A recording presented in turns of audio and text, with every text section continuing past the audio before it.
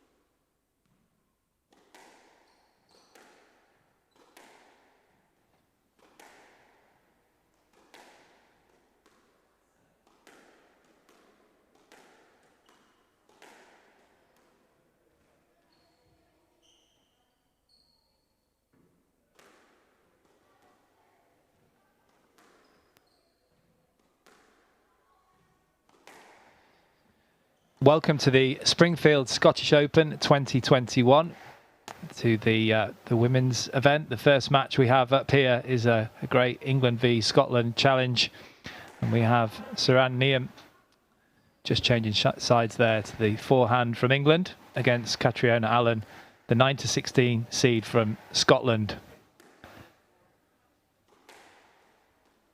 There you see Katriona Allen is the favourite in this match. She's currently 123 in the world. She's been as high as 107, the lefty. 23 years of age, an Edinburgh University graduate. She's been on the tour now for 3 years. Hasn't managed to pick up a PSA title yet, but gaining some valuable experience on the Challenger Tour. Came third in the Scottish Nationals in 2020 and managed to win the Lexden RFC Open back in August. And she's facing Saran Nghiem, currently 146 in the world, only 17 years of age, coached by Josh Taylor. She was recently a runner-up in the PSA Cheetham Hill Classic. And you see on the forehand side in the white top. Well, I'm Simon Park, and joining me for this first match we have Julianne Cortese, the #1 seed in the women's event. Good afternoon, Julianne. Good afternoon. Do you prefer Julianne or Jules? Oh, Jules. Jules. Not the formal Julianne. That's the Sunday we'll stick best to name. Jules.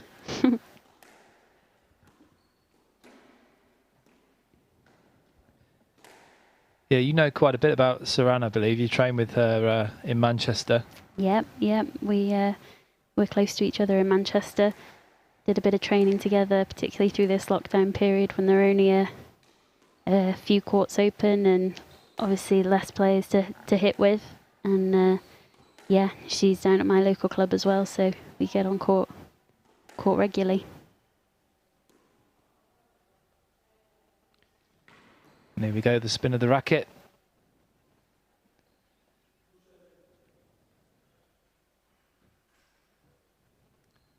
So it looks like we have the young English player to serve.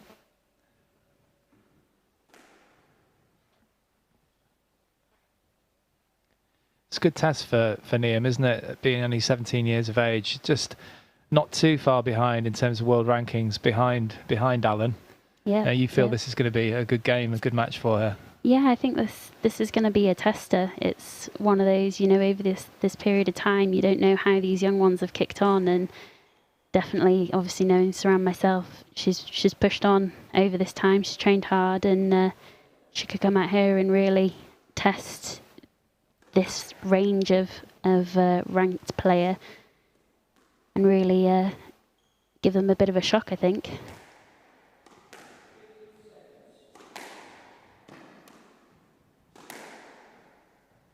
It'll be a good first match, I think.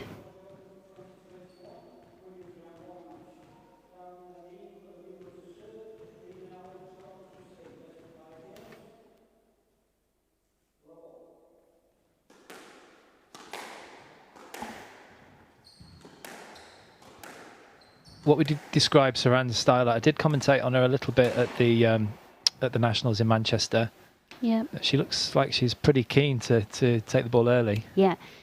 She's definitely got great skills. You don't want to leave the ball on her racket. She's much like yourself.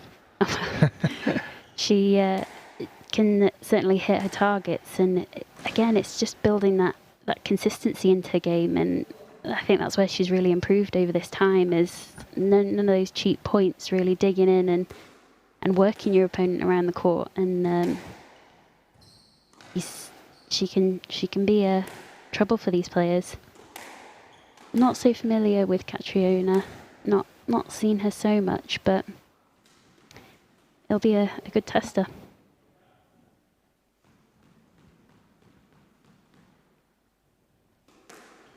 Yeah, obviously, as we can see, Katriona, left-hander. Is there anything that you would use tactically a bit more against a left-hander? Yeah, certainly. I mean, for most lefties, they've got that real whip on the racket, so you don't want to leave anything around that service box on their forehand, because they can whip it across you, they can take it in low and hard.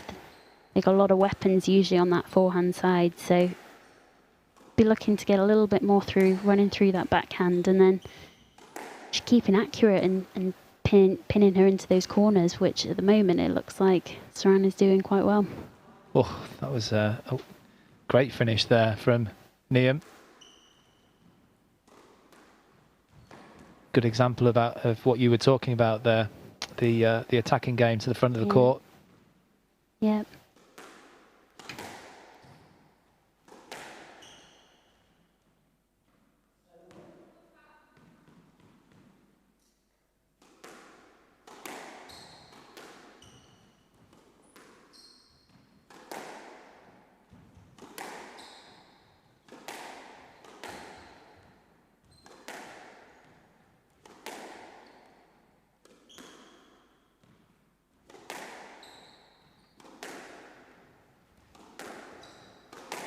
Looking quite a pacey game this to begin with. It does.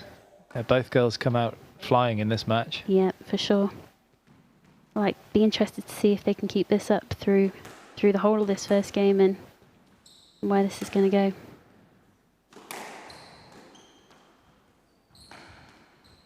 Nice. It's a nice finish from Alan.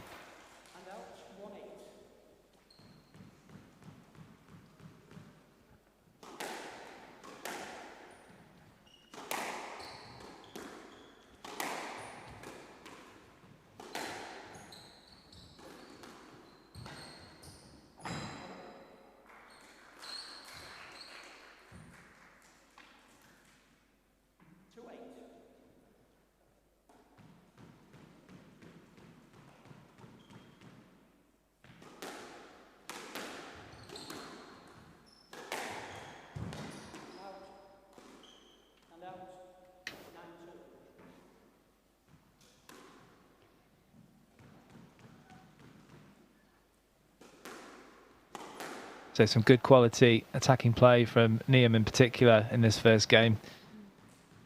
Going a bit punch for punch at the moment. Saran's getting a few more punches in at the moment. That's a lovely finish, isn't it? To finish the first game for Saran Nghiem, the young 17-year-old from Manchester. A fantastic first game for her against the higher seed from Scotland. As Nghiem takes that first game pretty quick time. She leads by 1 game to love.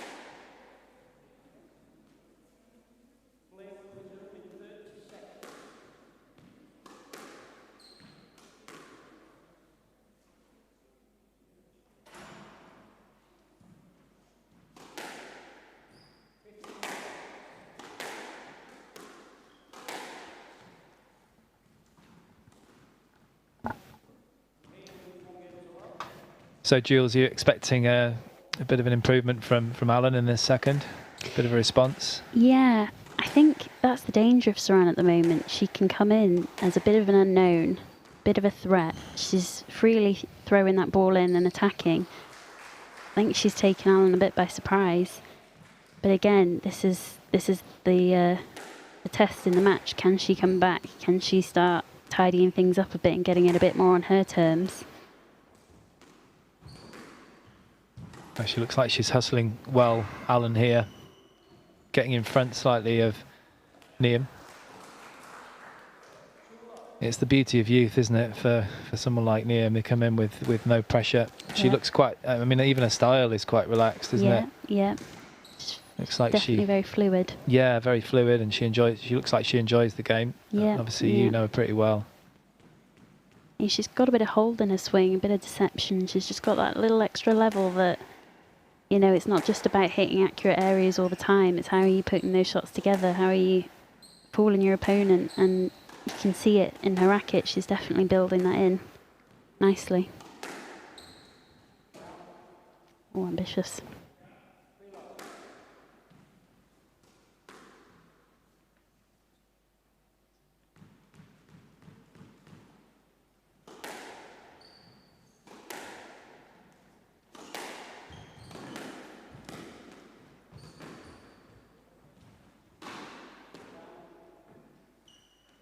That's good pressure deep from Nghiem as well.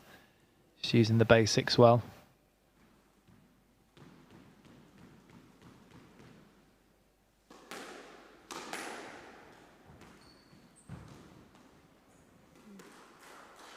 Certainly using all four corners of this court at the moment. This ball going in short, going long.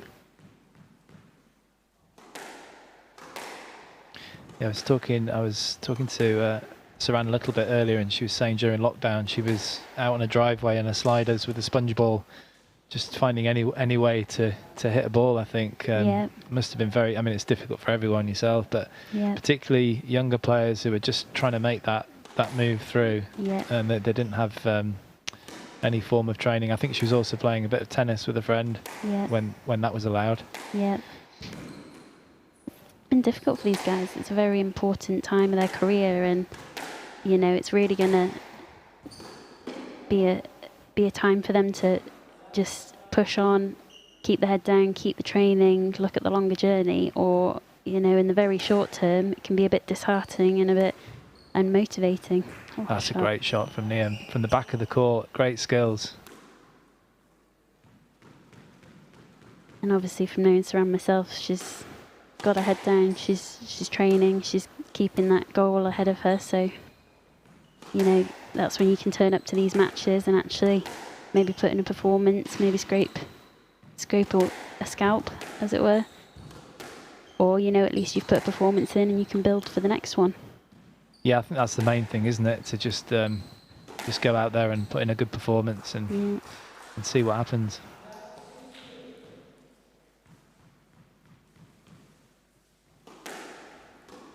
I can't remember being 17. I don't know about you. Feels a long time ago.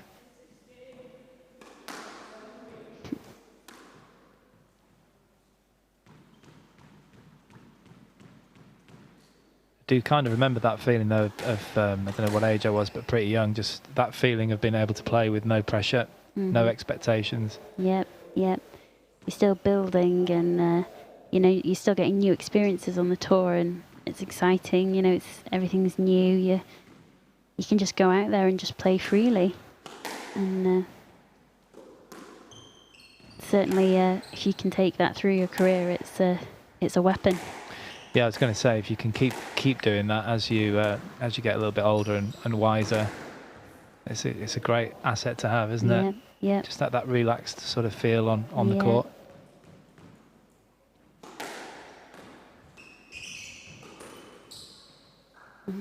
It's an interesting shot. That was Leisure Centre. The old Leisure Centre works a good one.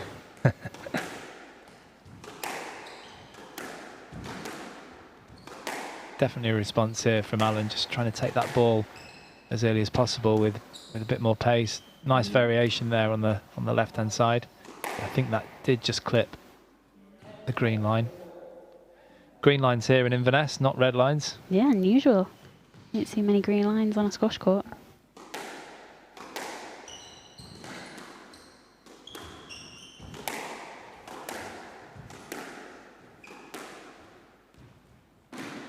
What do you make of Inverness so far, Jules? It's lovely. First time here for you? First time here. landed late last night, so woke up this morning to actually see a bit more of the local area, and it's lovely, very historic. Club's got a great vibe to it. It's lots of end of the second there. Go 1-all. So there was a response from the Scots lady, Katriona Allen, in your picture there, as expected, taking the second game. It's 1 game apiece.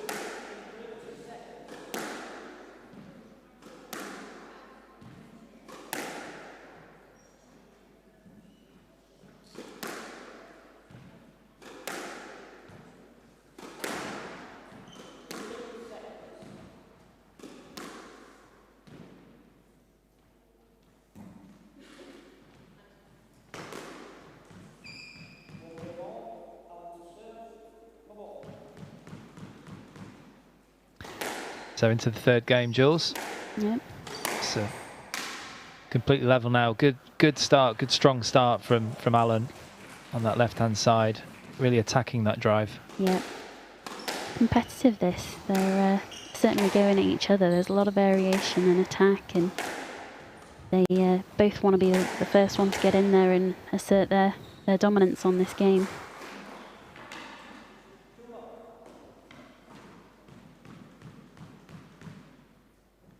Yeah, Allen definitely in a hurry to serve and get things underway in these rallies. As you said, I think trying not to give Nghiem too much time. Yeah. That's a great shot. That ball around the middle, she's going to take it on and she's going to do something with it. So, you've got to work the court so that you get your opponent out of that middle line.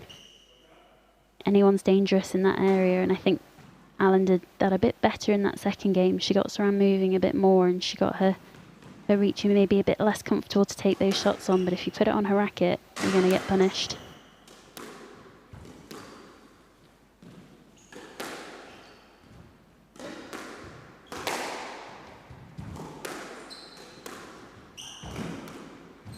Ooh. I thought that was going to be down. A slightly lucky one from Allen, but we go on. Oh, we're still on. Both these players moving well this morning. First match out. Sometimes there can be a bit of nerves, can't they? Not just your first match, but if it's the first match of the event. Yeah. And on the TV, of course, there is another court going. This is court 1. Court 3. There's also a lot of matches going on, but they won't be televised.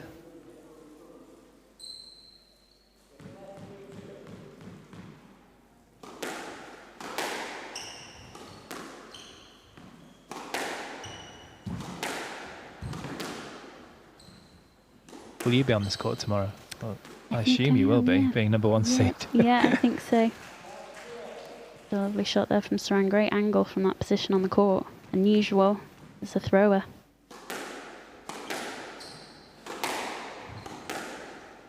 They look like they're both getting into this now. Yeah, competitive, both hitting what they want to hit. Getting into great positions, taking that ball on. Ooh. Yeah, I was talking to Paul Bell earlier, the Scottish national coach, and I believe that Saran has played a couple of the other Scottish team members, Georgia and Ali, and not managed to beat those. So this is another chance to play a Scottish team member and try to get the win. The Scotland-England battle. Yeah. Battle of the Nations.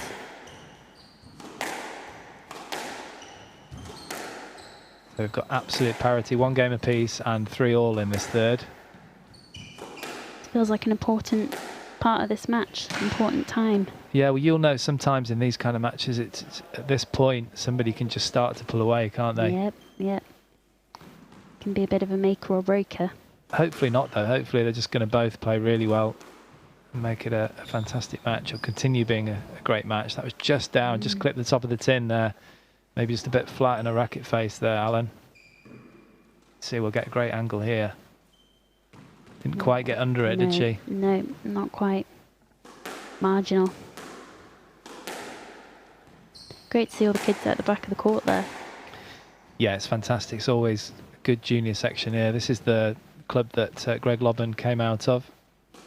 And the first time I came here, actually, he was a junior, so that shows how long ago it was. Yeah. Not built the statue outside the front yeah, yet, that's but to come, I think. it's on its way. A nicely worked point.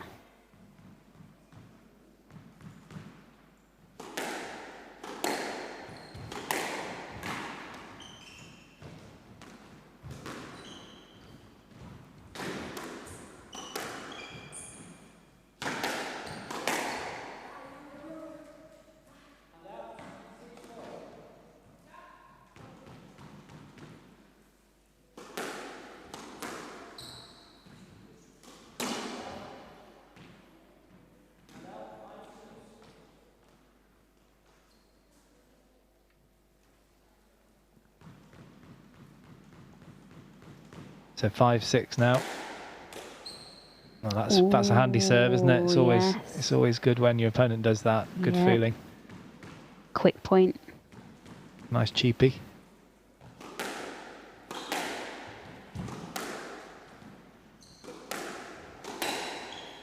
Ooh. Let ball. Well, that's an interesting one. We haven't had any controversy yet, but that looked like a stroke all day long. Yeah. I think I would have just put a little bit of a protest in there if I was Saran. You don't talk to the referee, do you? Not much, but No, you don't. Occasionally you make your point known. occasionally, when needs must.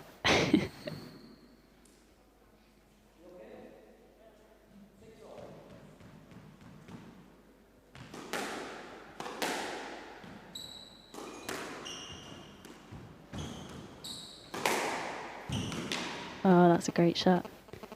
Good setup. Setting the corners there. Backhand front, forehand back court. Definitely positive play.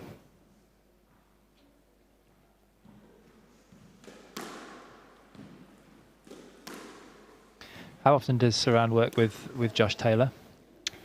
It's regularly. Yeah. I think they're on a good few times a week. Looks like they do a lot of work on volume Yes. and attacking play. Attacking play. It's very proactive, isn't it? Yeah. Hungry. Yeah. Try and take the ball early and keep the pressure on. Yeah. Hunting that middle, isn't it?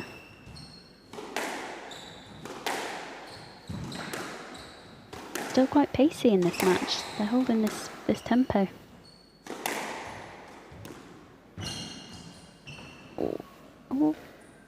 Oh, not sure. Well, That looked very tight there, Jules. Yeah. Very tight. Was she through? I think Good she was angle. through. I mean, look how tight that is. She didn't yeah. want to play that at all. Handy one to try and ask for the let, but Tried to pull the wool over the referee's eyes. Didn't quite work. bit of a tactical ask.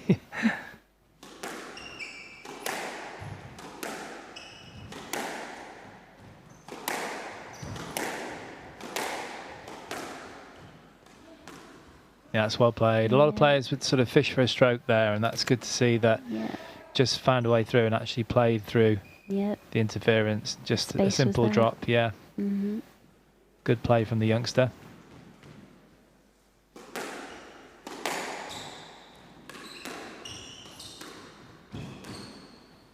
Gosh, just overcooked it. You could tell as soon as the ball left the strings, it was just a bit too heavy. Yep.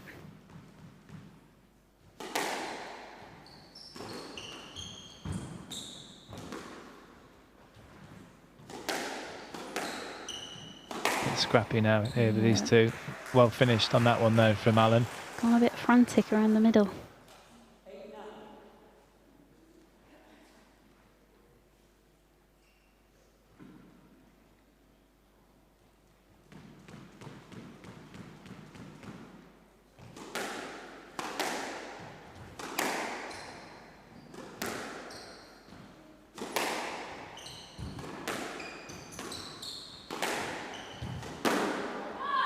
Oh. Certainly think the pace is just going up and up here and sacrificing just a little bit of the accuracy of some of these shots. They're trying to take on just a little bit too much.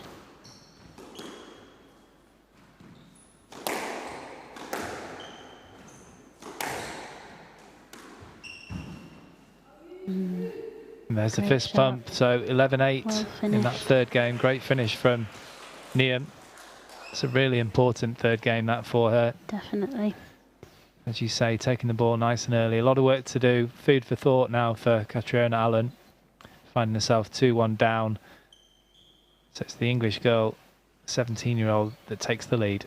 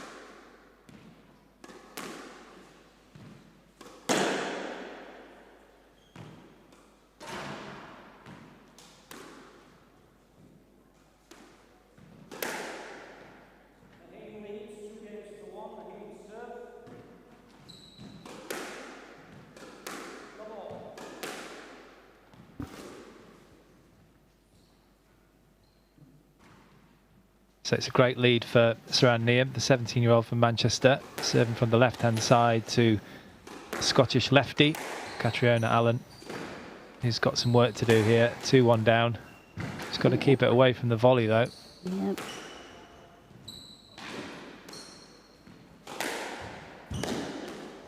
Oh, that was down. Ooh. What would you do in Alan's position, without giving it away too much coaching, but in terms of being 2-1 down to a youngster who's got seemingly no pressure, what would you try and do? Difficult position, and they're much easier to say from commentary than it would be playing. Yeah, when you're on there sweating away on the court. But certainly this match is pacey. It's playing into Saran's advantage at the moment. She needs to start setting some of these lines and lengths again, or doing that. That would also. That was a great shot. I mean, I wasn't too sure about the lob. That looked pretty close to being out, but she made sure with the drop shot from the back. Yeah. Oh, nice. It's a great shot, but the serve was right on the racket, wasn't it? Yes.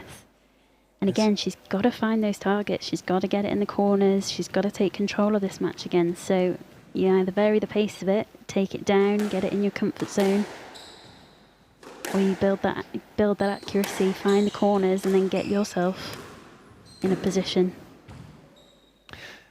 I don't think that's a let ball, you know, Jules. Give it a stroke. That come out as a stroke. Wow.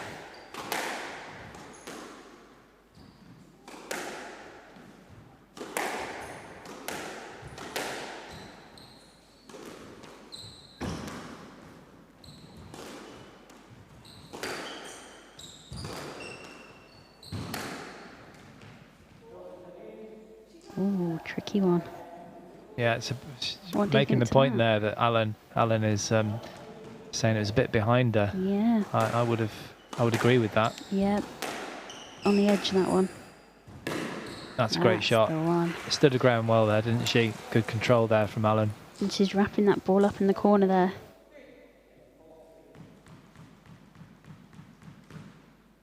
Four 3 now to Alan. Taking an important, although slender, lead in this fourth game. This is a great match. You can go in point for point. Well, that's a fantastic shot from Nghiem, just not letting her slightly more experienced opponent get ahead. It's a 4-all here. 5-4.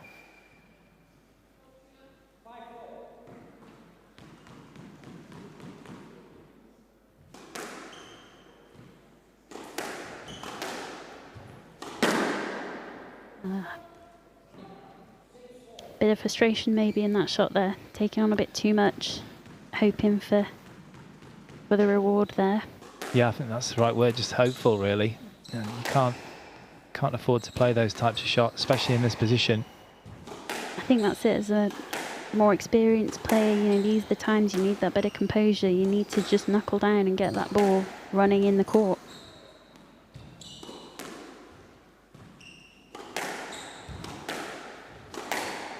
Oh, that's a great shot. Great shot. That lefty, lefty forehand. Typical lefty forehand. Really whipping it across the body there. You're just not going to get that kind of shot. Not very often from a right-handed backhand. No idea why that is, but lefties seem to love that shot. I think it's just the natural break of the wrist is that way on the forehand, isn't it, rather than the other way. That's something you have to practice as a squash player. Of course.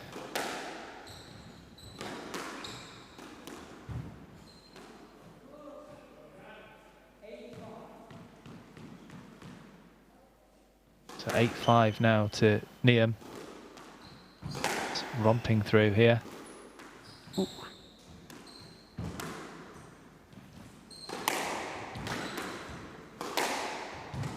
Just not letting this one get away here, really looking for this potential win. And it would be a slight upset if Nghiem could come through. That has to be a stroke, I believe. I would say so.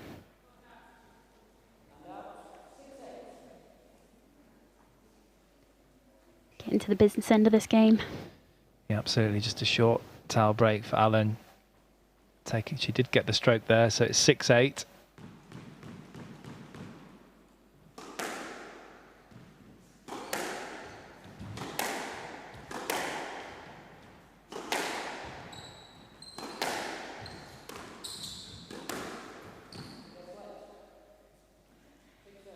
Well, obviously wanting a stroke there, but I think that's the right decision. Yeah. Not just quite, enough room. A bit more room as opposed to the one before.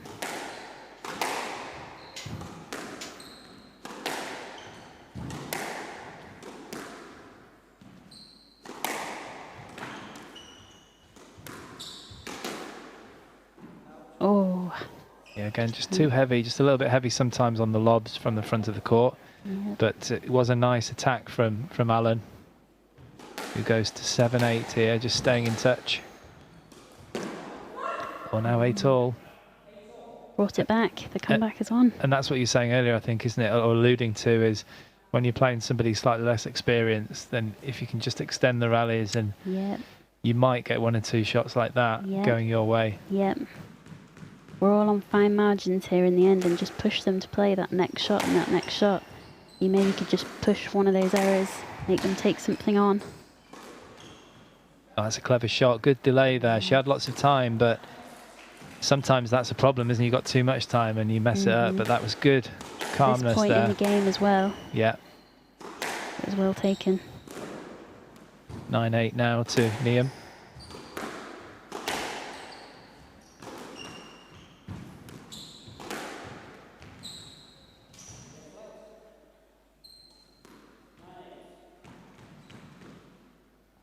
Just a simple let ball. 9-8 still.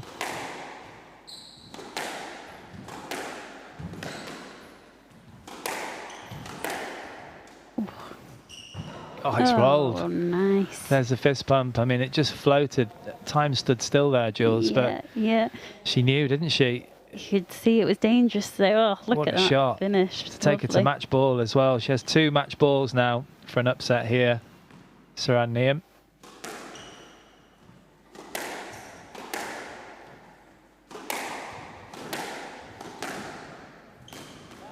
Oh, she's clipped her on the backswing. That's an unfortunate way to end. It's going to have to be a stroke. A shame. Yeah, it's a shame for Alan, but fantastic match as Saran Nghiem comes through, the 17-year-old from Manchester. Fantastic win, and you can see all the school children, probably not much younger than Nghiem, appreciating that match. And Alan did her best. It was a good performance from both players, a nice match to watch. Yeah. But it's Saran Nghiem that comes through 3-1.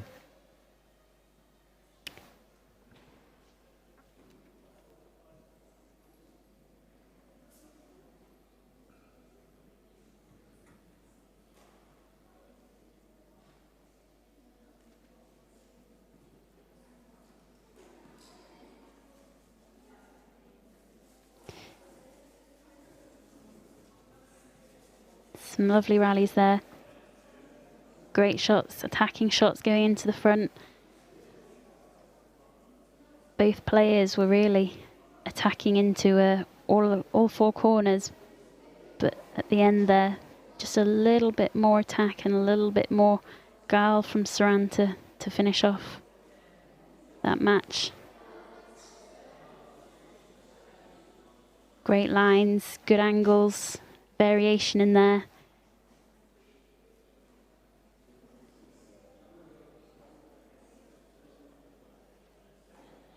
Winners coming from both sides.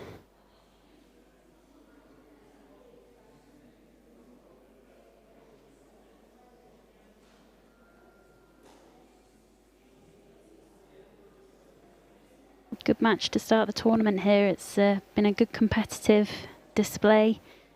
Lovely shots, good accuracy. And to finish here with a lovely roll off Saran's racket. And a fortunate way to finish the match, but well-earned win there from Saran. On to the next round.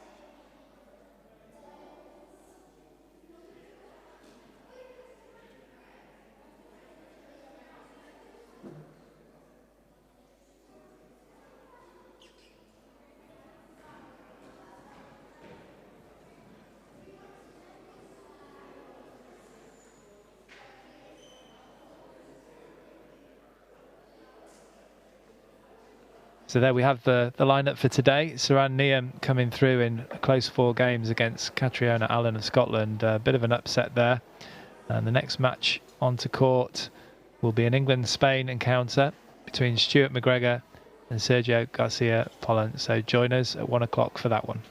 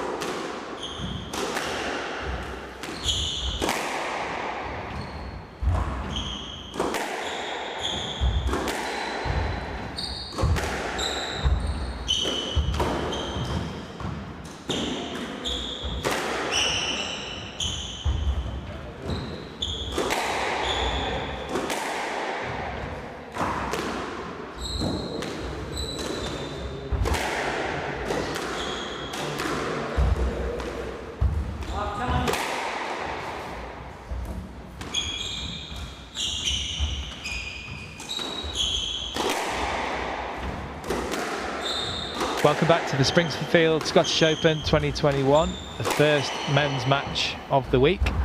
And we have an England-Spain encounter between Sergio Garcia Pollen, you can see on the right-hand side in the blue top there, and Sheen Macgregor in the white top on the left. Sheen Macgregor is currently 174 in the world. He's 23 from Ilkley, but based at Birmingham Uni, coached by John Tate. He recently won the AS Insurance Nick Matthew Academy Open in Sheffield. Fantastic win for him, beating the local favourite Nick Wall in the final. And he's up against Sergio Garcia Pollen of Spain, who's 167 in the world currently. 22 years of age, very similar age these two, from Tres Cantos in Madrid, coached by Pablo Del Rio. And he's recently been well, back in May he was a semi-finalist in the Spanish Nationals. Well, I'm Simon Park, and joining me in the commentary for this match is Ali Thompson. Good afternoon, Ali. Good afternoon. First time for you, so we'll go easy. What do you know about these two? You've seen Stuart play quite a bit, I imagine. I've seen Stuart play twice. Once at St George's Hill against Rory Stewart, because I was coaching Rory for that match. Yeah, and he being fellow Scot. Being fellow Scot. And then, yeah, I was playing the Sheffield 5K as well, where he won it. Oh yeah, so you actually saw that, you saw the final against Nick Wall? Yeah, I saw bits of it, yeah. Right, so that's a pretty good win, isn't it, for Macgregor? He's obviously in good form. Don't know too much about Pollen. I don't know if you do. I do not, unfortunately. But he's, as I said, he's 167 in the world. Just taking on some bananas, which is always good for squash players.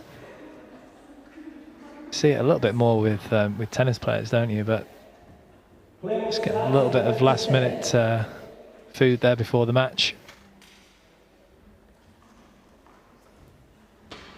Sheen Macgregor was due to be playing Sean Conroy of Ireland, who was 96-16 seed, but he unfortunately had to withdraw due to illness. So we wish him well in his next tournaments. Get well soon.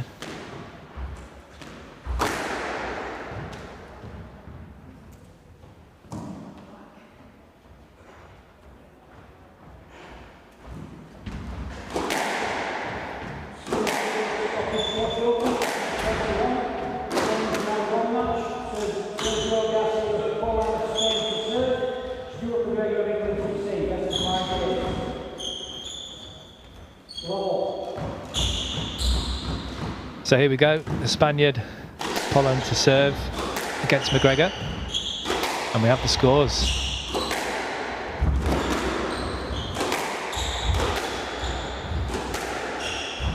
Pretty good match, the last one, wasn't it? In the girls' match, big win for Saran Nghiem. Bit of an upset there, I believe. Yeah. But hopefully these boys can live up to that first game.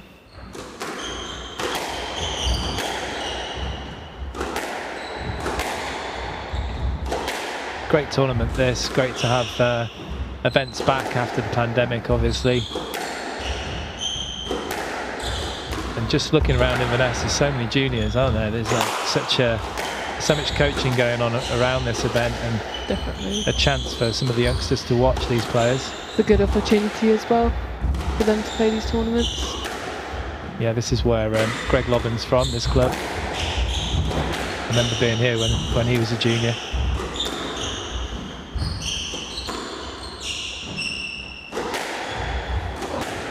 What age did you start playing?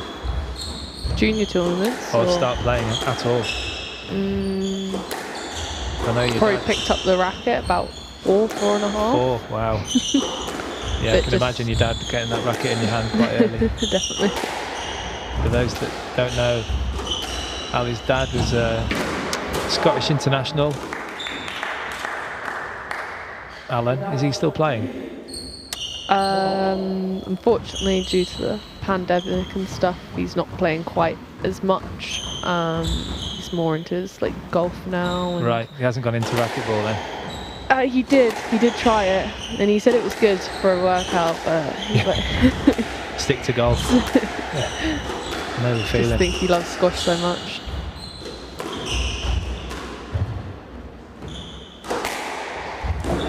Well, some long rallies as expected from these two early on.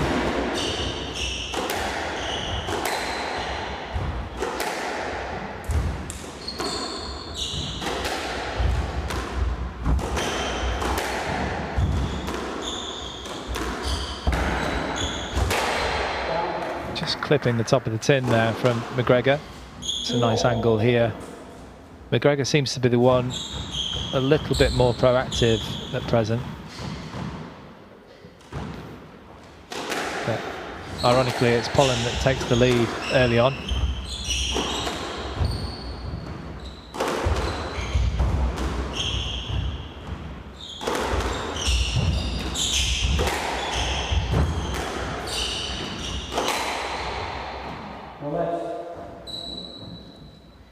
It's good length there from Holland.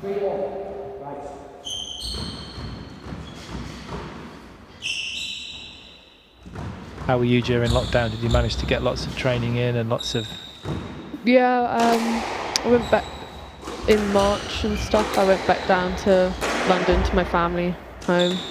My mum was like, we're going to go into lockdown. I was like, nah, no we're not, it'll be fine. I'll stay in Scotland. And she's like, no, come home. Always listen to your mother. Yeah, mum's always right. Yeah, and then obviously like I was chatting with my coaches and what I can do still without having access to a squash court, and surprisingly was kept still very busy. Lots of home workouts. Yeah, home workouts. I still, so up in Scotland we kind of, we'll train around 9:30, 10 or like 2:33.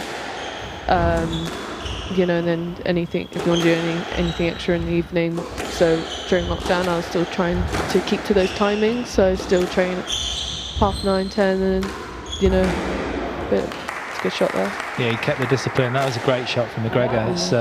He needed it with the scoreline, just pulling back by a point there, keeping in touch with the Spaniard. It's funny, I don't know how you feel, but it feels like Macgregor's playing the better squash at the moment, but he seems to be in a deficit. I agree. He's definitely the more dominant on the tee, I'd say. Yeah.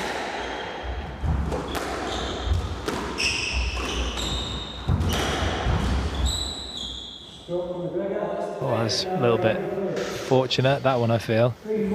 I mean, to get that cross court, you'd need a double jointed wrist.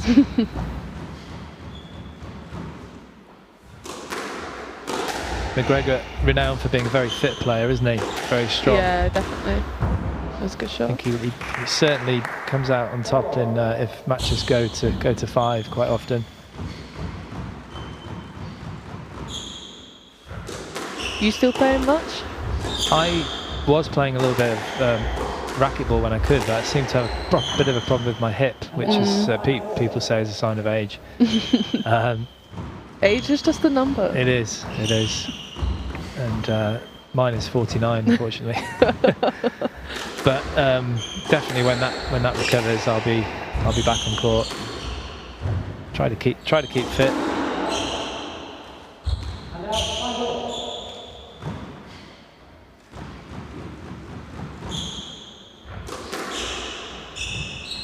Something tells me this is going to be a long one.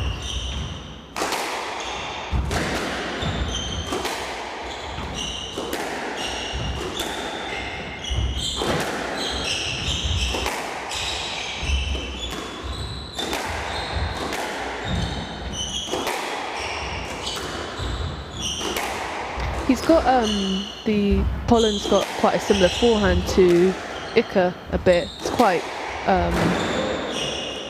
unorthodox. Yeah. Unusual. Yeah, I was thinking the same thing. He must have read my mind. It's flat, not flat Yeah, in a way. And a bit short as well, short backswing. It seems quite effective.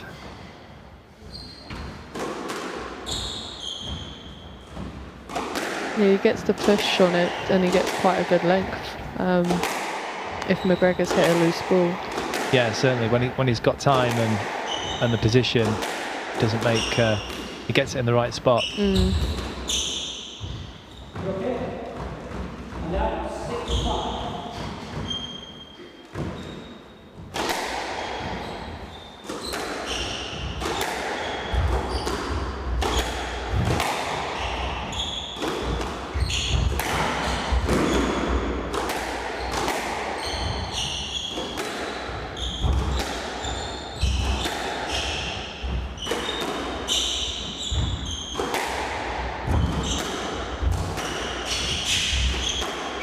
Macgregor again just pressing forward as much as possible.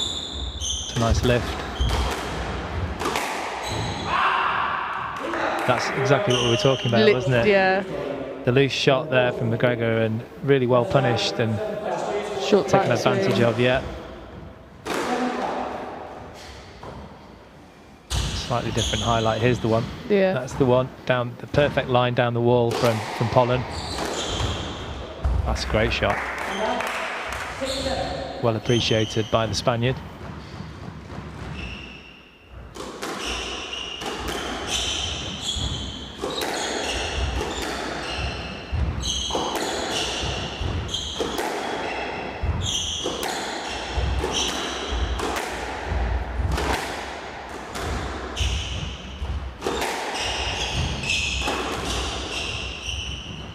Just stayed in, I think, there, Ali. You know I can't play that shot. You can't? No. Been playing squash for 20 years and I can't play that. Can't do the skid bow as well. No. It's not the easiest shot, to be fair. It's just never come to me to play it in a match ever. It's probably, well, it's a bit of an exhibition shot, really, isn't it? That's a great bit of luck there for Macgregor. You could say luck or lots of practice, years of practice. Do you apologise when you hit that shot? Yeah, because Because like, you're nice. Because you're like, oh, like it's just a. It's just a numbers game, isn't it? Really, you're hitting it in that area, aren't you? Yeah, you're hitting in that area, but you're meant to be hitting the second bounce into that, into the back, not the first one to be a nick flat from the service box. It's not quite as lucky as the one off the back wall, is it? But not far off. I've hit quite a few of them. You're sorry, but you're not sorry. Yeah. It's good pressure again from Macgregor. Just about to say, I'd like to see a bit more touch going on from these guys, and that was a great opportunity, wasn't it? Definitely. Not taken by Macgregor, not executed. They tried to do a bit too much with it, I feel. It should have been just a simple push.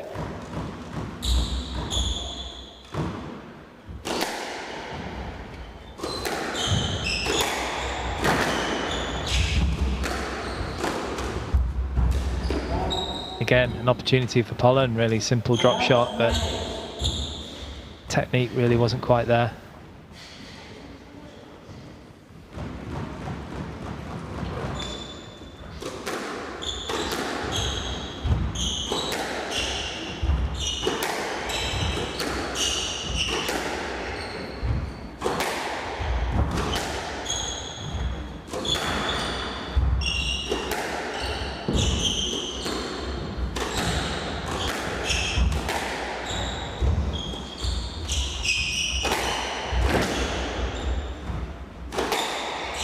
Get some good power on the cross court with just the wrist, Stu Macgregor. It's very strong in that area.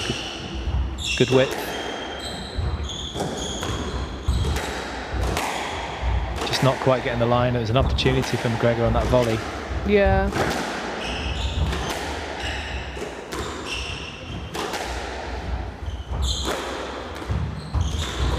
Oh, that's an interesting shot.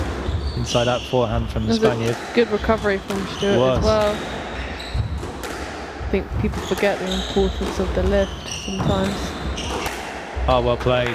Good rally. There's the fist pump from Macgregor, so he's 2 points clear here. 2 game balls for the Englishman.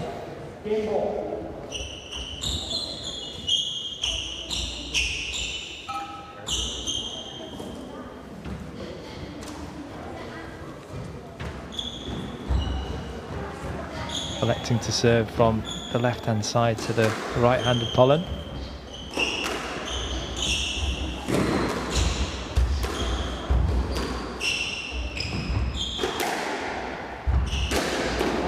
That's tight work from Pollen. One save then in this first game.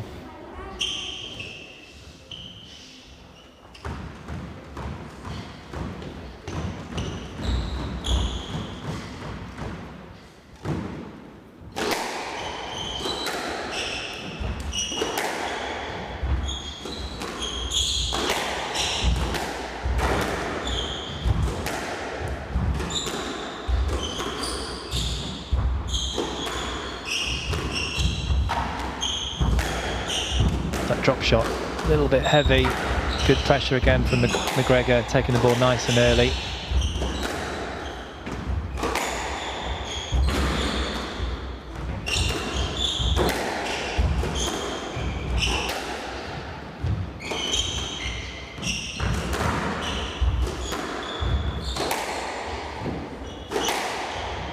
A good rally, both building pressure. It's a long one as well. I mean, there's been some pretty long rallies, but this has definitely got to be up there.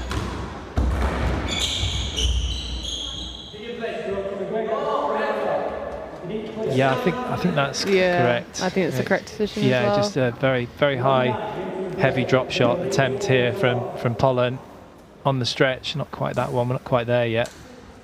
This one, he's not able to clear. So Stuart Macgregor, the Englishman, comes through the first game 11-9. He leads by 1 game to love.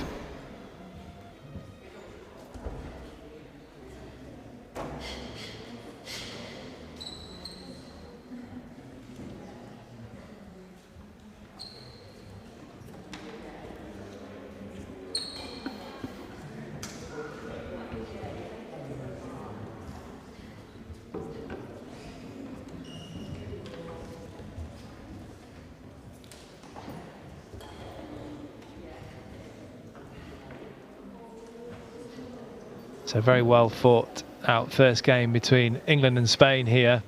It's difficult to pick a winner in this first game. It was Stu Macgregor that was slightly more proactive, I feel. Just a little bit more precise, forcing the errors in the back of the court, taking his opportunities. There you see the run of points too. Pollen having a good run, a good start early on. But Macgregor, very determined, fit player that he is, finding his way back into the match. He leads by 1 game to love.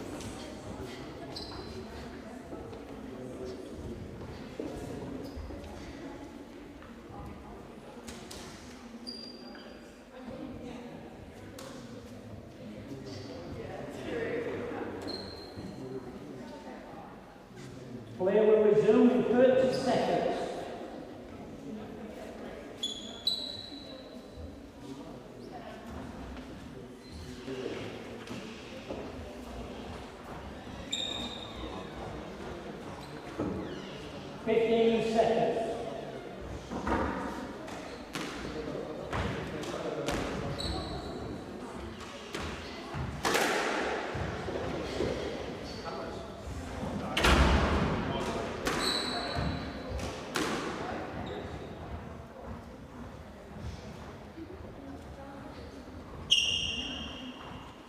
Macgregor leads 1 game to love.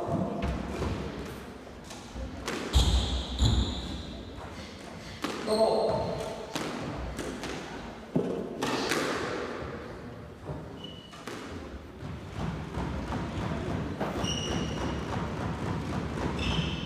So Macgregor serving from the traditional right-hand side to start off this second game.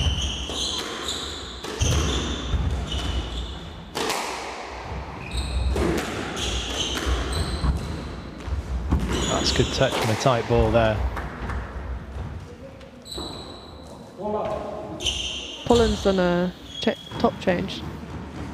I'm glad I've got you here. It is quite hot in there.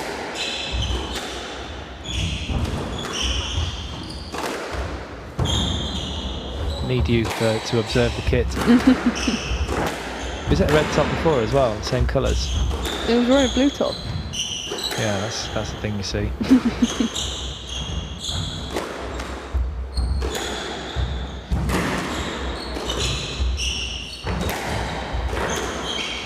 When's your match? Tomorrow at 2 o'clock. Best of luck with that one. Thank you.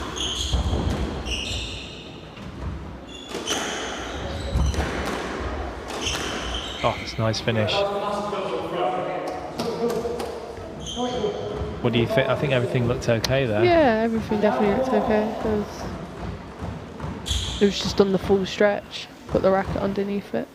It's one of the few outright winners on the volley or anywhere really that we've seen from Holland.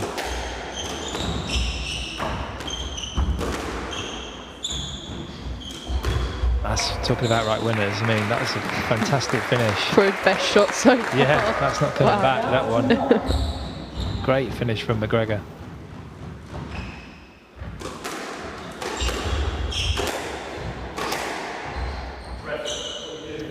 Well, it's quite exhibition-y, I find, with some of the shots, isn't it? Can you play a corkscrew?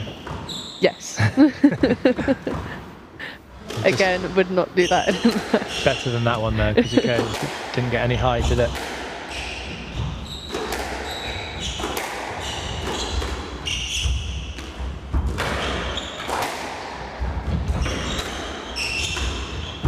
A lot of work here for Holland.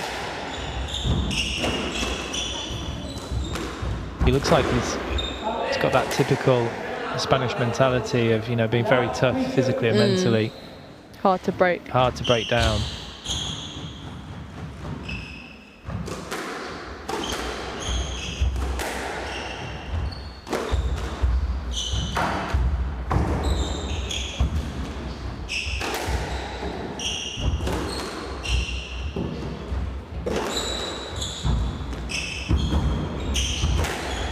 Should have straightened that one, Macgregor from the front.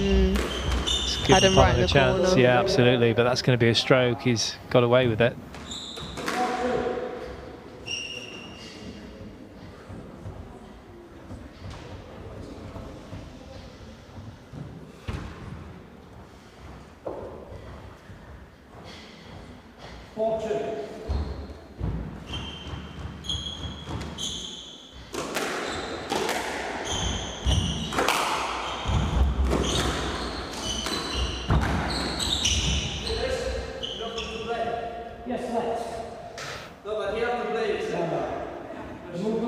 Well, I think he does have a point here, Pollen. When you watch a lot of the matches these days on Squash TV, that is often given as a no-let. I would say no let. Yeah. Yeah, Because there was an area to go, wasn't there? A line to go. It's in a situation like that, it's either a no let or a stroke, depending on his movement. But because his movement went straight to the left, he didn't even come out. He just went straight to the left. Yeah, absolutely. That did give Macgregor the chance to go and play that ball. It's a nice finish. He's getting all the space though here, Macgregor. He's got a 6-2 lead.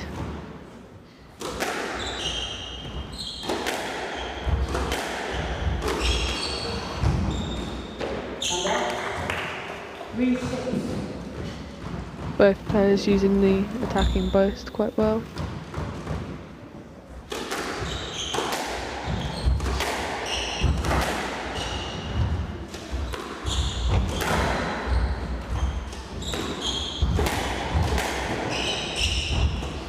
There's the benefits of that short backswing on the volley. Get Yeah, that definitely. forehand into the back of the court.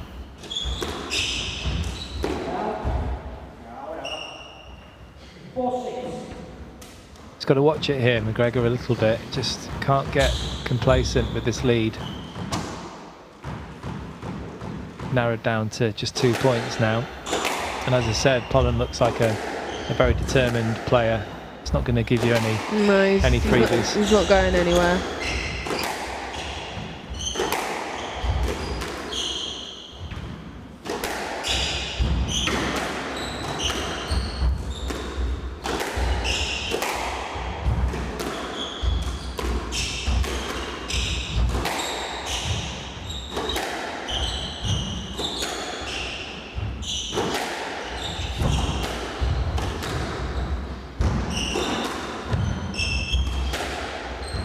kind of like a skid boast, wasn't it? He's done it again. Oh, he's done it again. One more? It? 3 in a row, that would be something.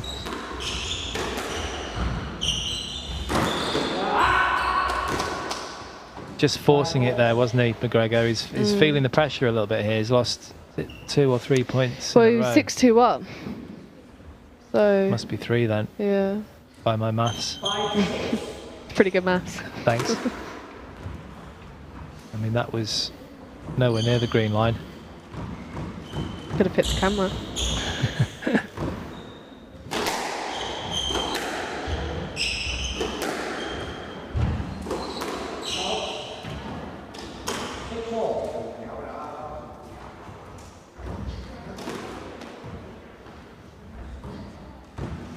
Holland's pulled it back to 6-all here.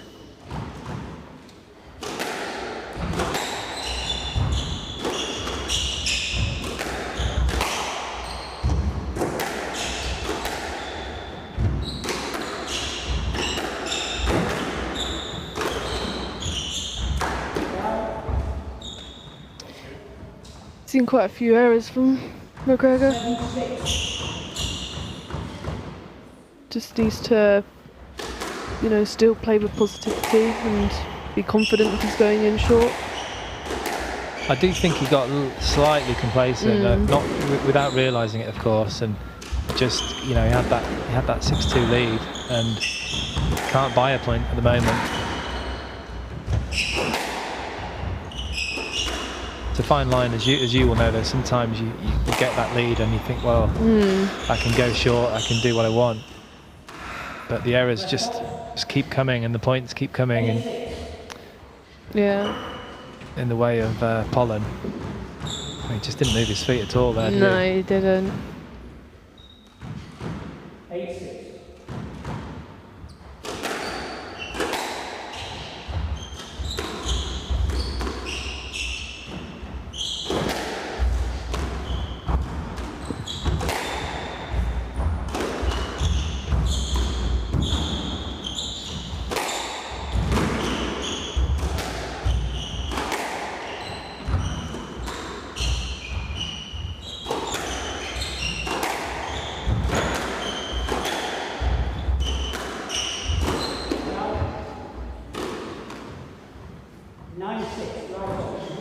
So that's 7 points in a row now for the Spaniard.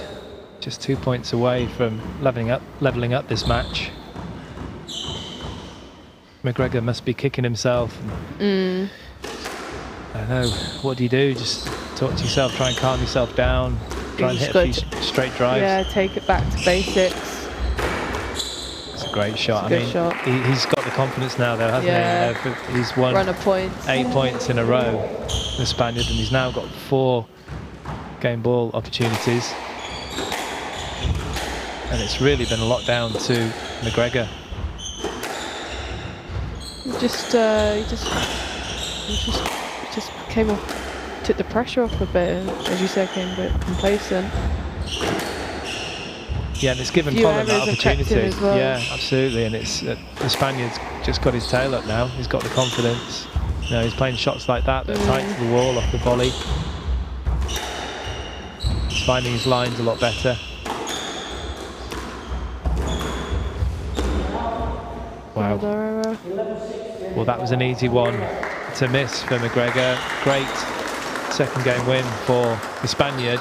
He's managed to equalise in this match with a great run of points. Was it 9 points in a row? So there you see it. Second game goes to Pollen, 11-6 in 11 minutes. Score is 1 game apiece.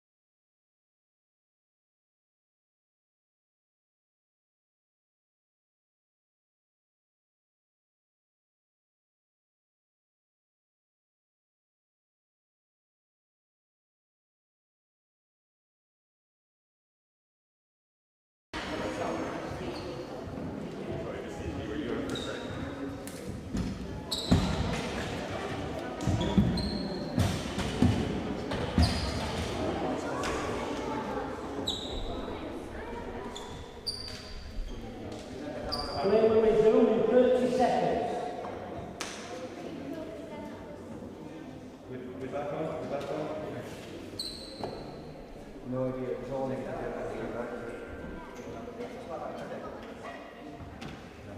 15 seconds.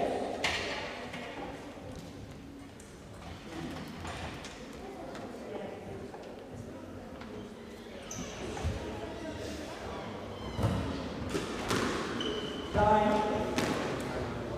One game on. Hold to serve.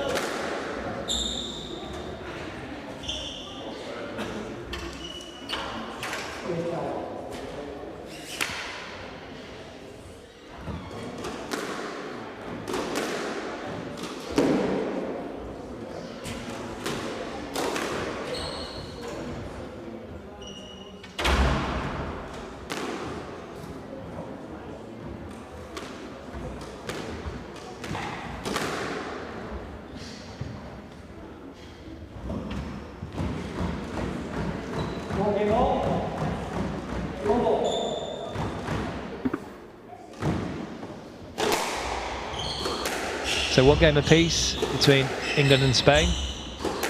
Macgregor still hasn't scored a point for at least 5 minutes. And that Make it 6 situation, minutes. yeah, remains the same. Just got to find a way to get that confidence back.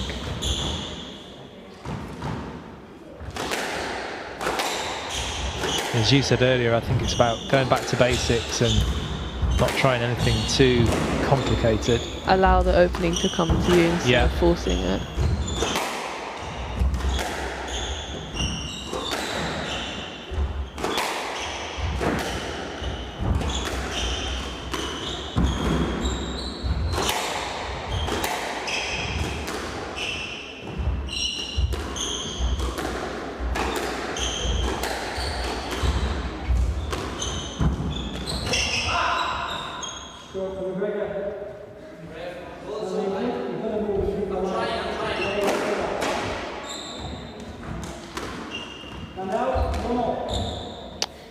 Well, Holland, the referee, just having a little chat. He's making the point that he's trying to move there, Holland.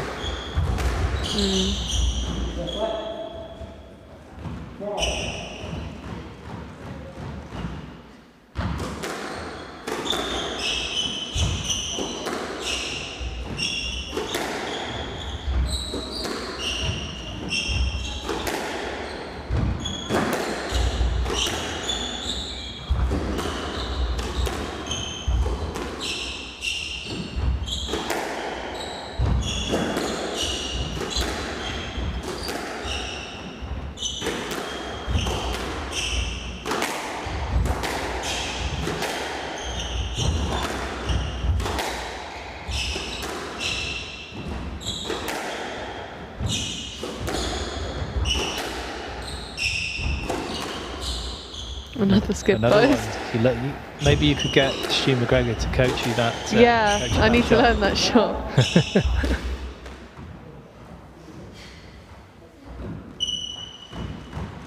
It's gone quite attritional now between both these players.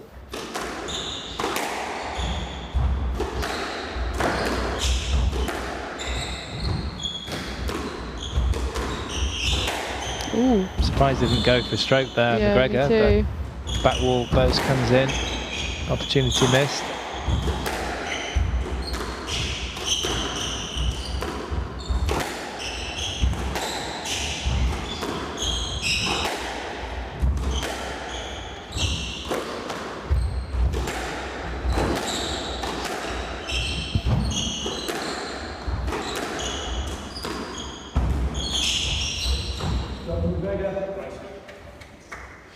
He got the stroke in the end. And out 2-all.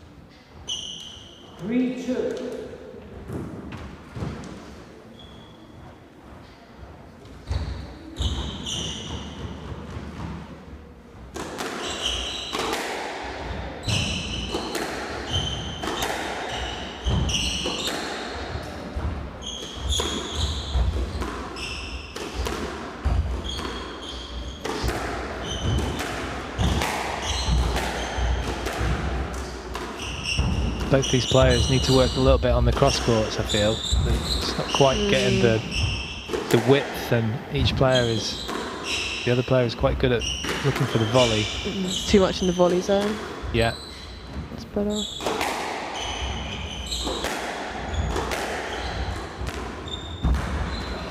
That's a nice finish. Good bit of skill there from the Spaniard. And the fist pump as well to go with it. Absolutely. Bit of passion there.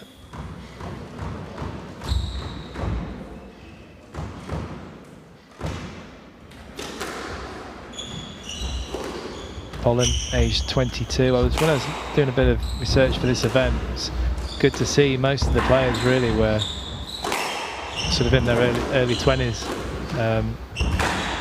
In fact, a couple are even younger. I don't think there's anyone above 30 in this event. Maybe Peter Creed, I'm not sure, but it's good to see lots of the youngsters, young up and comers in this event. Yeah, we've got our top Scottish junior playing in the next match against Kace Bartley from England. So Lucy Murchie. Lucy Murchie, indeed. Wild card in this event. She's I think she's 17 years of age. 18 actually. Correct myself. And yeah, great chance for her as the wild card. From Creef. Is that how you pronounce it? Creef. I imagine so. I'm gonna say yeah. You're Scottish, you should know these things. I know, but you know, all my family and stuff are from Glasgow and stuff, as you can tell from my accent. Oh yeah, it's very strong. I can hardly understand you.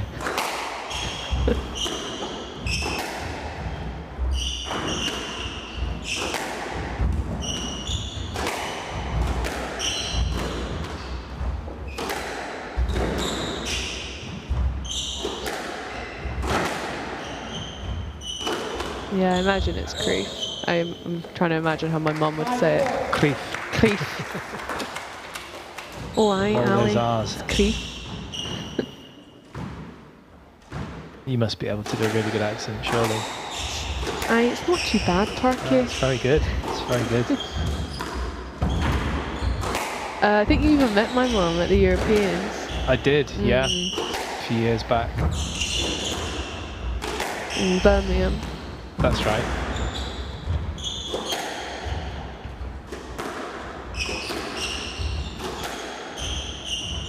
Well, I don't think the 2 o'clock match is going to happen at 2 o'clock at this rate.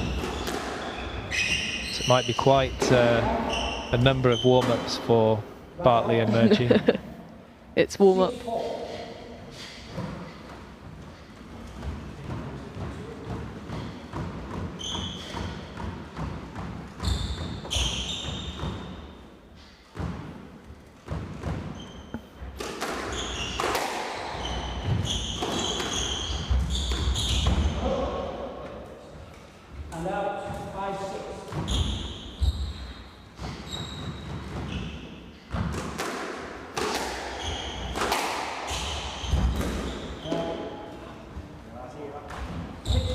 Both players just find it very difficult to find a way to sort of pull away in this match at the moment. Total parity, 1-all, 6-all.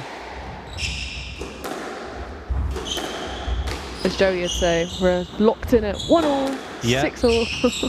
Or as PJ would say, there's nothing between them.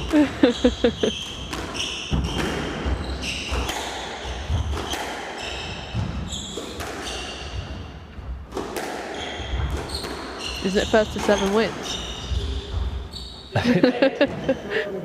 That'd be good. That's what I heard Joey say on Squash TV one time. I believe whoever gets to 7 wins wins the game. No, it's Macgregor.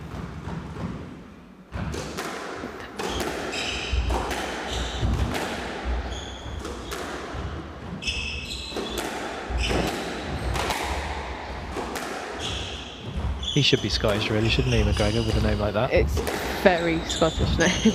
Actually from my neck of the woods, from Ilkley.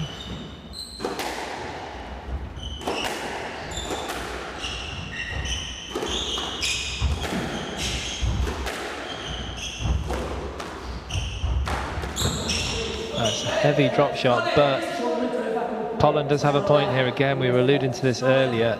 He's not taking the right line here, Macgregor. Agreed. He can just take a little step to the left. That's been given as a yes let, but again, it's either a no let or a stroke, depending on the the shot and the movement, really. I mean, I think that was a no let. Yeah, me too. It's a bit similar to the forehand one in the other game. Definitely. You see where Macgregor just played that drop where Holland went, you know, towards the ball, where there was like he could quite easily go into back of his opponent if he wanted to, but that does give the risk of a no let or a stroke. But sometimes you just do have to play through that tiny bit of interference. Yeah, and you kind of, well, obviously we want as free-flowing squash as possible, and you hope that the players feel that way, but you get to learn the referee style, don't you, in the match, because not all the referees are the same or see it the same way. Maybe we should be like the video review. you mentioned that earlier. I'm desperate to do that. Haven't got the video review here this week, unfortunately.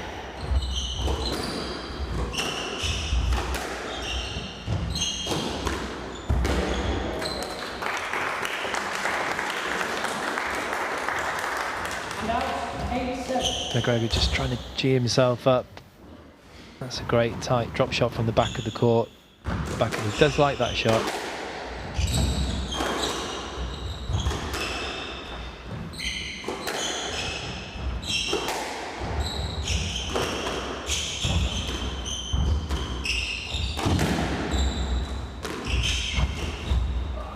It's a clever trickle boast, but it's a good get from Macgregor. He's back under pressure again now, Holland.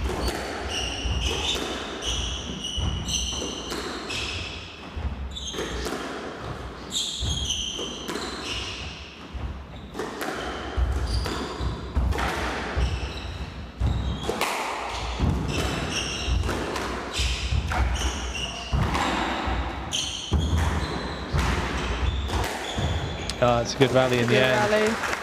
Quite exhibition-y and scrappy towards the end, but good to watch. Lots of athleticism going on here between these two.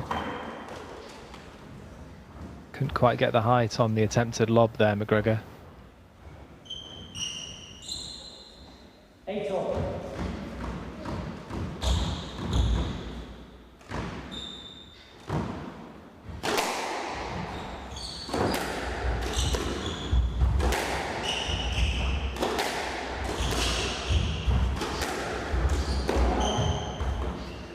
Just over slicing slightly there. It was good. It was the right shot, wasn't it? It was. That backhand volley drop, but over slicing it there, Macgregor.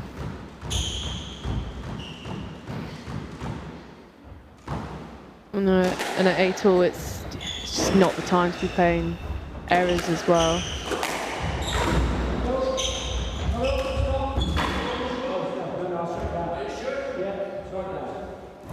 Well, the referee did shout quite loudly and confidently there, to be fair. It's very hard to tell from that replay. Yeah, very hard. Your eyes are a lot younger than mine. I still couldn't even tell.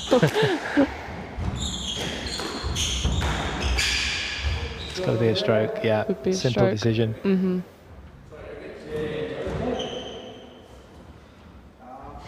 Don't think Polland's too happy. So, one game ball opportunity here for the Englishman, Sheen Macgregor. And it was not taken. Big shout from Holland there. So important for him. He's got himself into a tie break. It's so hard for these two to pull away.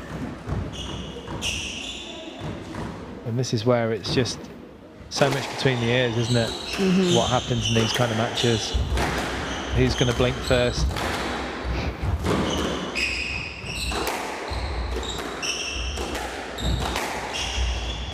It's gone a bit scrappy again around the middle.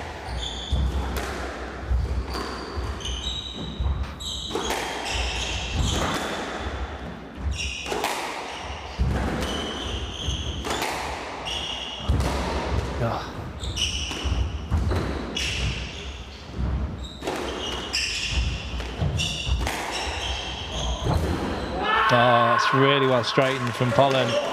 And another Spanish roar from him. He gets a chance. The game ball in this tiebreak at 11-10. Both these players working so hard, physically and mentally.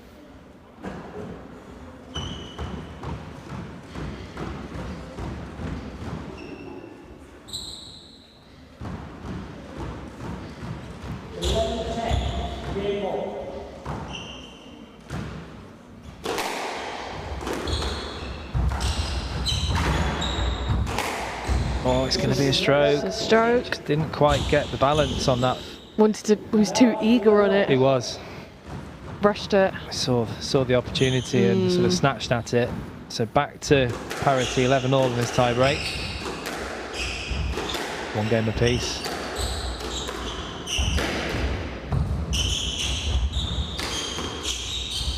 Oh. Tight work. Oh, that's a lovely finish. Great finish.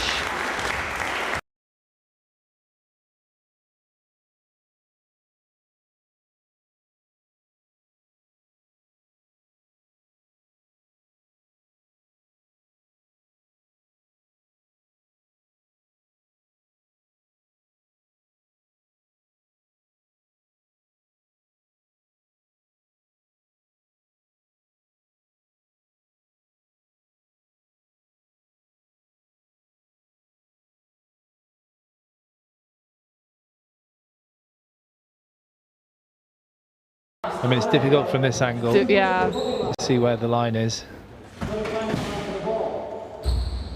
Referee just talking about the line. And that looked a bit heavy to me, that drop shot. Yeah, didn't look too particularly tight. Oh, what happened there? Well, I didn't see that. Still watching the replay, but obviously Macgregor has managed to secure that tie break, taking it 13-11. Got very physically tough towards the end. Crucial third game for Macgregor. Maybe Holland went for a shot or something due to tiredness, fatigueness. So Stuart Macgregor takes that third game, 13-11 in 18 minutes. He leads by 2-1.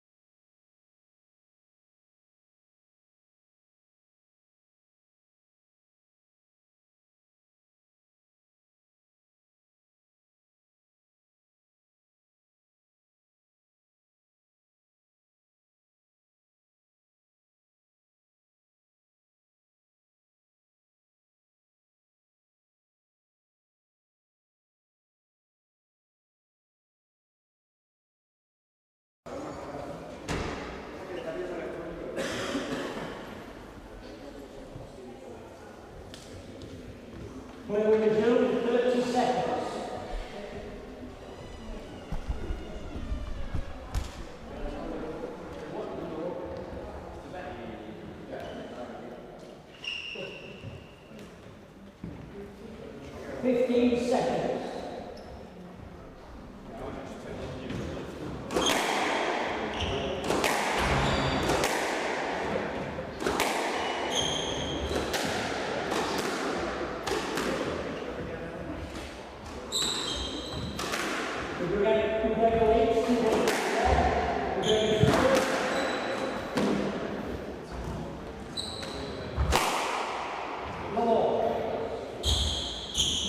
So Stuart Macgregor with the important third game win and a 2-1 lead here against Sergio Garcia Pollen of Spain. I was going to say, Ali, has he broken the Spaniard, or is the Spaniard going to have a big response here? Yeah, big response. I'd say he's not going anywhere. No, he looks pretty fit player. Looks pretty determined. Yeah.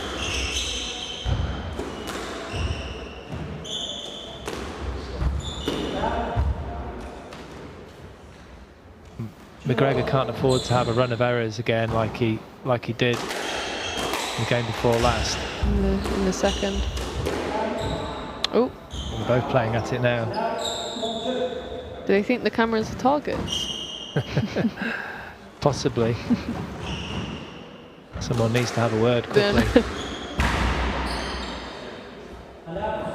Quite short rallies here, both going for it quite. Yeah, it's very unusual between these two with the history of the match so far, the way they play. Possibly just a bit of weariness. Some pretty tough rallies in the last game.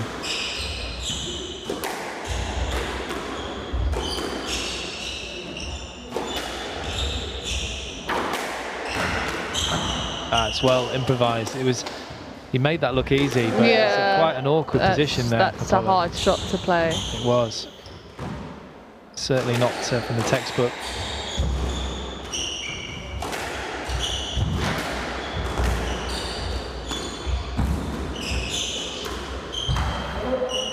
That's a nice finish as well from Pollen. Big response from the Spaniard here.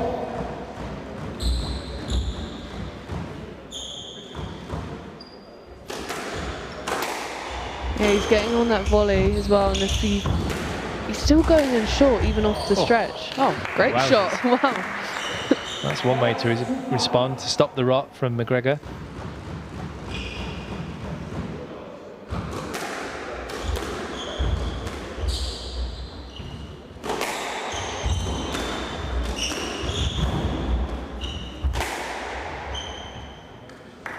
Yeah, it's 2 loose from the Yorkshireman.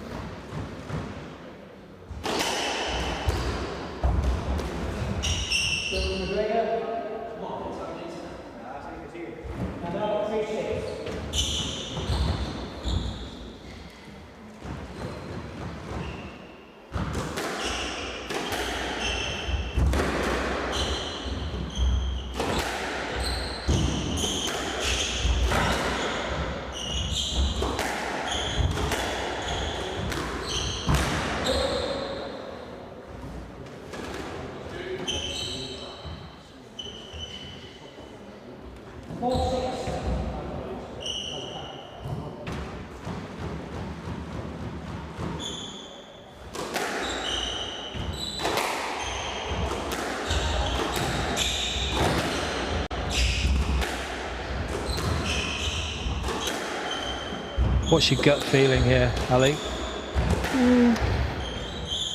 We're going to 5?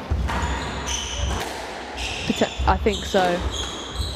Don't know, Macgregor has brought it back a little bit. You know, he was 6-1 down, and this is a big point because this could be 5-6 or 7-4. Yeah. So I think you're right.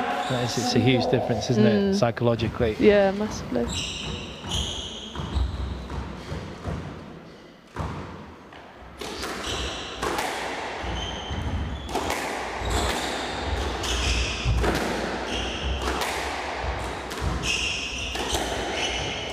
So it was in, I think. Was it? Yeah. I think Pollen will appeal if he loses this point. No, he hasn't bothered.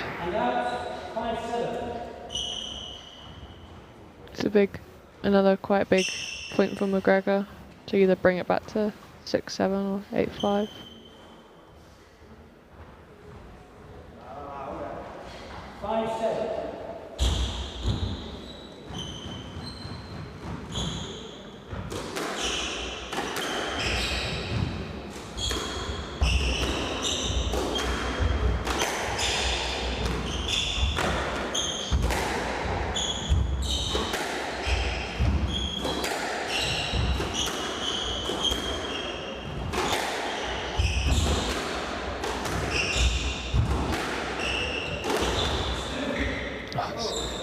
Yeah, I mean, it's a loose shot from Macgregor, but well executed from Pollen.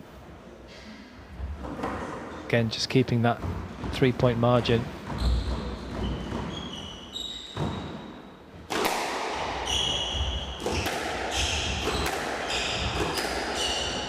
I think it's going to go to 5. I can't see the Spaniards getting complacent. Yeah, I agree. But if Macgregor's playing shots like that, then... They've been, I mean, he was playing them a lot more early on in the match, wasn't he? But been few and far between more recently.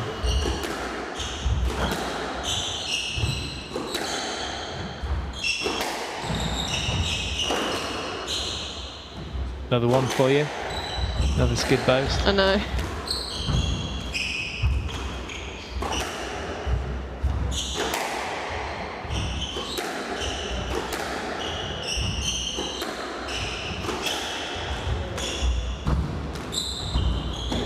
Oh, he just missed it just a little bit flat on that one, Macgregor.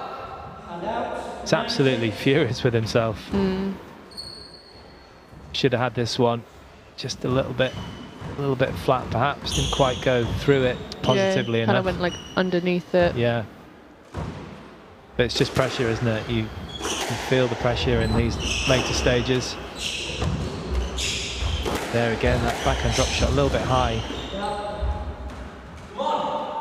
And out. 7-9.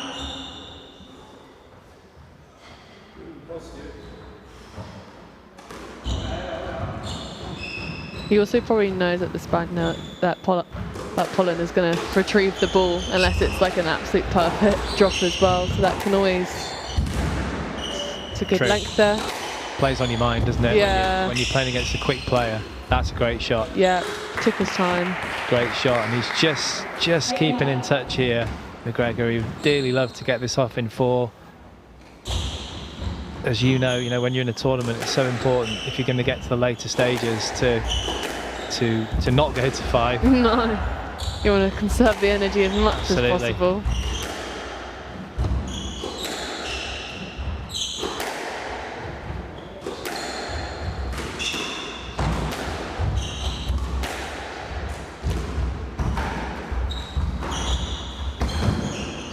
Got it. Should have gone cross court there, Macgregor. Very easy game from here, isn't it, Ali? Yeah.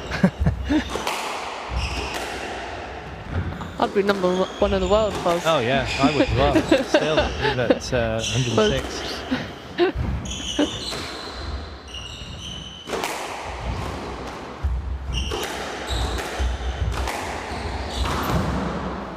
Oh, that was. He's got it.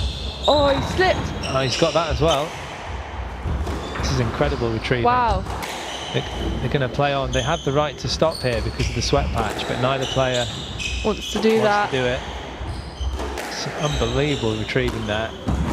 He's going to get that as well. This is outrageous. Oh, it's well played from the Very, very good. That's rally. the rally of the day so far. Absolutely. He slipped. What a get. Talk about determination.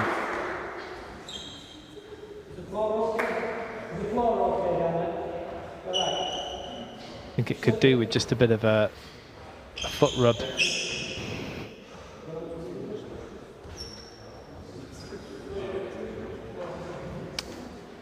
think this is the first time Macgregor's brought it back to being level, because he's been always a few points or a point behind. Yeah, definitely. It's just that, well, at this sort of business end of the match as well, he's just got to make sure he doesn't get overexcited here. Yeah. This was fantastic. Look at that. You ever done that? Oh, I've done a few dives, definitely. Actually, thinking about it, I can picture you. I mean, I tried not to. But it just happens. When, it's just, my mind is like, you can get that, but my body's like, no, you can't. And then somehow it just resolves you're on the into a floor. dive. Yeah. But can you get up quickly though and retrieve the next Surprisingly, yeah. Probably not. I haven't done a dive for a while, but who knows now? one? Or maybe that will happen in your match. Hopefully not. Hopefully not. So It's always a great knee. one game ball here to Holland. One opportunity. Will Macgregor hold on though?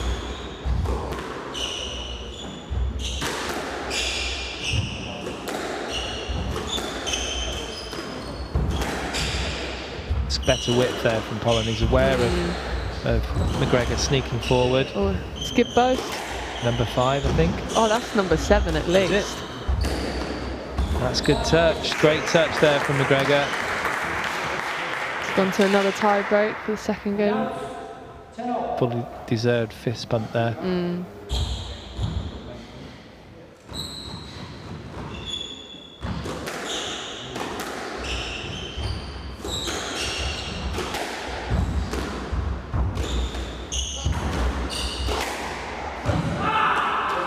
Ooh. Generous. I think he was nowhere near it. Maybe. I mean, sometimes when you see the different angles, it makes you change your mind.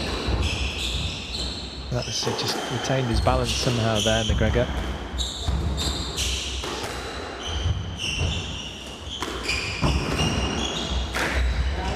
Oh my word.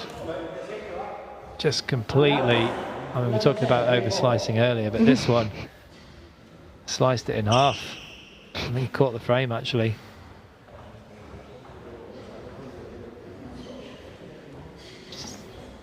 End of the game. Nerves.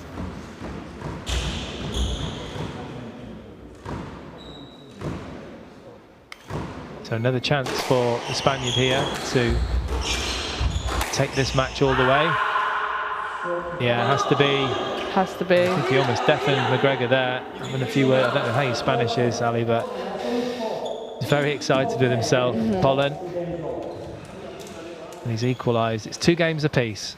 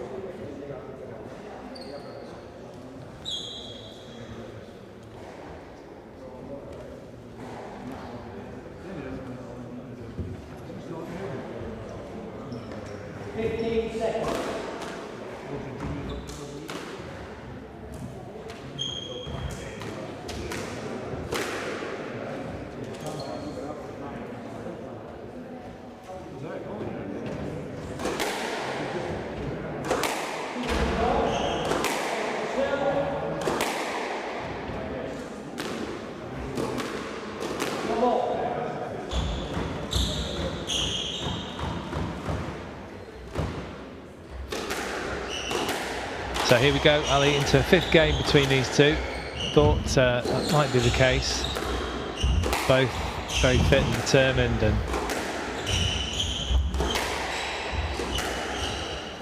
really looking to make it through to the next round if possible. Opportunity here, both players.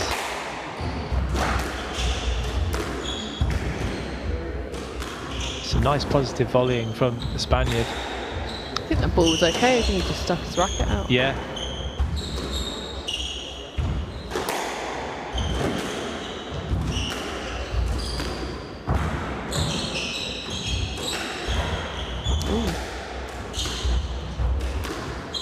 Heavy from Macgregor. That's not a stroke. That's the correct decision. I agree. Bit optimistic here. You got to be careful though in those situations because they can be given. They want you to play the ball. Yeah. They've been playing it before. There's no difference not to play it now. Perhaps he felt the follow through. He was a bit close to him physically, wasn't he? Yeah, it can always feel different when you're on there.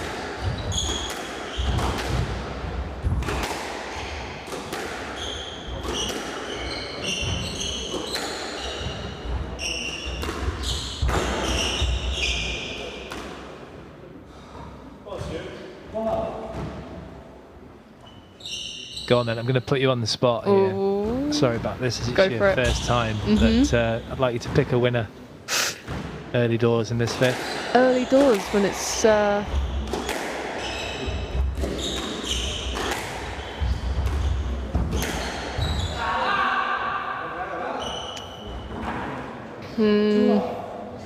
I'm seeing more like grit and determination from Holland, and unless Macgregor can convert those drop shot errors into like more winners and stuff, then at least tight balls. At least tight balls. Yeah, like again, that's no good, is it? Yeah.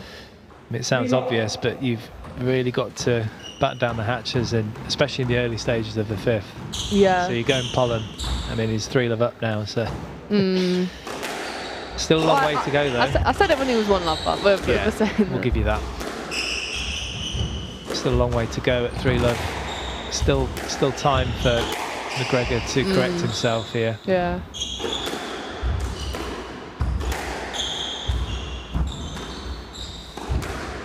I definitely think Macgregor though is playing the more proactive squash. It's just because he has got Pollen, retrieving a lot into the corners. It's just then Macgregor gets out opening and then he hits an error, or sometimes it's the wrong shot where he's like, oh, should have gone cross court. Yeah, I agree. Pollen seems to like the hard work there, doesn't he? He's he's quite happy to run all day. That was a good leisure centre flick, reverse boast from Macgregor.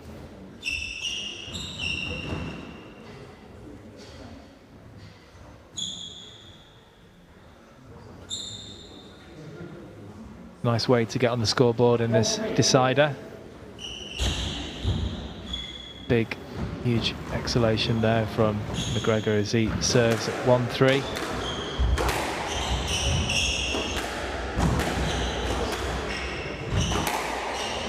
Both players just got to remember not to bash it about and to be like, oh, I just need to volley, just still have that controlled, length hitting. And I like that, bash it about. That's what I used to do. Just bash it about.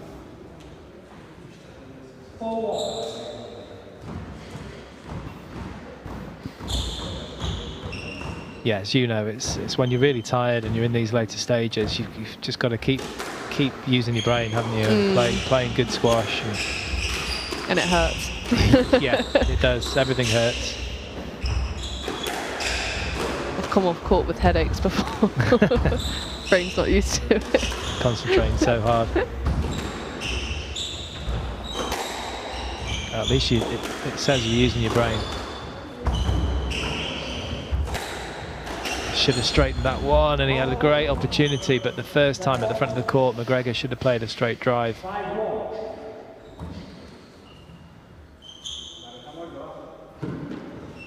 That was the one, straight back to his opponent, and then missed that opportunity, which was slightly harder, to be fair. Yeah.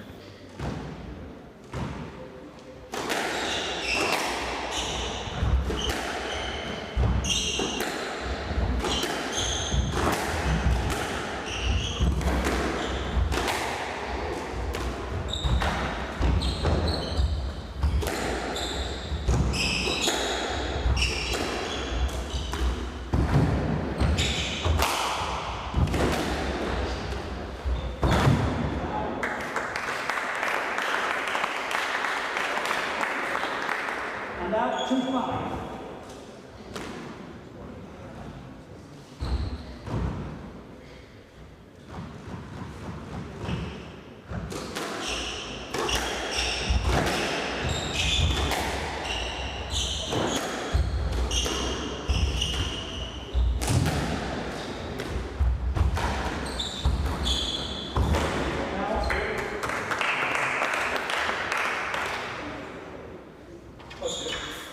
Macgregor sticking in here, staying in touch in this fifth.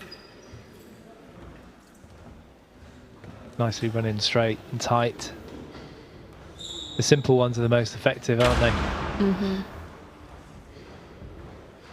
3-5, less.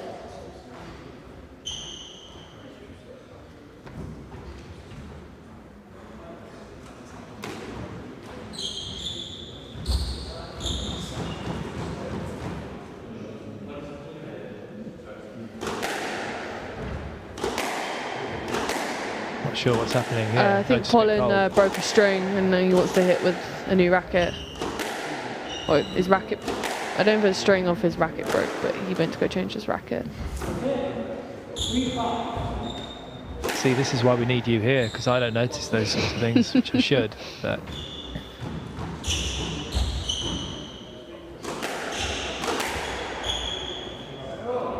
just a casual cross-court nick off the serve.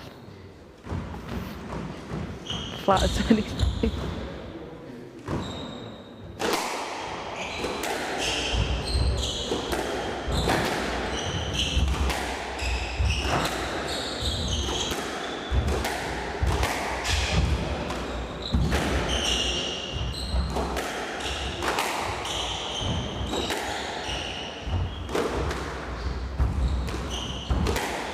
just both players a little bit heavy again on the attacks to the front.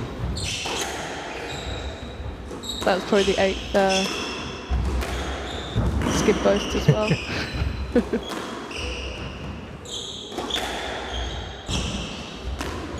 Surprised your old man hasn't shown you that shot, but I can actually picture him doing it either, to be honest. My dad. Yeah. No, his trick shot is like, shows the drop, last minute flicks a backhand lob, Yes. and just gets his opponents every time. I'm trying to master that. I can picture that. I can picture him doing that.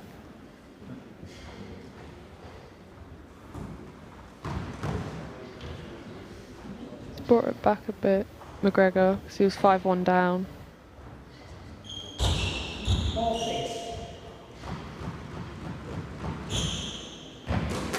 Well, that tournament win back in August, beating Nick Wall in the final, must have given him a lot of confidence. Yeah. Just not good enough width there. Straight onto the hitting zone of Pollen there on the forehand. A 3-point cushion now for the Spaniard.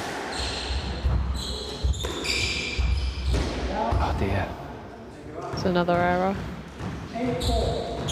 He's coming across, trying to come across it too much, wasn't he? And that's when it gets complicated like that. That's where the errors come in. 9-4.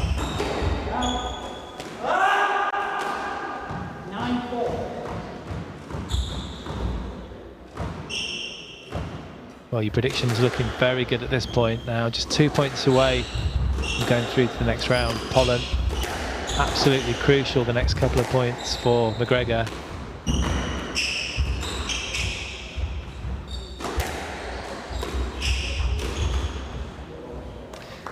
So 6 match points now for Sergio Garcia Pollen, Spain. Huge opportunity for him to move into the next round here in Inverness. Springfield Scottish Open. That's a good hold. Haven't seen him do that all match.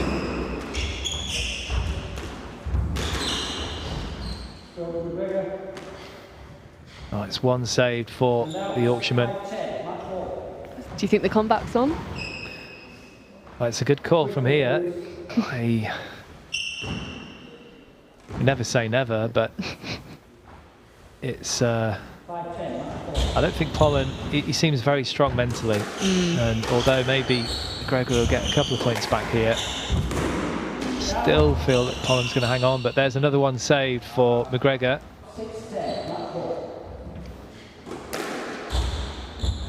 We love a comeback though. Absolutely. Absolutely, love to see this go into a tie break. Oh, he's called it down. He's called it down. Yeah, I think Macgregor knew, didn't question it. Absolutely, no argument from Macgregor. Great match between these two, Fantastic England and Spain. That's a really good win. You can see the satisfaction, but look, if you look closely at Pollen's face, he's had to work really hard as he comes through. 9-11, 11-6. 11-13, 12-10, 11-6 in 73 minutes against Stu Macgregor. Holland is through to the next round.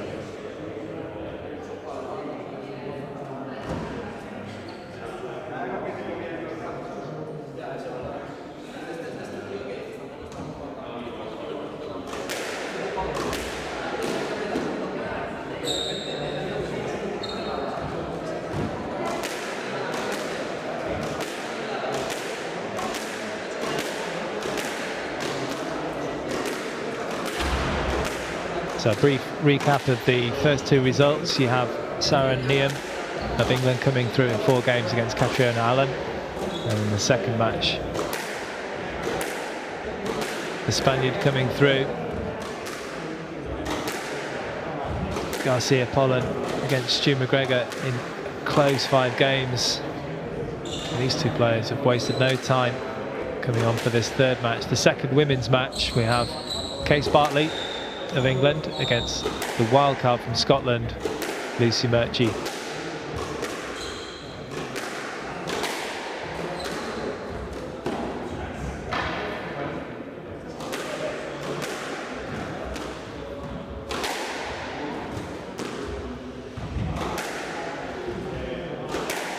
The only picture is Lucy Murchie,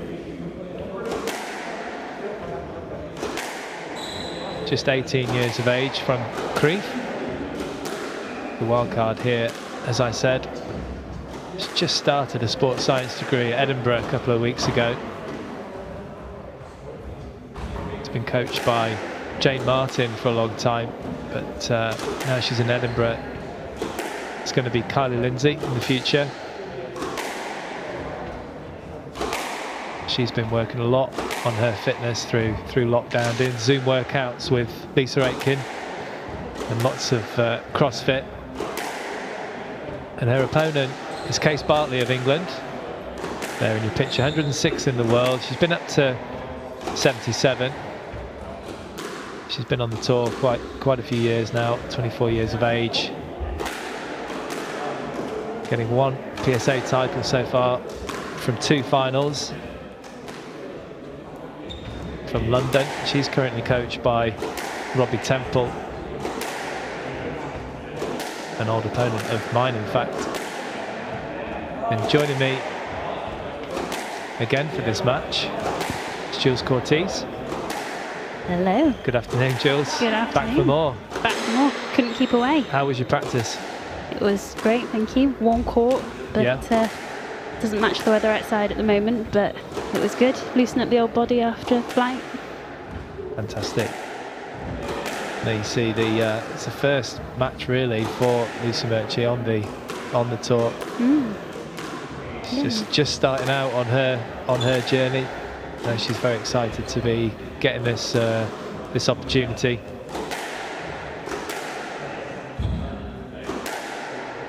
Not seen Lucy before, so it's nice to see a new player on tour. Yeah, absolutely. And a lot of the players here, it's definitely a young average age, isn't it, for both events? Nice to see.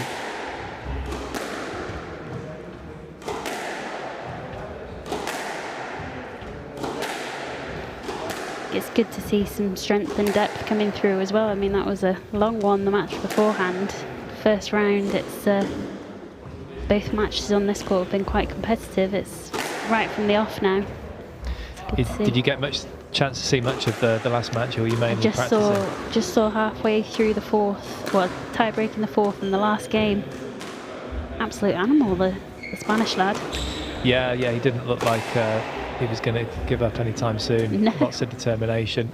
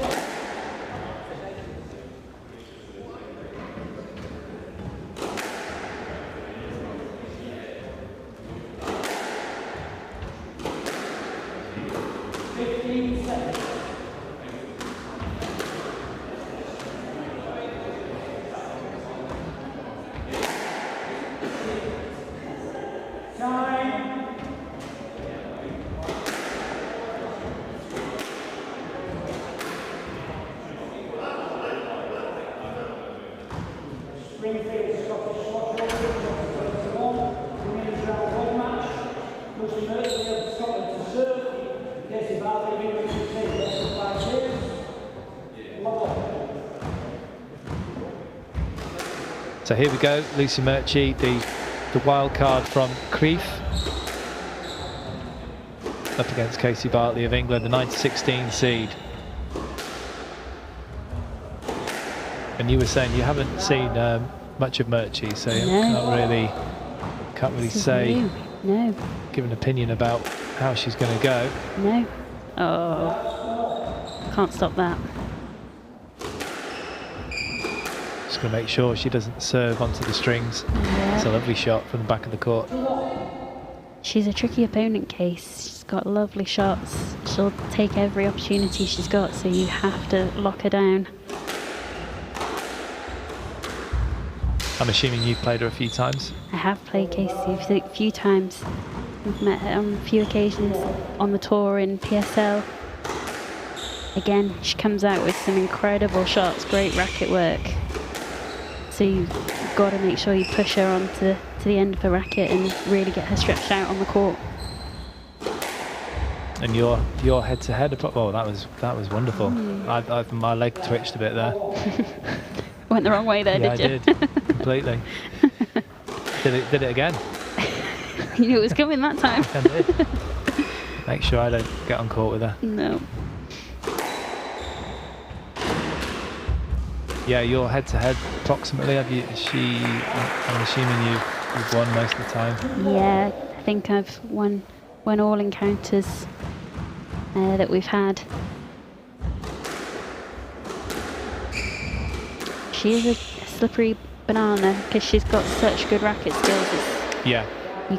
You really gotta stay positive throughout the match and just hope that at some stage you're gonna get a bit of light to get a few shots yourself. Does she sometimes make a few errors? Absolutely. It's as much as those winning shots are coming, you know, there are going to be some mistakes at some stage. You've got to hold out for maybe forcing an error, making her take something on, or even potentially just taking advantage of the unforced errors that, I mean, we all make them, but you've got to capitalise on those moments, which is hard when someone's rolling a nick left, right and centre. Yeah, but it's often the case with attacking players, isn't it, that it's always a battle of the stats, you know, winners versus errors. Yeah. And obviously as you go up the rankings in both the women's and the men's, the more attacking players have worked on a few other areas to make sure those stats are absolutely the right way up. Absolutely. You got to ride the storm, but if someone's just continually just throwing those winners in, and an error statistically is going to come, it's the person who can then change the game up and take the right shot on instead of just throwing in the errors. If you can keep playing the right shot at the right time, it's a bit like a game of chess. You're going to work the opponent around, you're going to get some reward from it. Absolutely. 7-4. Right. 7-4.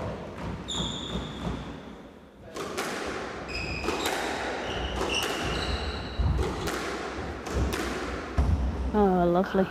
That's a beautiful finish, isn't it? I mean, that's just textbook. I mean, she had lots of time, obviously. It was a fairly easy one, but brilliantly executed by Bartley. Yeah.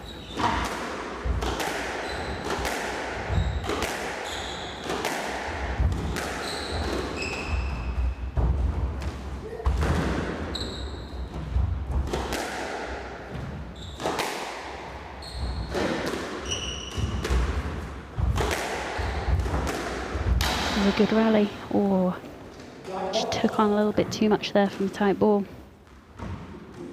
9-4. As well placed on the wall by Kace. Again. 10-4. Lovely winner.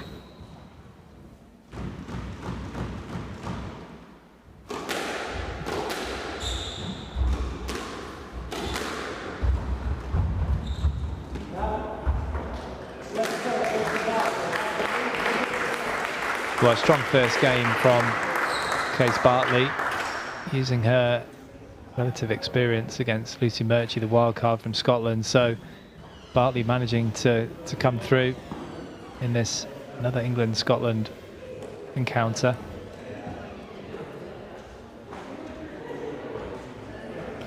I think from there we can just see she can hit winners from any part of the court there, Kace. She's quite comfortable hitting it from wherever, so it's lovely to watch, an entertaining game to watch. There's always variety and interesting shots when Kace is on court.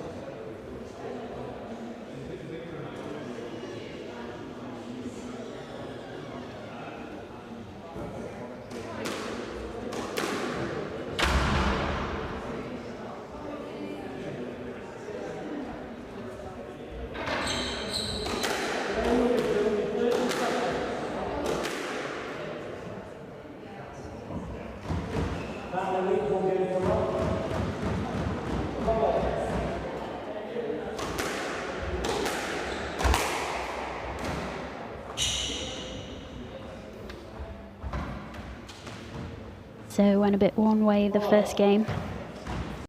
Wonder if Murchie can bring anything in the second here. Start strongly.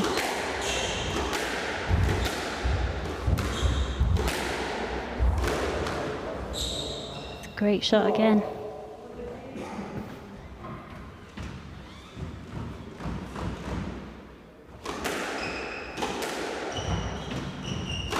Yeah, it's just that precision, I feel. Talking of precision, and that was pretty fantastic cross-court kill. Slam dunk. Full-on swinging body. But it's just that precision that Murchie needs to improve on, I think. She's giving Bartley some, well, too many opportunities. But I think it's difficult when you're having an onslaught like this with so many great shots. You suddenly get an opportunity and that's it. You feel you have to do something special or spectacular, but she just needs a bit more of that consistency throughout the game. She is just coming off Freshers' Week in Edinburgh as well. Not alluding to anything there. I mean, she could have been just staying in studying. I don't know at all, but that's it's tough. That's a lovely shot from Bartley. Some people are better after a Freshers' Week. You speaking from experience? Not personally, but I've seen the way it goes at some of the fresher events.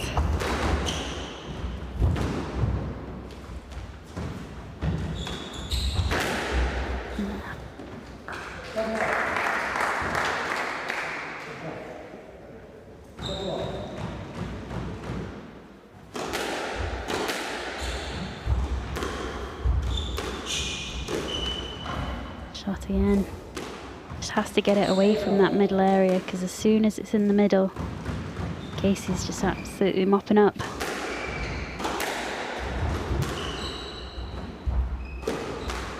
Oh, caught her there. Touché. Nice shot from the Scots lady. She has got some potential. She's got nice technique.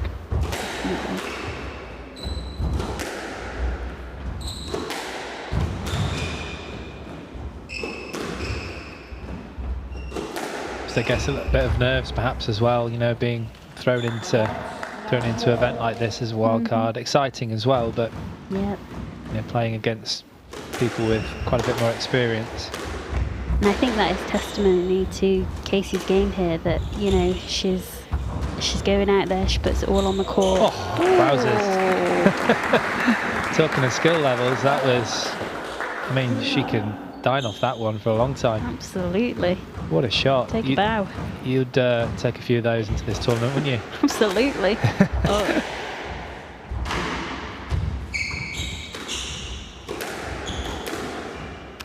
She'd already given up that one. I think Bartley would have been a stroke, I feel. I think this is the way as well. Sometimes it can go in these matches, you know, when someone's running away with lots of winners, it can become a bit bitty and you can suddenly struggle to get in the rally, but she's making a comeback here, Murchie, and she's starting to really dig in and get those balls back on and at least just get into the rally, and there you go. A mistake can happen from anywhere, so got to be in the rally to win it. But appreciate that it's tricky when there's someone throwing shots in from all over the court.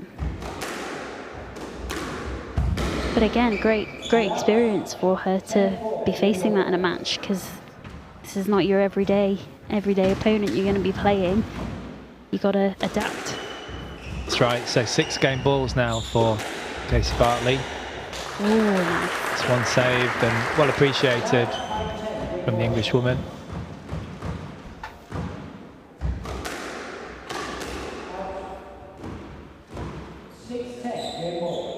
Two saved. Is it on? You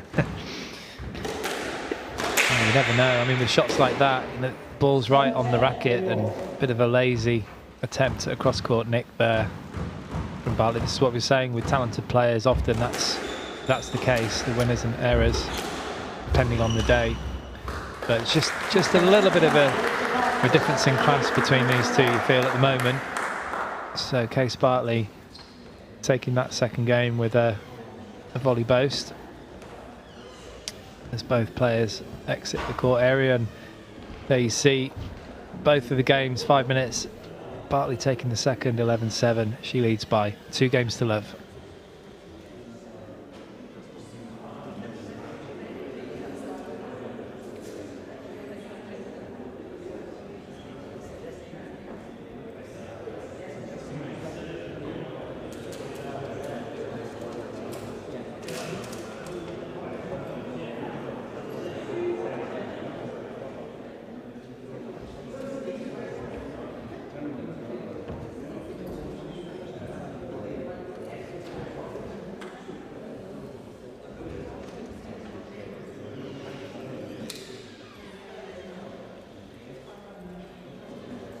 Play will resume in 60 seconds.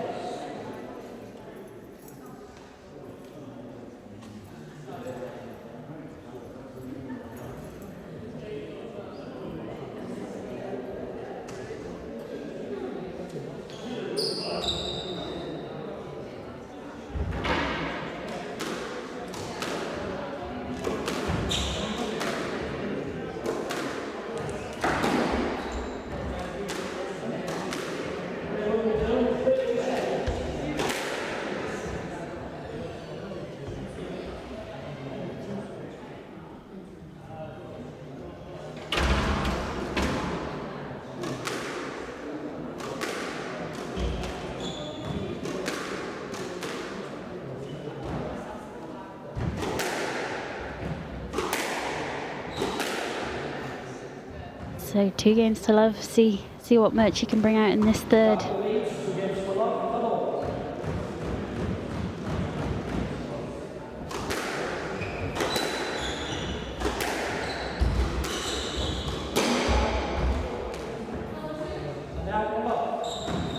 Just a little bit complacent with that one, Bartley. Sometimes shots can be too easy, can't they? Yeah. I'm sure you've been there.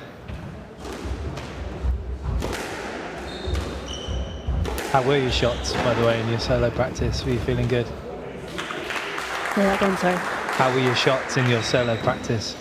Feeling good? They were feeling good. Been pressing a few cross-court nicks. Press a few more after I've seen Casey's nicks here. Bring them into a game's another thing, though.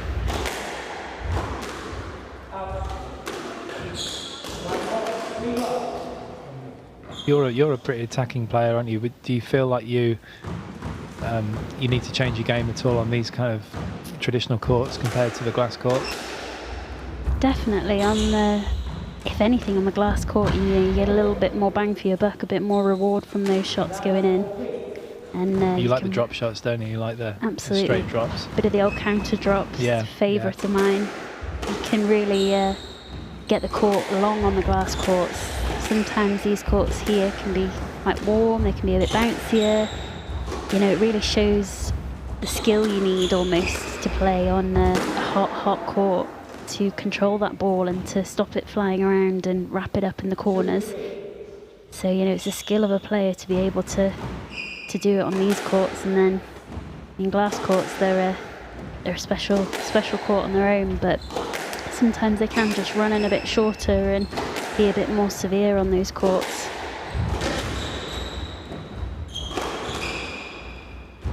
Of course, what a shot. I mean, that's just this couple from Murchie that really take you by surprise. The local crowd clapping the local girl here.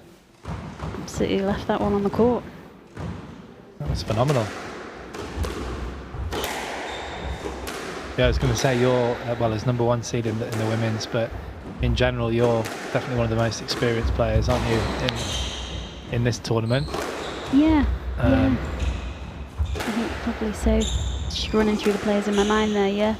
You just had to think about that for a minute. Let's not say the oldest just yet. I said more experience, yeah, more experience. Glad. It's a very diplomatic way to put that. I never ask a woman her age, I just check it on the internet first. Absolute gentleman. She's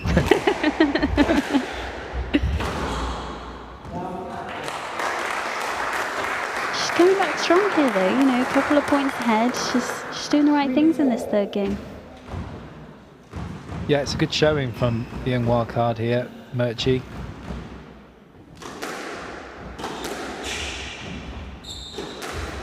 Obviously Freshers Week hasn't done her too much harm.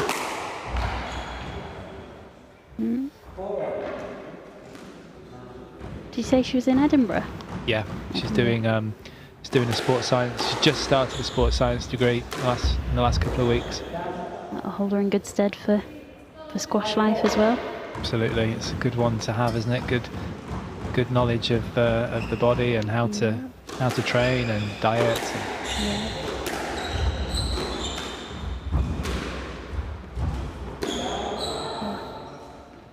Just a bit optimistic that one, wasn't it? Off the side wall, not quite in position.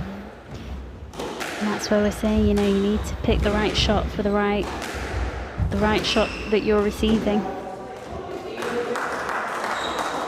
The same there, a bit too ambitious and optimistic off those shots. Yeah, it's often the case, isn't it, with young players? Shot selection is the biggest factor amongst other things, but it's that picking the right shot at the right time. That's a good example of it from Bartley. Yeah. Locked that in on the wall there. It's not a glamorous shot, but it's a very effective shot. Just nice straight drive, nice and tight. It's a great shot, good angle. The kick up of the leg there, nicely played.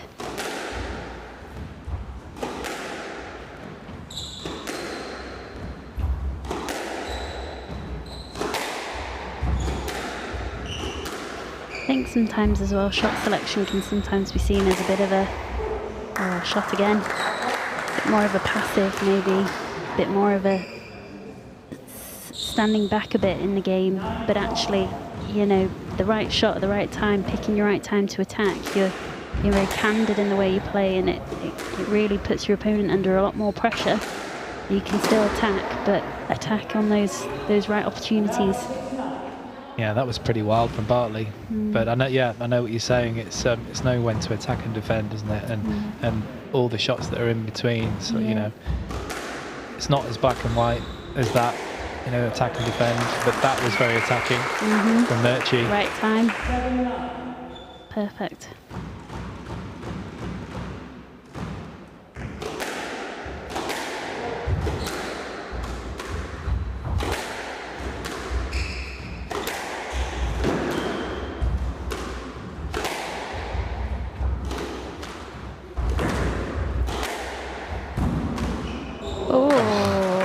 Very fortunate there. I think it went up. Was it good? Yeah, it was good. It was a good rally from Murchie there as well. Just working her in the different areas, but a bit of luck.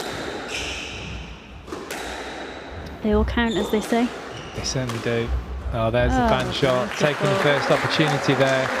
Kace Bartley coming through 11-7 in that third game. Nice word there for her younger, slightly less experienced opponent there, the wild card, Lucy Murchie, giving it a good effort, but Kace Bartley coming through 11-4, 11-7, 11-7 in 20 minutes. She's through to round 2.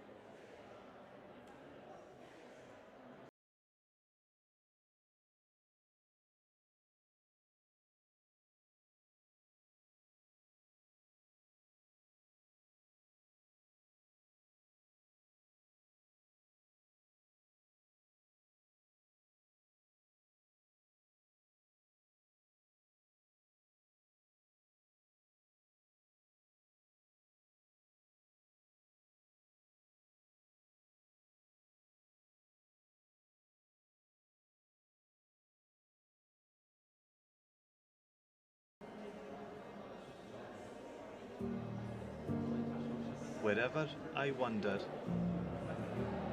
wherever I rove, the hills of the Highlands, forever I love. Farewell to the mountains I covered with snow. Farewell to the strats and green valleys below.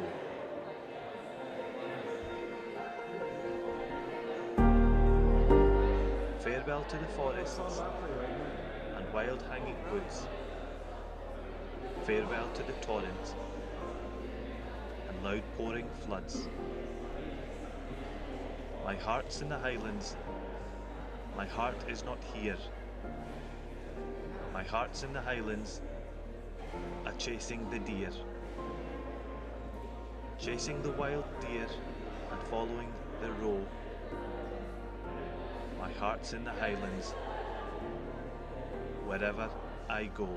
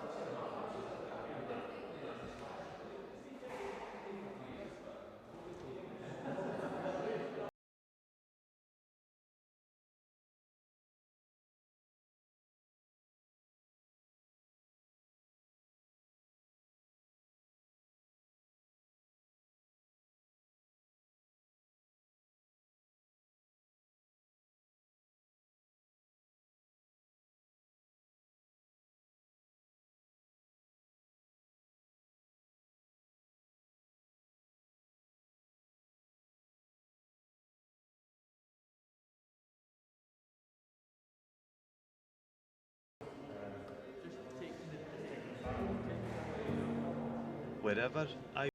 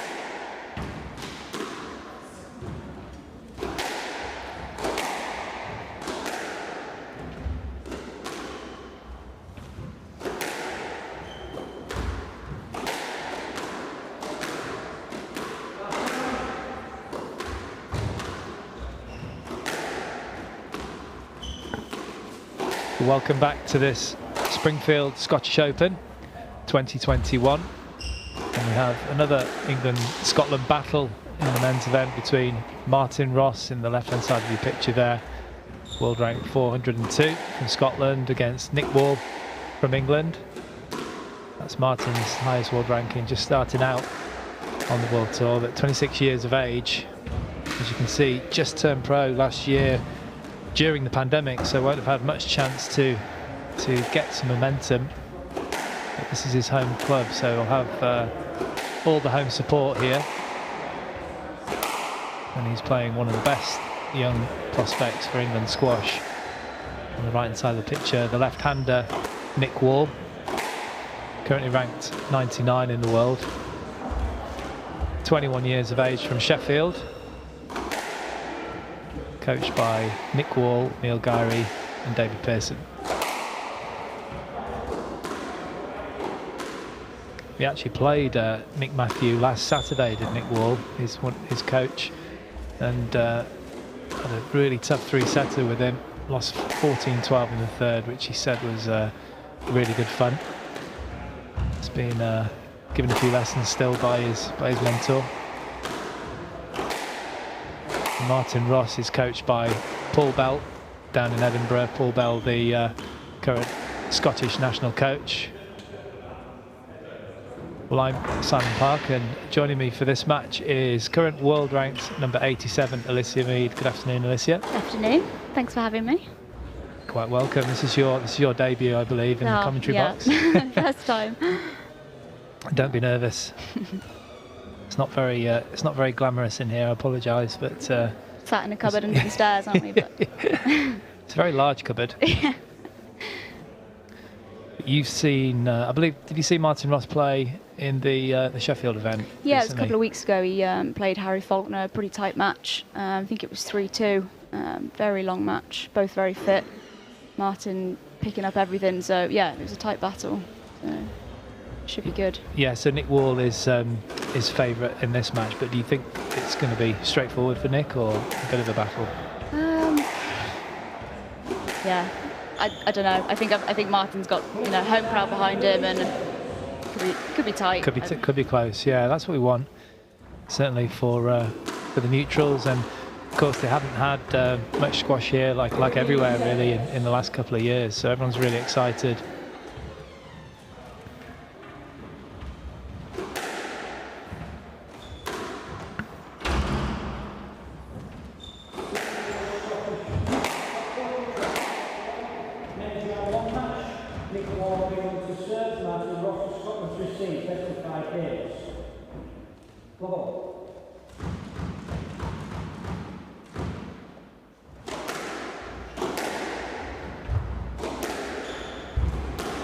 So here we go, England v Scotland again. There's been a few of those today.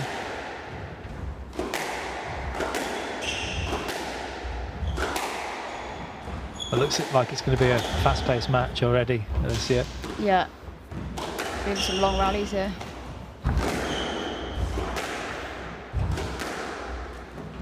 I believe this is Martin's home club where he first started playing, so he's going to have a lot of crowds behind him pulling him through. Yeah, we'd hope so. It's gone for Hollywood quite early on there, though. It's not quite worked out.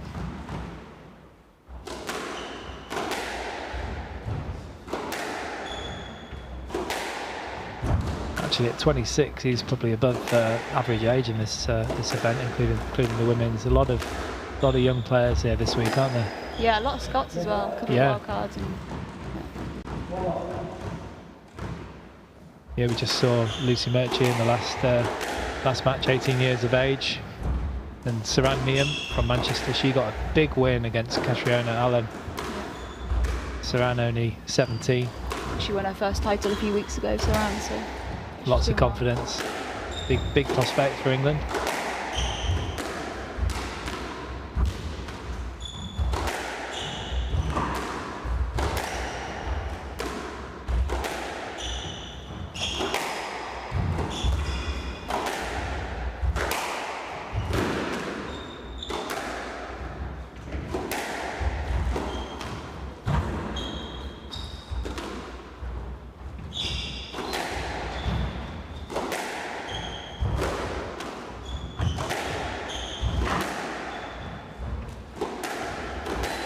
both these players. Obviously, not only taking the ball early, but like enjoying hitting with a lot of pace.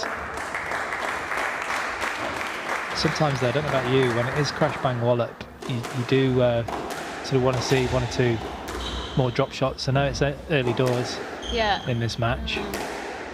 Perhaps not been too many opportunities, and maybe I'm being a bit harsh there. But Gone for 2 and they've both gone for 10. yeah.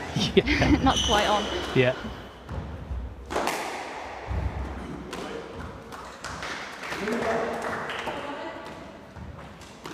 Do you like to take your time and sort of find your way, feel your way into the match, or are you straight in? You'd like to think that I'd start off steady, but it's quite easy to go straight in, I guess, if you're a bit of adrenaline and straight in there into the tin, but I'm sure he'll find his way in his first game.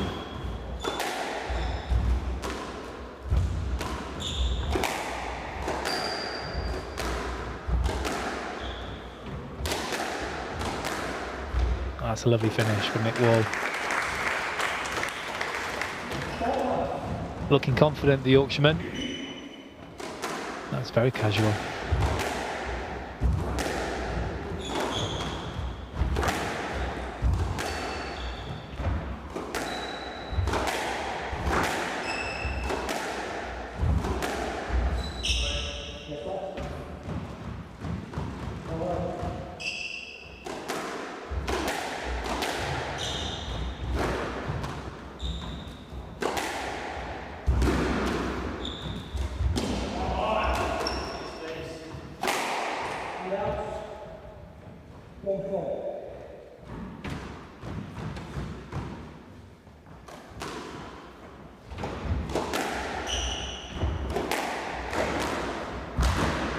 Tight ball there. Nice little straight lines there. It's a good start for Nick Wall, just finding his targets a little bit better than Martin at the minute. Yeah, he started to get some opportunities, Nick Wall, against some of the best players in the world, hasn't he, on the PSA World Tour. I think he managed to get a game against Marwan El-Shabaghi in Hull. That was a great match. Yeah, and he's he also beat Darryl Selby, didn't he, in Hull? So he's starting to gain a lot of experience.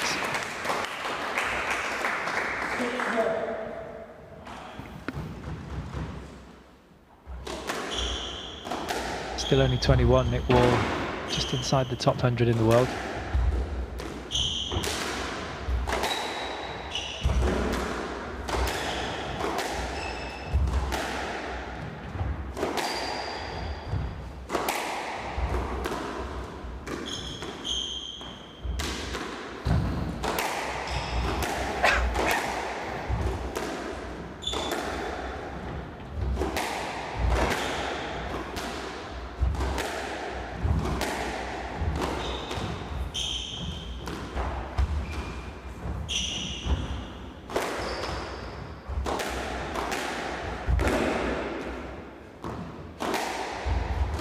This ball is looking very, very lively on here.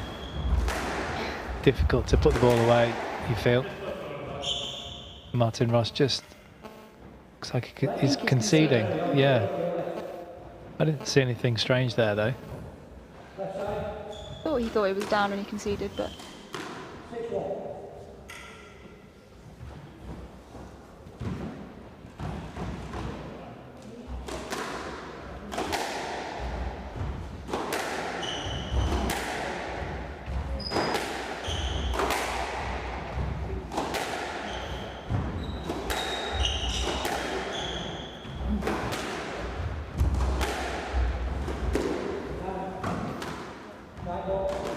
Been hit a couple of times, that camera in the front right. Players just seem drawn to it. Over it. Yeah.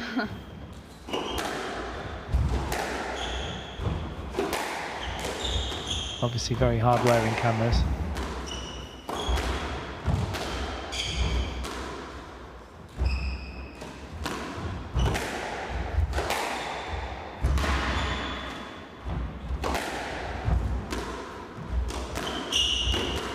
Wall looking very smooth, isn't he, and very controlled around the middle. Yeah, produce a hold at the front, good straight lines. Oh.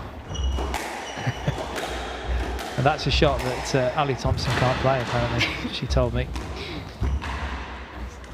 She was very impressed with Stu Macgregor's use of that about 7 times in the last match.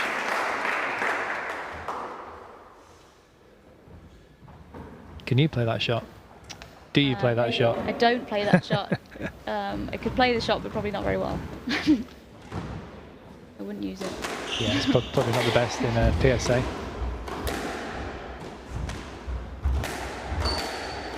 Looks like he's having fun on there though, Nick Wall. Yeah, he looks comfortable.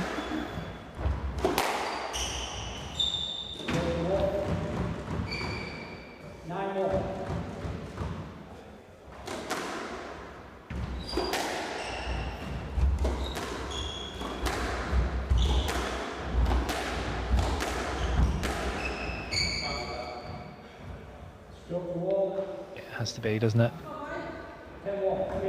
So 9 game balls here for Nick Wall. It's we thought it might be a little closer, and it might be in the future, but at this stage it's plain sailing for the Yorkshireman.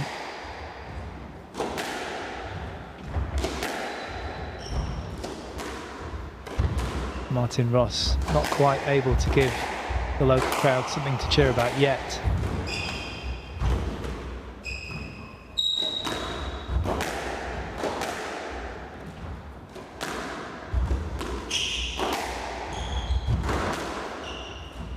Skid boast again.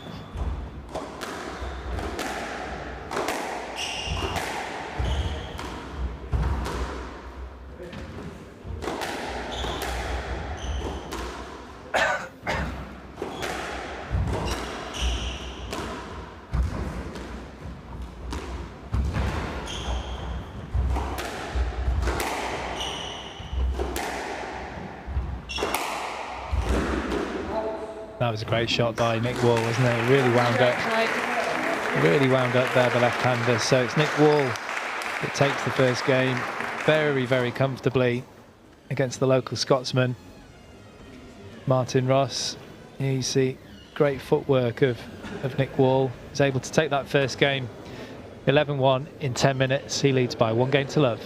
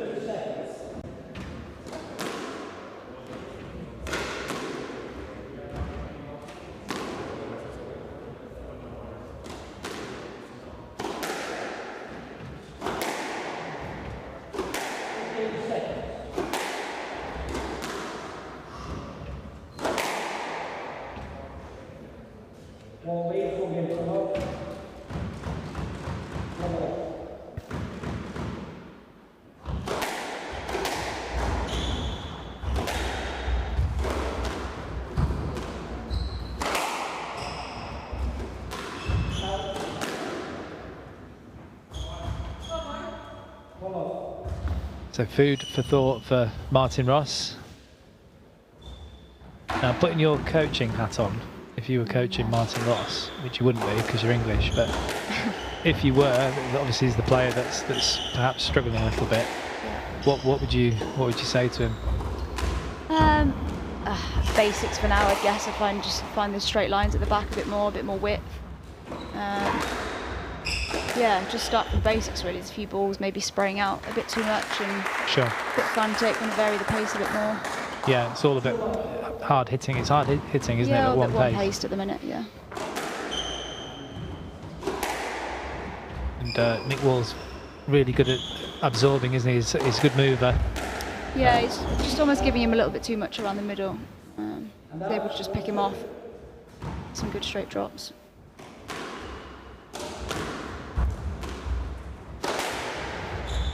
It's a good wrong foot to that from high up. Typical lefty shot that from Nick Wall.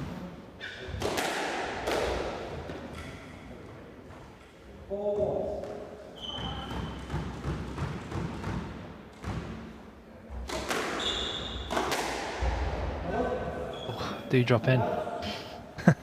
Quite useful that one, isn't it?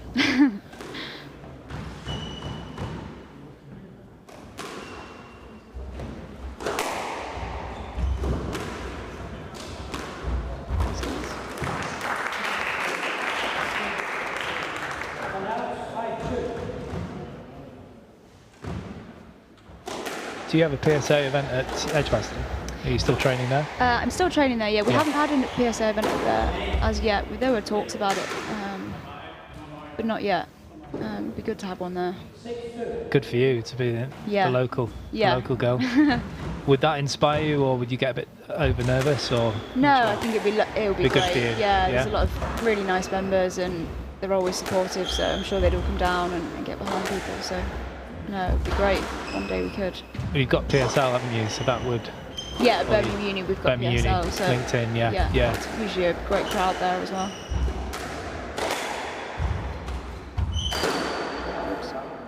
Should have straightened that one. He was just trying to be a bit too clever there, Nick Wall. As you said, just stick to the basics, well, for both players.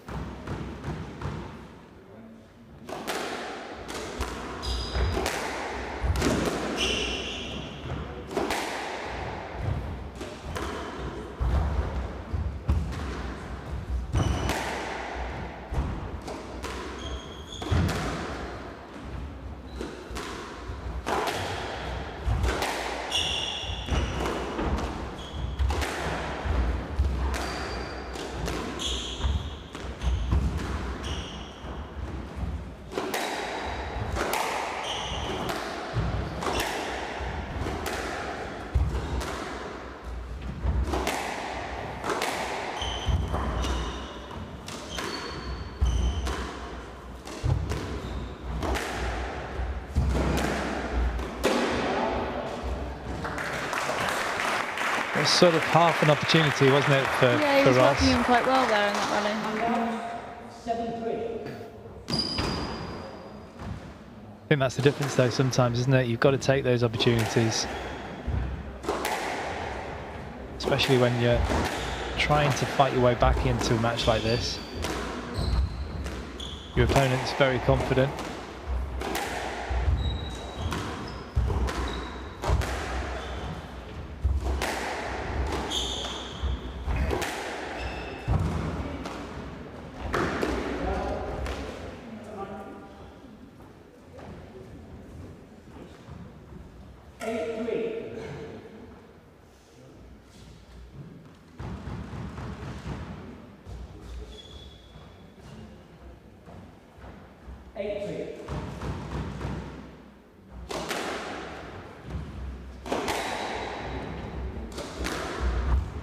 Have you trained with Nick much at national squads and the like in the past? Or He's a couple of age groups below me, actually. Yeah. Seen him a little bit at Sheffield. I went to it with Donna Lobban the other week, so he's based in He's Sheffield around. a lot, but Yeah. no, I haven't had too much time around with the squads or anything before. That's a great shot from Martin Ross. Definitely. Bit of a Scottish roar there from him, just trying to get the crowd involved. That was a great shot. I mean, that was perfect. Second bounce in the nick. And there's the response. Yeah. You can enjoy that for about 0.6 seconds.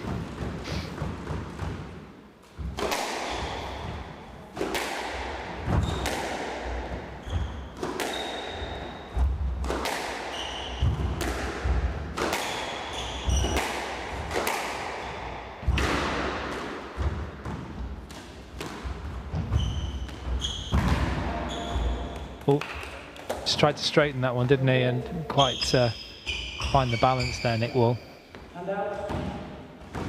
It's a good job he's flexible.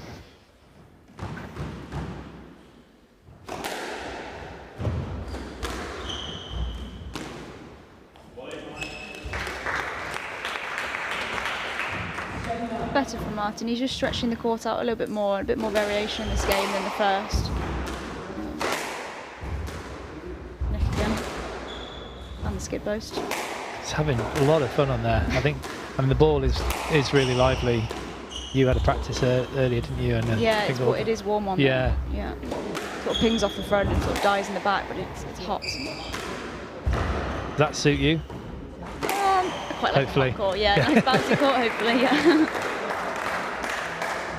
So 3 game balls for the Yorkshireman, Nick Wall here. Take a 2-love lead against the local Martin Ross.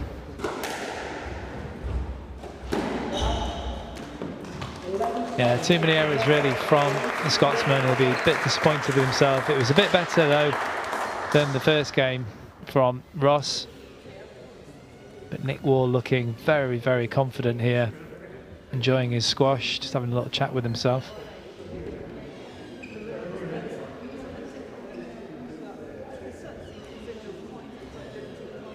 So Nick Wall takes the second game, 11-7 in 8 minutes. He leads by 2 games to love.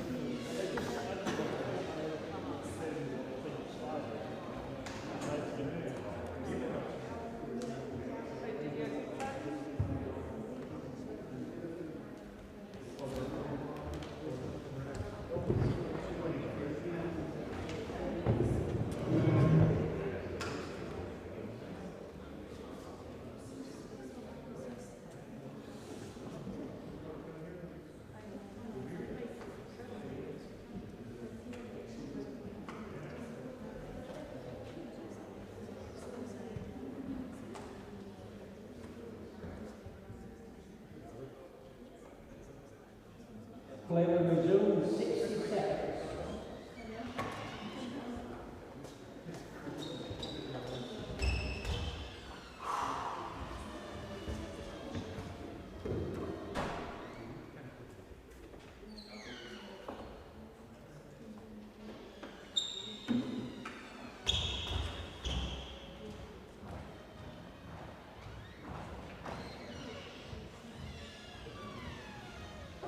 Play will resume in 60 seconds.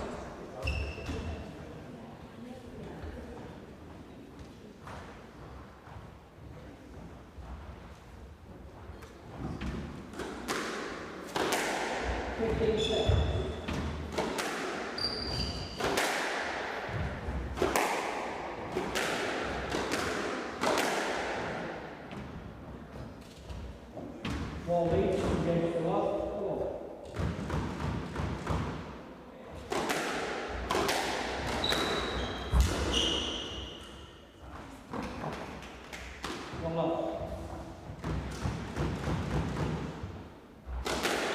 So a better game in terms of point scoring for Martin Ross in that second, but in duration a little shorter. Maybe that's actually the way forward for Ross, just to be a little bit more aggressive perhaps. Yeah, I don't think either of these games will be physically tough for them so far. No. It's just a case of keeping the error count down and stretching the court out a bit more.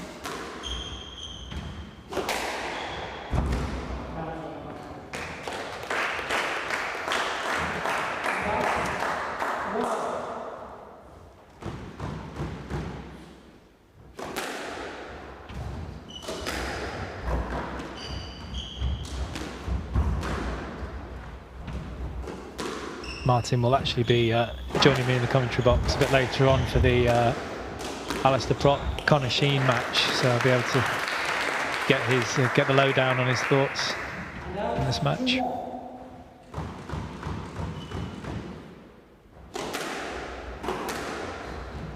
Another local, Alasdair Prott.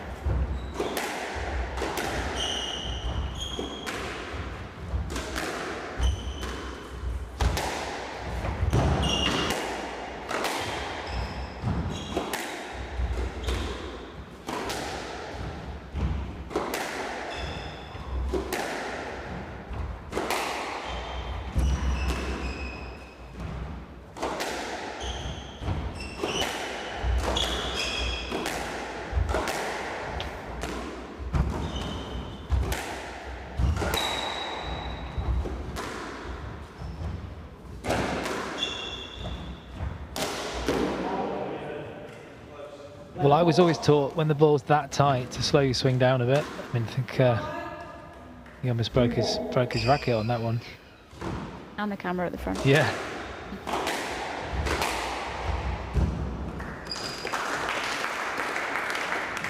It's quick, clever play there from Nick Wall. He's looking good, isn't he? I think. Yeah, he's looking strong. Very, very clinical, very strong. Moving well. His shot selection's looking good.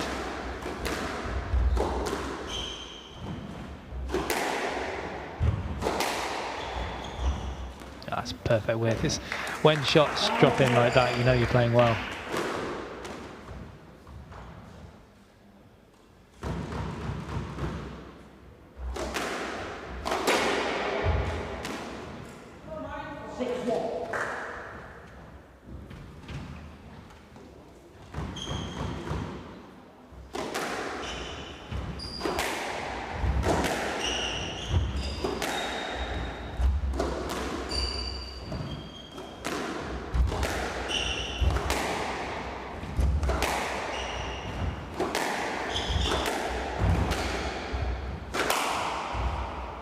Dear.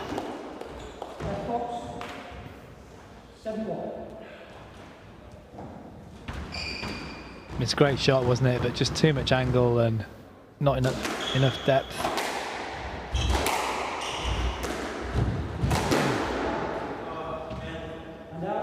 Just snatching a little bit. Getting overexcited there, Nick Wall.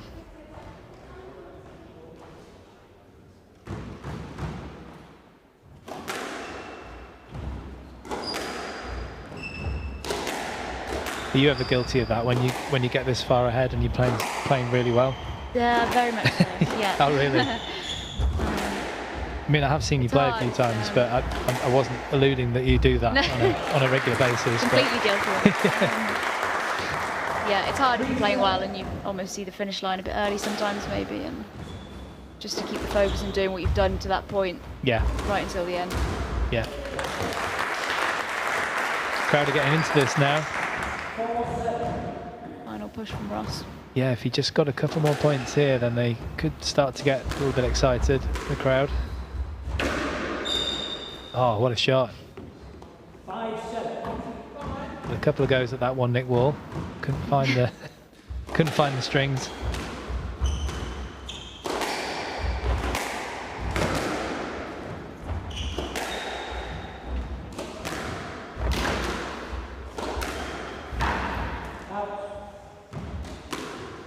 And out, 8-5.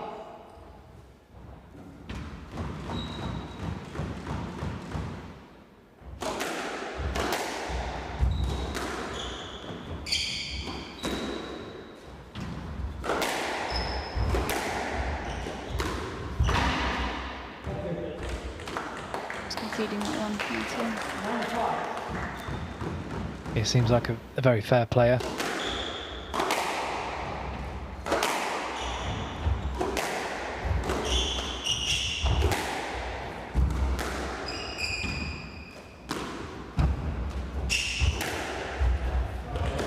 I'm not sure whether he's, I don't think he's played badly. I don't know, I haven't seen him play before Martin Ross, but I think it's been a lot about Nick Wall today. It's been very, very confident.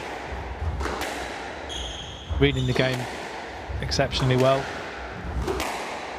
Picking his attacks and defence at the right time.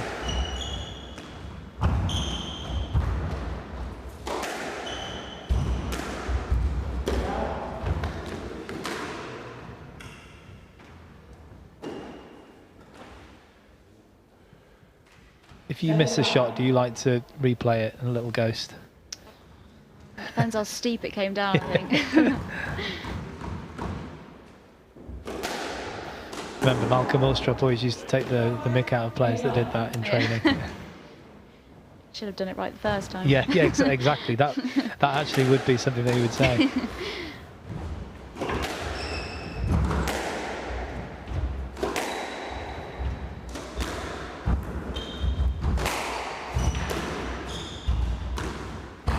Nice, lovely touch from Nick Wall. And this has given him 2 match balls, the Yorkshireman. 2 opportunities now for Nick Wall.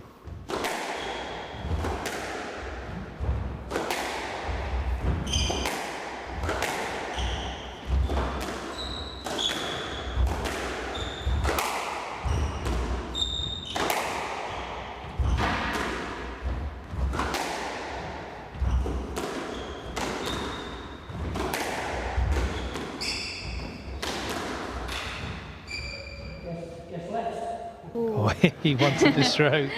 Not on match point. Very much wanted the stroke there.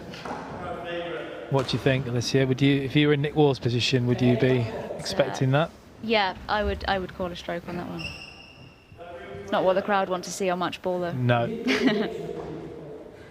Not against the local hero.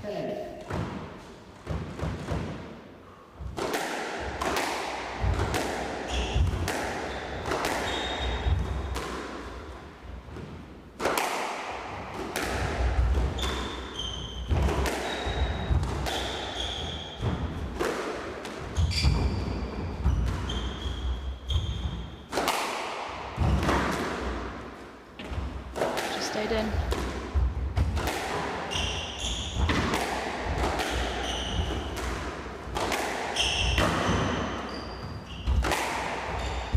Fighting hard here, Martin Ross, just as I say that, knocks it into the tin. That was a time to defend, but he was under so much pressure there, Martin Ross. Now you see what it meant to Nick Wall. He was in really fine form.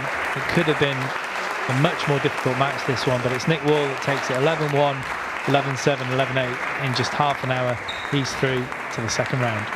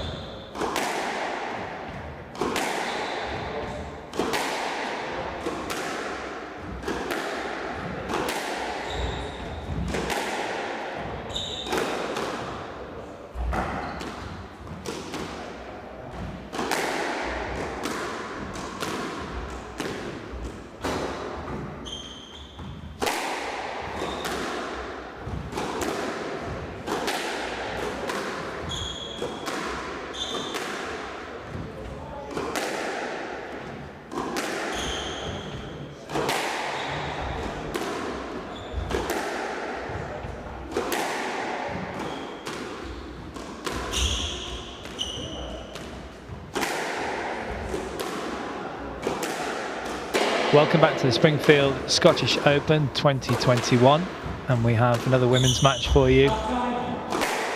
Another local player, wildcard Catherine Holland of Scotland against Sanne Veldkamp of the Netherlands. She's 137 in the world. She's been inside the top 100 at 94, 24 years of age, been on tour now for a good 7 years. A little bit more experienced than her opponent.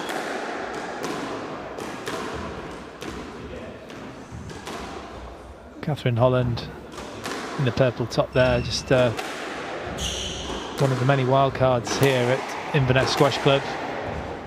A lot of Scottish players for the local crowd to cheer on.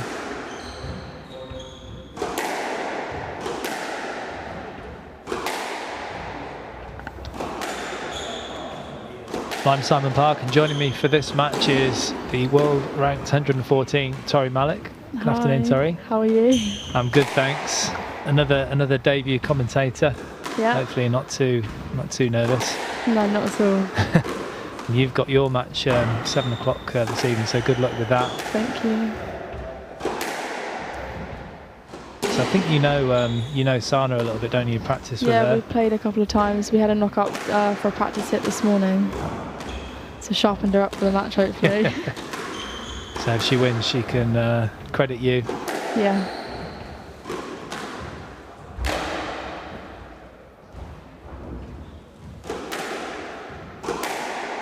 And you're playing Emilia Korhonen of Finland tonight. She's actually a little bit below you in the rankings, isn't she? Have you played her before? Never played her, no.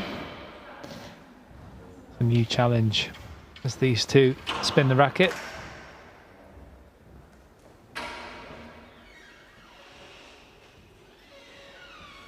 Had a lot of England-Scotland battles today, but slightly different one with the first Dutch player coming into proceedings today.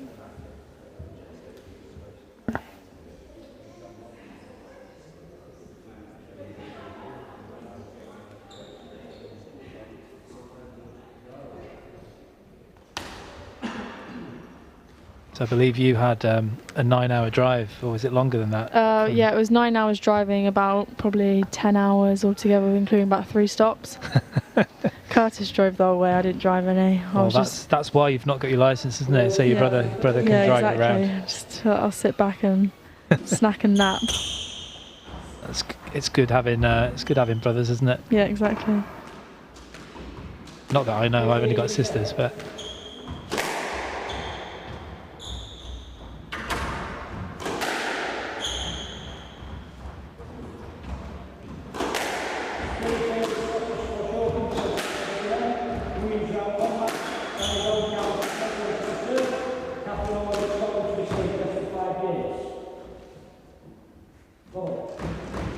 So the highest seed in this match, Sanne Veldkamp of Holland, starting off proceedings against Catherine Holland. Nice opportunity for the Scottish wildcard. She just graduated actually from Edinburgh with a sports science degree, and is having a go at squash and also doing some coaching as well, and just enjoying the game. Good opportunity for her here. Yeah, exactly.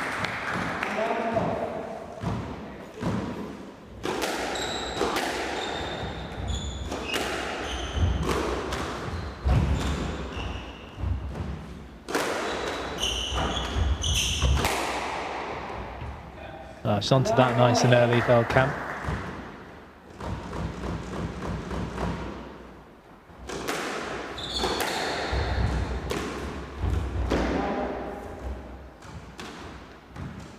Just not quite still there, Holland. Just needs to get a little bit more balanced on the ball.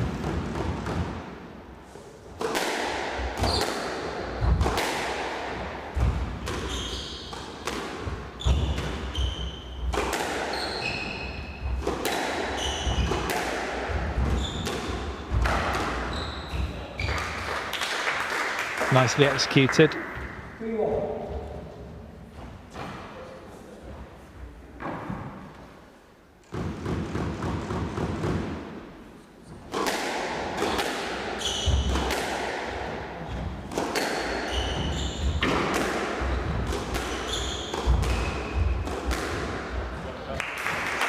Not a bad finish. Yeah, it was a good shot. Got to take those opportunities when you get them.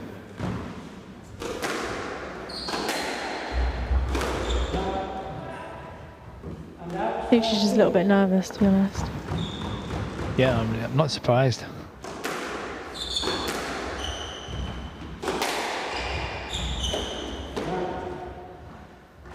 It's great though, isn't it, just to have tournaments back? Yeah, and experience. Absolutely.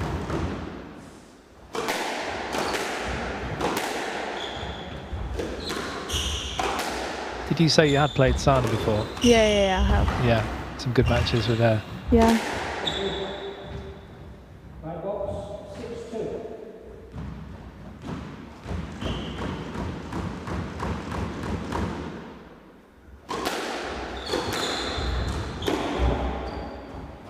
And out, 3-6. Some quick fire rallies here.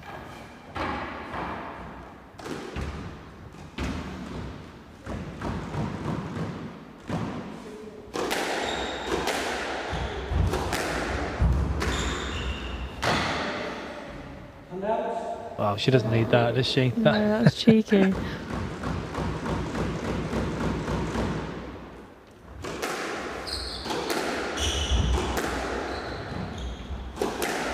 Me and Sana used to actually play in the same Dutch League team together, Victoria Club in Holland. Oh yeah, I know it. Yeah. Yeah, but she's moved teams this season.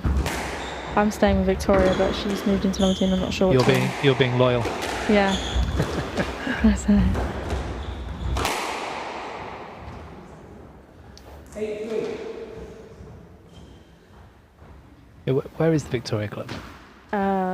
Rotterdam. In Rotterdam, yeah, that's right. Yeah, that's right. So when does that take place? Is that next month it starts up again? I'm not 100% sure. Should be in the next couple of months or so. Yeah, there's a big tradition of squash in Holland. I used to play quite a bit of Dutch League when I was playing, and obviously they've had quite a few great players coming out of Holland. Got good clubs there as well. You've got the one in Amsterdam, Yeah. that big one with 21 Huge courts. club, isn't it? Even the one in Rotterdam is massive. They've got, I don't know how many courts they've got, but they've got a few. They've got a lot. Great facilities. So 7 game balls to the Dutch lady here. It's been quite straightforward so far. Takes it on the first opportunity. So Sana Veldkamp takes the first game 11-3 with relative ease. As she exits stage right, Catherine Holland doing her best in that first game, the wild card. She's got a lot of work to do from here. So Sana Veldkamp takes the first game 11-3 in 5 minutes. She leads by 1 game to love.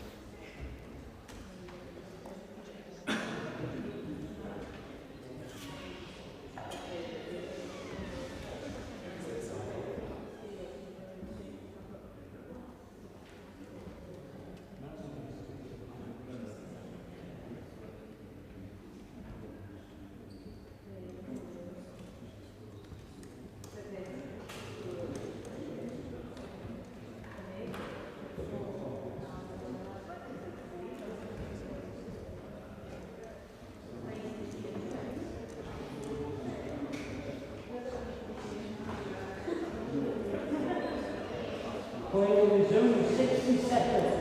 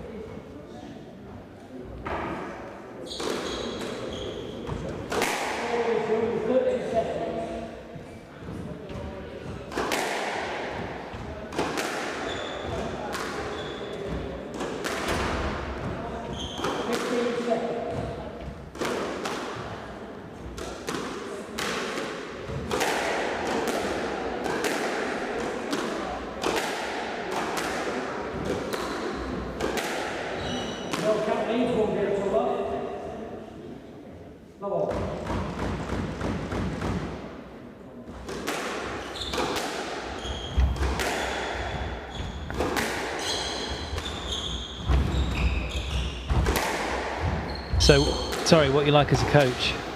I'm a blooming good coach. Okay, Yeah. well, I'll test you out then. If you were coaching Holland, Catherine Holland, what would be your advice in this match? Try and get a good length onto the ball. Just don't go for any shots.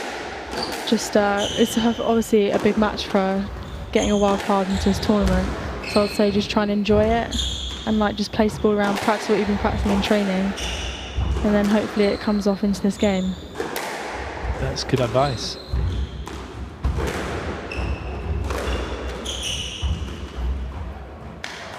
Don't put the ball there loose. No, exactly.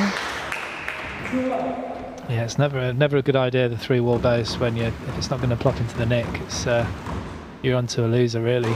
She has nothing to lose as well, so True. it's just like try and play your best squash and enjoy it. It's hard to say enjoying it when you're not. Yeah, but when you're struggling to win points, but it is good advice because if you're not enjoying it, you're certainly not going to play well. exactly.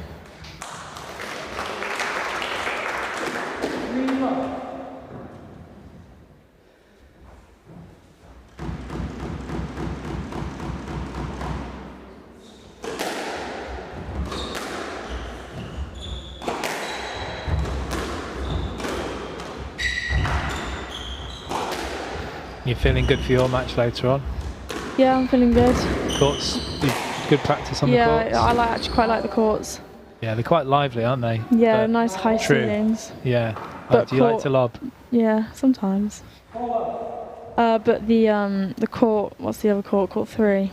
The ceilings are a lot lower. So I practiced on there with Curtis yesterday, but it was really, the ceiling was low. Well, if you mention the ceiling, you must like to lob. So if you've got a low ceiling, it's just really annoying. You can't get that height.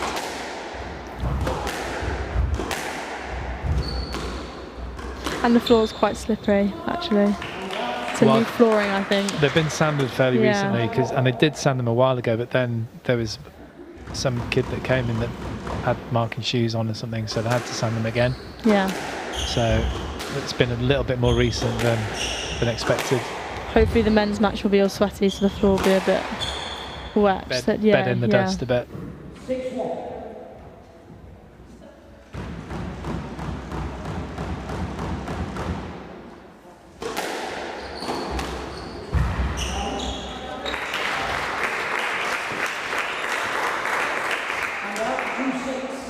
Talking of that men's match, that will be between Alasdair Prott, another wildcard local from Inverness, against Sheen, who's just arrived on the train after 7 hours.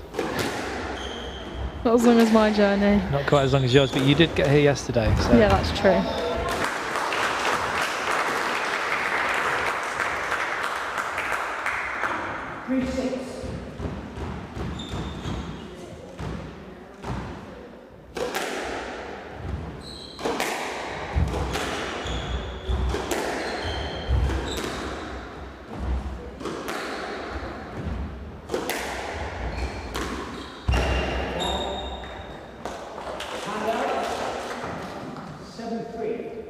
Who are your favourite players on the PSA World Tour?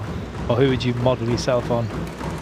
Good question. Not sure really. You might not have any. No, I don't really have a favourite, to be honest. Yeah, like a few that you might like. Yeah, there's a couple I quite like. I do like Nghiem, obviously.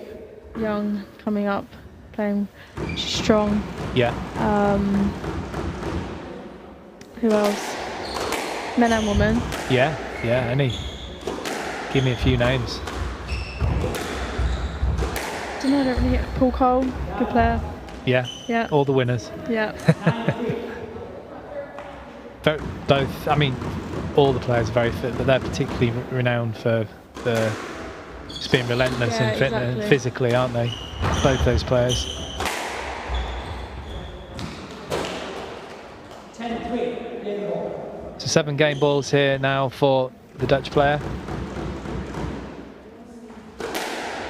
Looking quite straightforward for her at present.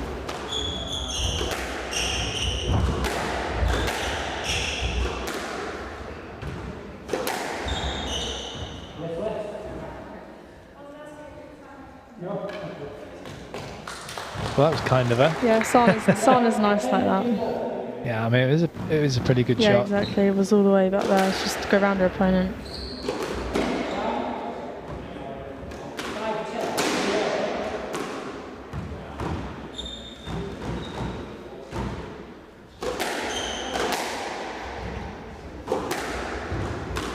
Good shot. So taken on that backhand volley drop shot. Sana Veldkamp opens the door, being 2-love up here against the local wildcard Holland. Just realised she's called Holland. Holland, and she's from Holland. You realised that straight away, didn't you? I'm very thick. You literally just said Holland. I was like, wait, what are you saying? It has been a very long day. So Veldkamp takes the second game 11-5 in 6 minutes. She leads by 2 games to love.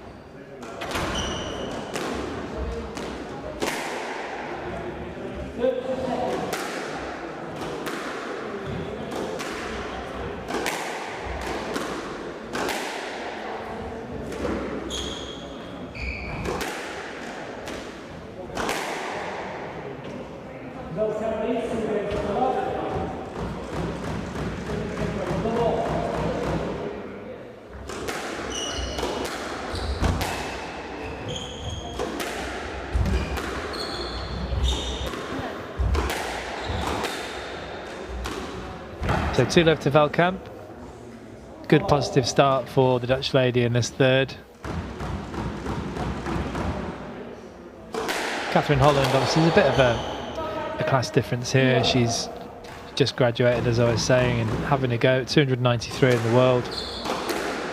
But it's a question of getting that duration of the game as long as you can and really having a go at the higher ranked player, keeping them on court.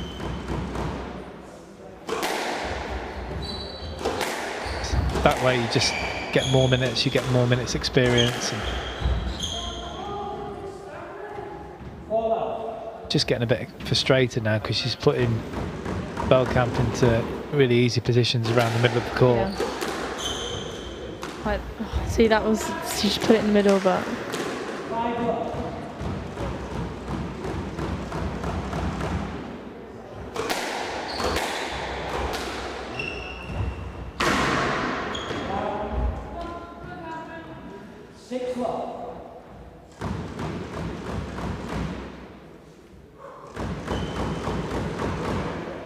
Quick fire stuff here in the third. I think Veldkamp has stopped being nice in this third. She wants to just get off and get through to the next round. Quite a few errors from Holland.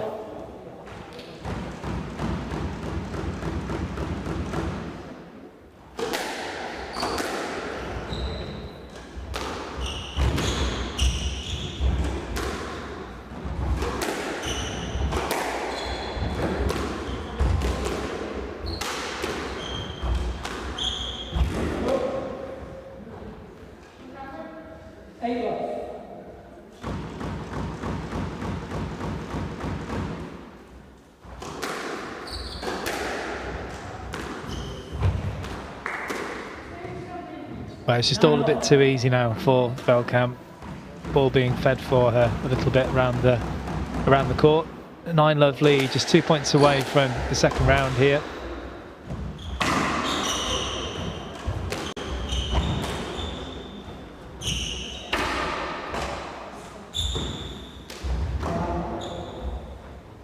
We've all been there, haven't we? Too much time. Too many of them from me as well. So, 10 match balls here for Veldkamp. Will she? I mean, you were saying she's nice, nice girl, but will she go for the bagel here? That's the question. No. She won't. I don't know. I hope not.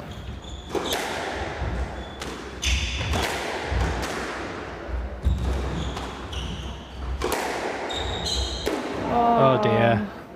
Oh, that's a shame in the third, but it was a good effort. It's a bit of a difference in class, and Veldkamp does take that 11 love in the third. It's a bit too much for her opponent today. 11-3, 11-5, 11 love in 18 minutes. Sana Veldkamp through to the second round.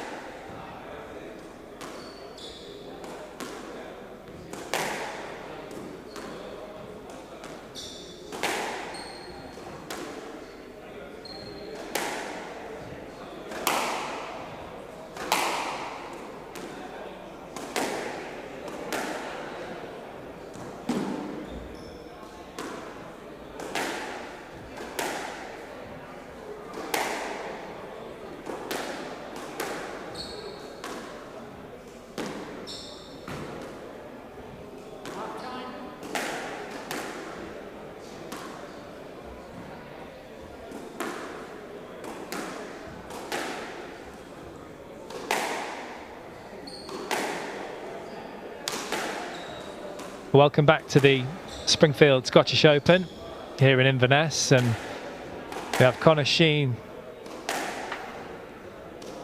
world 191. It's been as high as 123, but obviously not been able to get momentum during the recent times like a lot of players. And he's up against another local wildcard in Alasdair Prott, also from Inverness, as a lot of the players have been today. He's 20 years of age and currently ranked 262. So his opponent today just a little bit higher in the world and quite a bit more experienced. Sheen from Liverpool, who actually resides in Leeds, 25 years of age.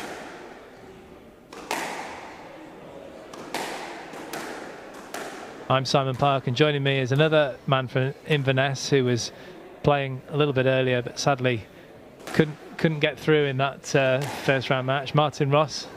Hi Simon. Good nice afternoon, to be Martin. here. Hi everyone. Have you recovered from that match? It was a good match, by the way. I have, yes. Thanks. Yeah, I didn't do quite as well as I hoped, but good experience and yeah, one to learn from. So. It was good to watch, good to commentate on. I think we were expecting a good one. Yes, yeah. Expecting a good one from this match as well, actually. I think. Yeah. Two really good players. Yeah, expecting it to be quite close. Looking forward to it.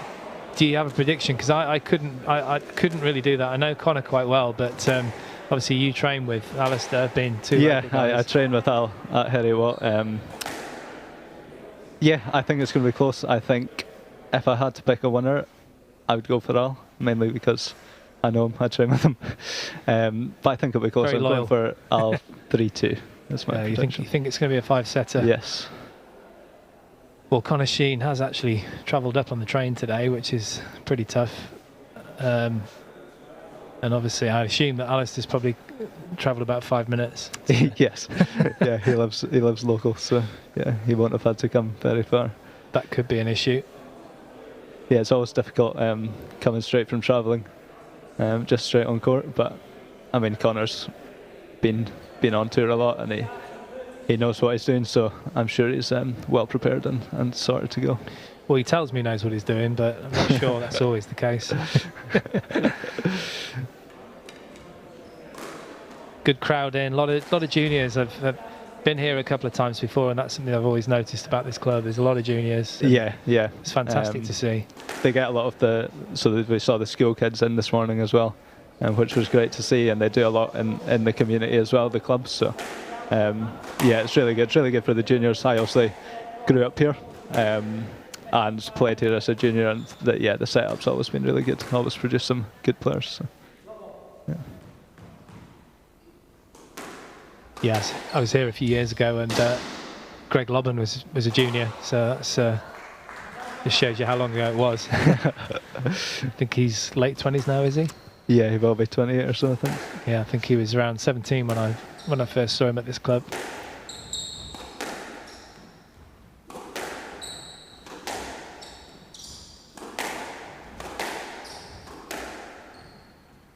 At 26, you're one of the older players in this event, I think. Yeah, I will be. Yeah. I know we're getting on a bit now. Yeah.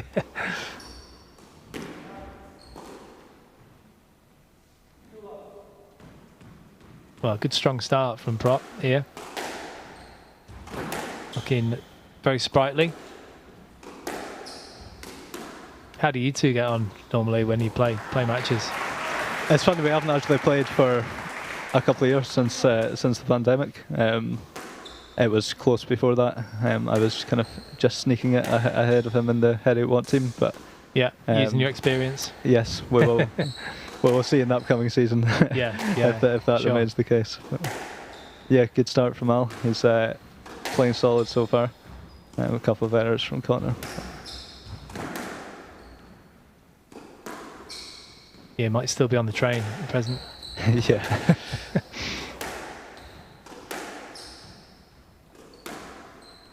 Yeah, I remember a couple of times I went out to Dutch League and decided to get the train from Leeds across the channel.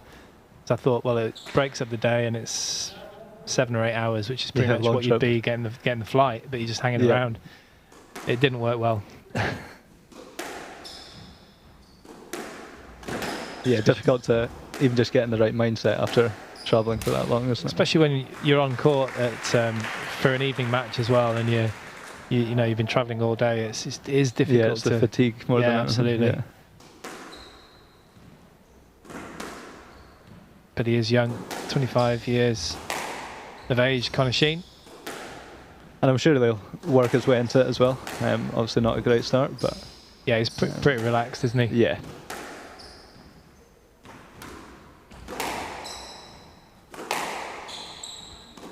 Choosing not to volley on a couple of occasions there. Likes to stop and hold the ball, doesn't he, Connor Sheen? He does, yeah. Just be nice and relaxed.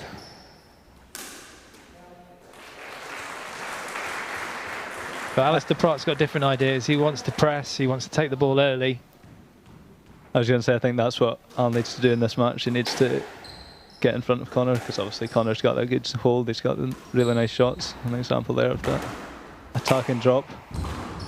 But if Al can get into the middle of the court and keep his length good quality, Connor's going to struggle to create the pressure and use his attacking game. Sure.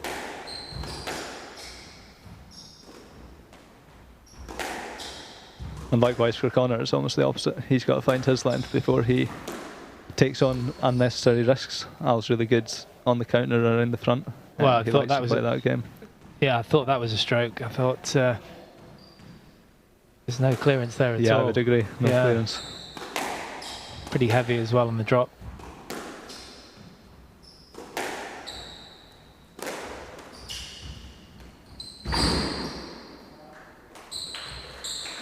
They're the kind of positions that Connor likes to get into, where he's got a little bit more time to hold the ball, get there early, and such great preparation, isn't it? Yeah. No idea what's coming in that one.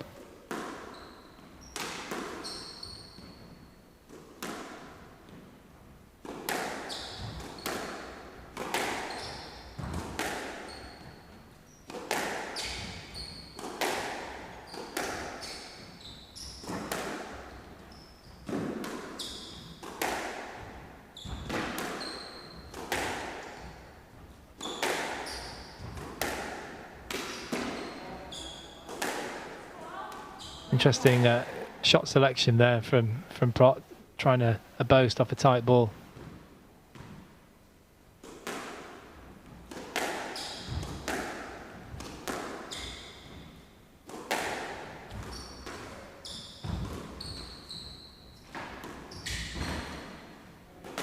And same again from Al. Good preparation, find that counter drop. Yeah, I mean, it's a high boast, this, wasn't it? Look at the time that Prott's got here. I think it might turn into a battle of patience. Who can be most patient with their length, not throwing unnecessary balls to the front where the opponent's going to have that time to counter. That was a nice topspin drop there. Yeah, but I think that, I mean, it's a nice court and it's pretty bouncy on there, but I still think it rewards attacking squash. Not maybe out and out attacking that you might get on some glass courts, but positive play, you should put it that way. Yeah, absolutely. Fast off the front wall, I think. Yeah.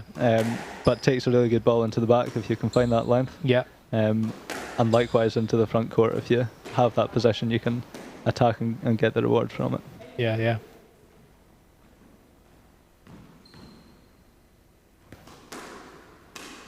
I think whatever court it is, you still have to be precise on a squash court, don't you? Otherwise, you get found out. Absolutely. Really solid first game from Al here. It's been nice and patient. Yeah, I've been impressed with him. Yeah, I've not seen him play before, as I said, and well, I just met his dad last night, who picked me up from the airport. Very nice chap. Indeed. And very keen as well. Yeah, he's a good player himself. Yeah, yeah. He was always here when I was a junior. Yeah.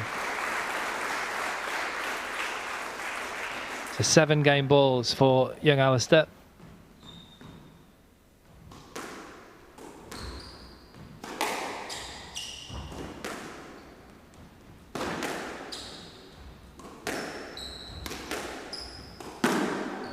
Well, that's a poor error from Connor Sheen, given away quite cheaply.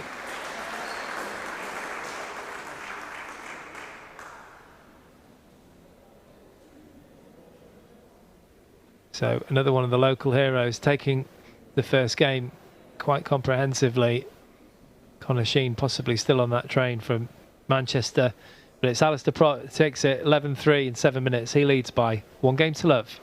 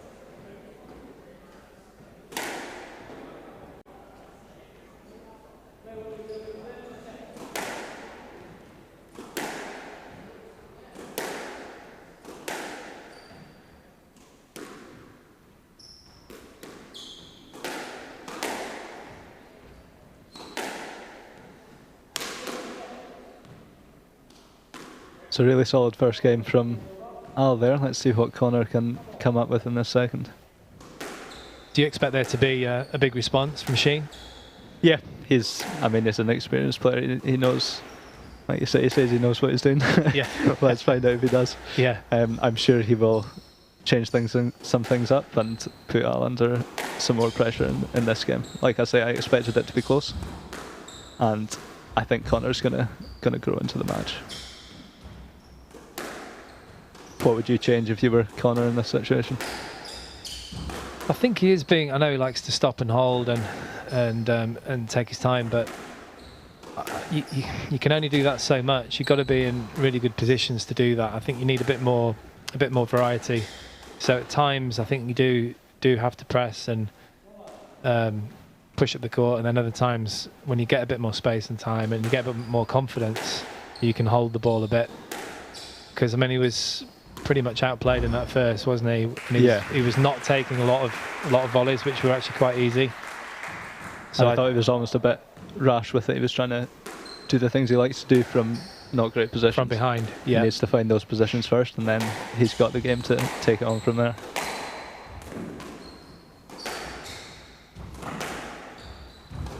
You see, because Prott is looking really confident. I'm sure you've seen him like this a few times when he's really on it and he's really excitable. And if someone's playing really well like this and their tail's up, you can't be passive.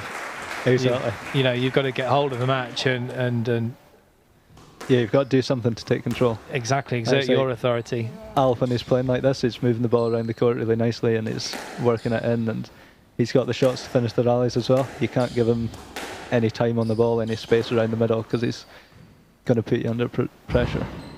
That's nice. That's more like it from Connor. Good length into the back, and then he's got that finishing drop shot. Again, the great preparation. Al doesn't know where it's going. Yeah, it was nice, but he's not going to get many opportunities like that, is he? No. No.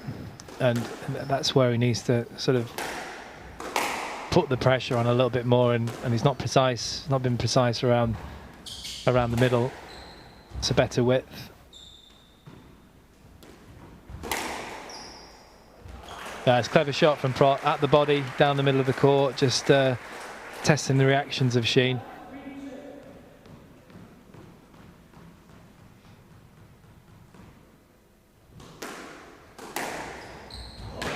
Oh, nice. You never like being on the receiving end of that shot, do you? The fan shot. Feels good when you play it though, when you're the executor.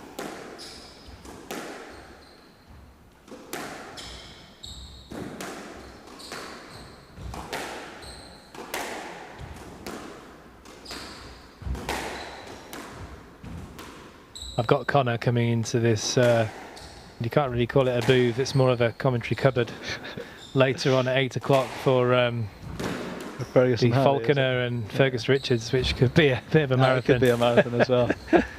I think they played a couple of months ago, and it was a marathon 5-setter. So at Pontefract. Yes. Yeah, I did. I was, because I live fairly near there, so I saw a little bit of that match. Yeah. It could be all round a very tough day for poor old Connor.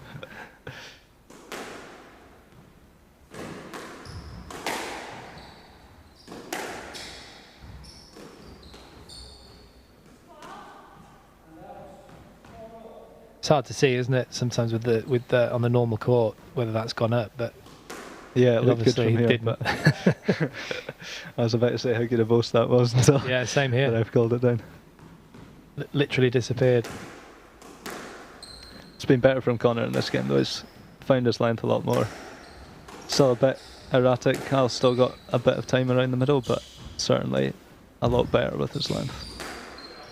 That's a good hold. Nice.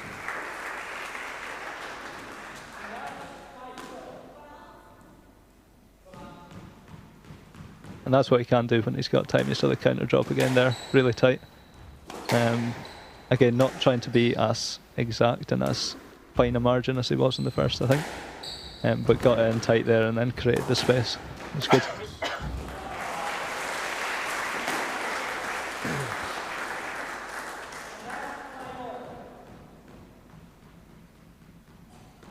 It's good anticipation there from the lad from Inverness.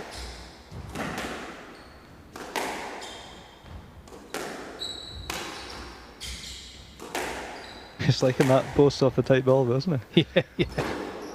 Does he often do that? Or is it something you've noticed that's quite new? I've not noticed it before, but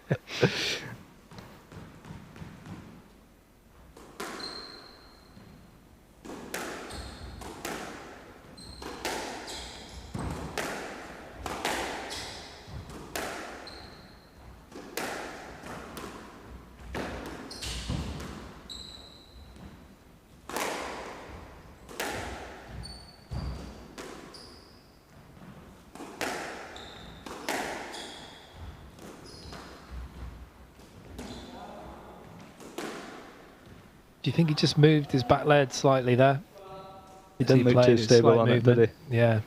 Again, preparation was good, but execution. Let's watch this a little bit in slow motion. No, he stayed fairly still. Yeah. Just maybe too fine a margin again. Yeah. It's a good get that from Prott. And again. It's retrieving well, but it's good pressure from Connor Sheen. He prefers to do the delay, the hold and hit, rather than taking the ball really early.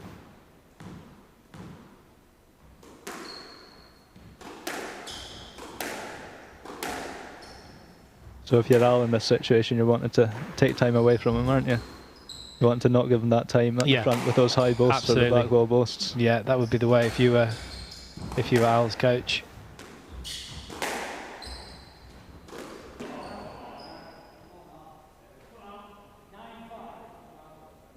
It's almost the opposite of what we saw in the first game as well. Al's looking a bit more erratic in this one with the way he's taken it in. Made a few errors, leaving the ball setting up for Connor at the front. And Connor's able to take advantage of it with that hold, like you say. Well, I think Sheen's been a bit more accurate. He's still been holding the ball and varying the pace a little better. Finding better length as well. Yeah, agreed. It's all the time though, that's what it starts with, isn't it? Finding the length, and then you can create opportunities from there. If you don't have that base, then it's going to be difficult. Unless you're Rami Ashore. True. Even Rami though, he has a good length when he wants to. Absolutely, yeah. It's what a lot of people don't notice sometimes about players like that and Gawad and those kind of guys. They have fantastic length as well. The precision.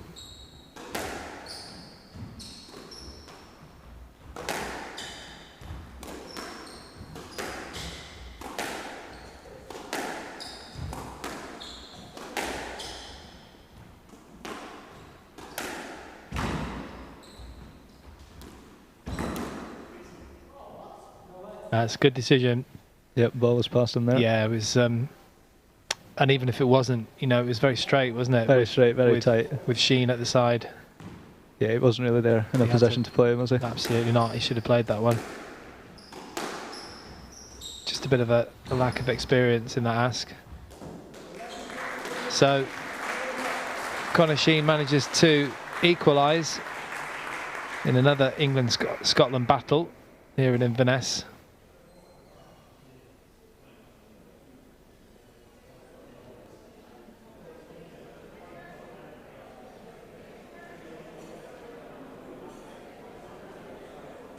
So Sheen taking that second game 11-6 in 9 minutes. The score is 1 game apiece.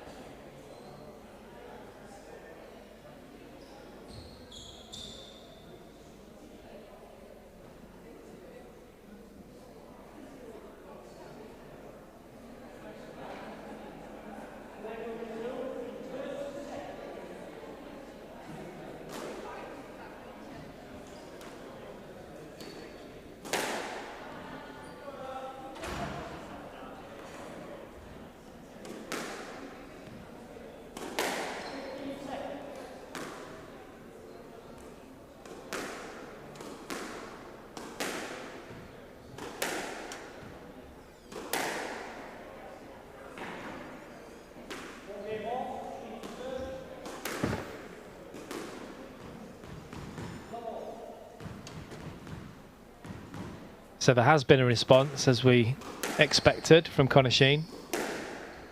Standing at 1 game apiece now, these two. Yep, It's game on, isn't it? Looks like we're going to get the close match that, yeah, that I think it's game on. I think Conor Sheen has at least got close to his normal level now. Oh. I think Alette might have been a good decision there. Yeah, seemed a little harsh. Even if the locals are saying that, then it must be a let.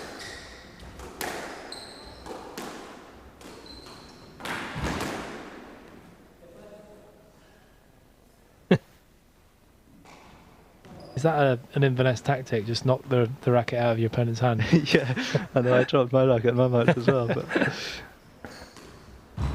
that's great touch. Great touch from Prott.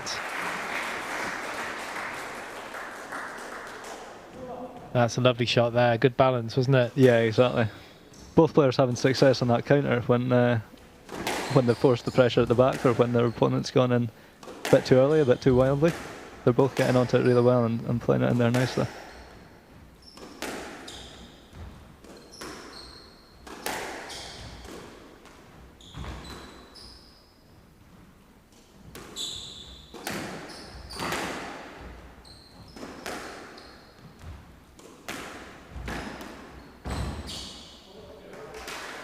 I think that's what you don't want to do against Al, is give him those angles around the middle. That's what he likes, and that's what he's going to be trying to do. Just a bit loose there from Conor on that cross court fade. Well, he's quite lively, isn't he, Prott? And he anticipates well. Yeah, he gets right up on that tee when he when he see that he's hungry to take the ball, if not a volley, but a half volley. Yeah, perhaps. Exactly.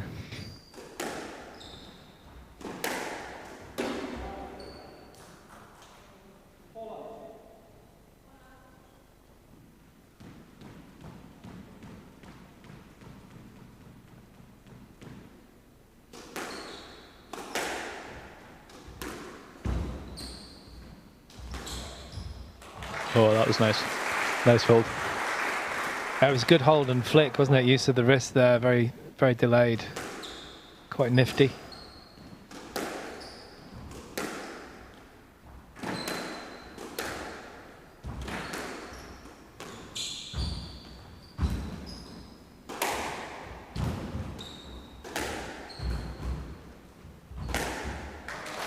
Yeah, a bit of a guess there from, well, a huge guess from Conor Sheen.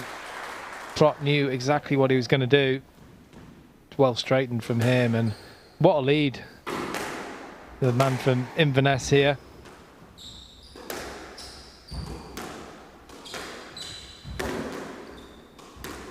Oh, wow. Well, almost back to what we saw in the first though, isn't it? Conor's not finding the length, he's not as accurate again, and you can see what I can do from around the middle.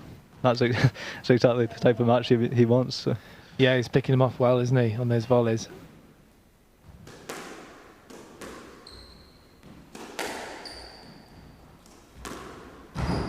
And this is what I was alluding to with Conor. He's a very relaxed player, and he's got a lot of qualities. But I think sometimes just needs that injection of pace and that ability to take. Well, he's got the ability, but the need, the feeling, the mindset to actually get up and take that ball early.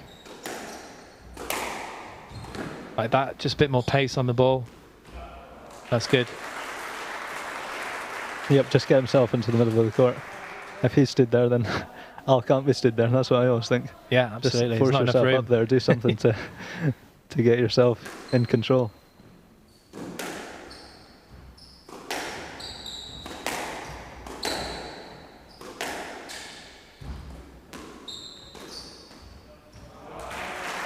Again, that slow pace not working for him, but great shot from Al, finishing it all well.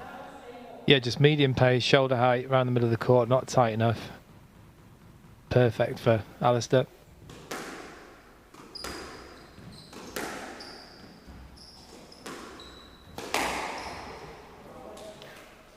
Ooh, what do you think there? That was a tight ball, wasn't it? It really was. I mean, it was a good hit, and it was running.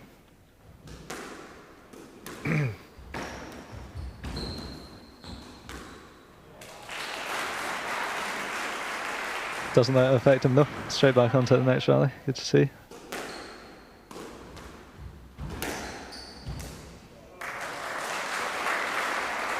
Well, it's pretty impressive from Alasdair Prott from Inverness. He's got 9 game balls in this third. Perfect flick straight down the wall.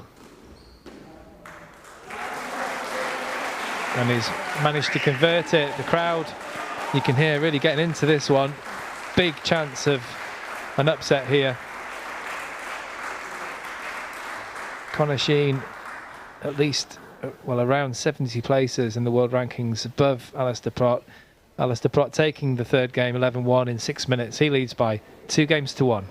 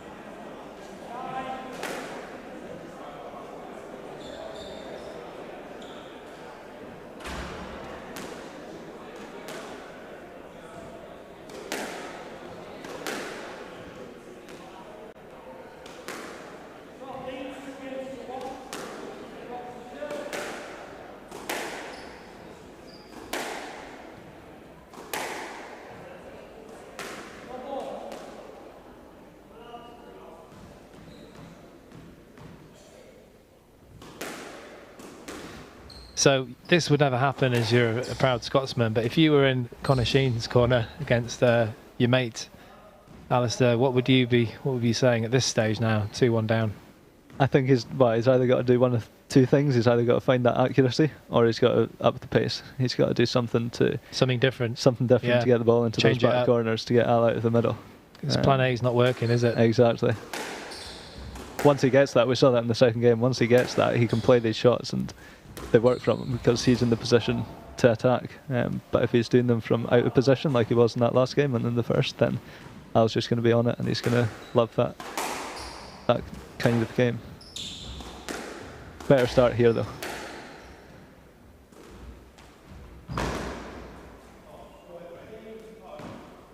Yeah, I think that's fair. Gets him off balance here, doesn't he? It's a very good start. There wasn't any room for the cross court there, was there? Excellent start for Conor Sheen.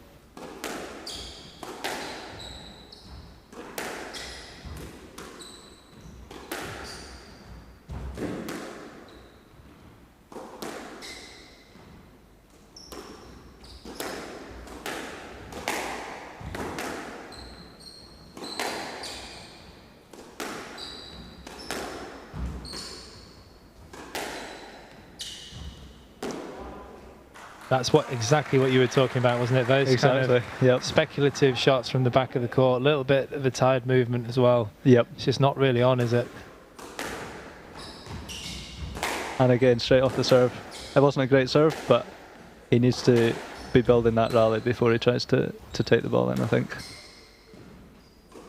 Yeah, I think building is the operative word here. Just being a little bit more patient. But it's difficult, you know, you're perhaps feeling a little bit weary and your opponent is really up for this. Obviously a local player, yeah, his home court, full of confidence. He's trained all his life on this court, and he's really sniffing that possible victory here.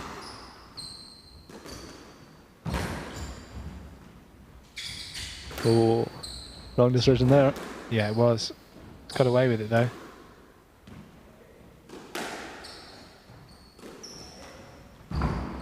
Nice little angle from Conor, making him work.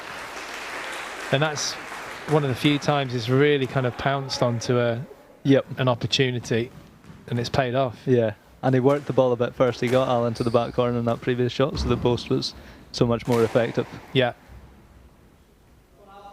And there too.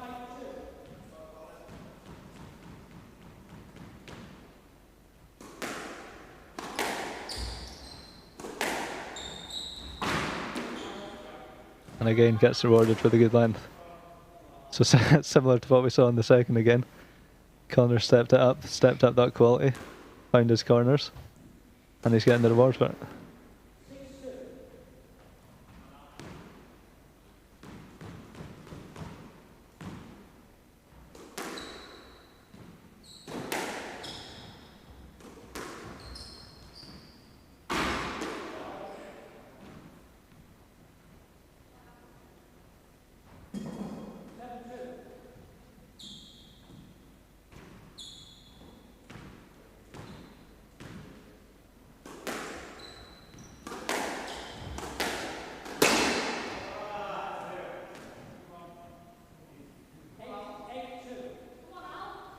Well, we're talking about what Conor Sheen needed to do. What does Alasdair Prott need to do to stop this rot? Yeah, good question. It's just last couple of points as well, made a couple of errors. But I think it's similar, to be honest, to what Conor needed to do and is doing in this game. He needs to... Oh, another error there.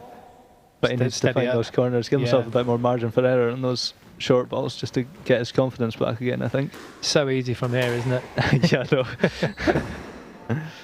Another great counter drop there from Conor. 8 game balls.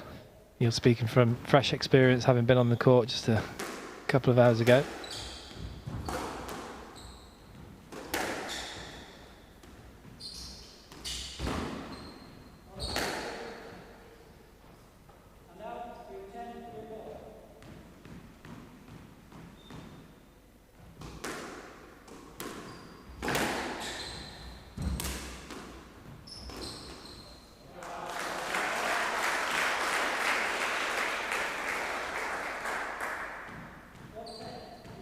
Now, is Alasdair the kind of player? He looks like the kind of player that would just keep going, and he won't stop. I can't see him giving up. No, he'll still try and do his thing.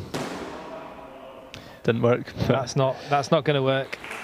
So Sheen manages to equalise in this England-Scotland battle. The old enemy here in Inverness. There's a real strong possibility that people thought that this could go to 5, and it has done.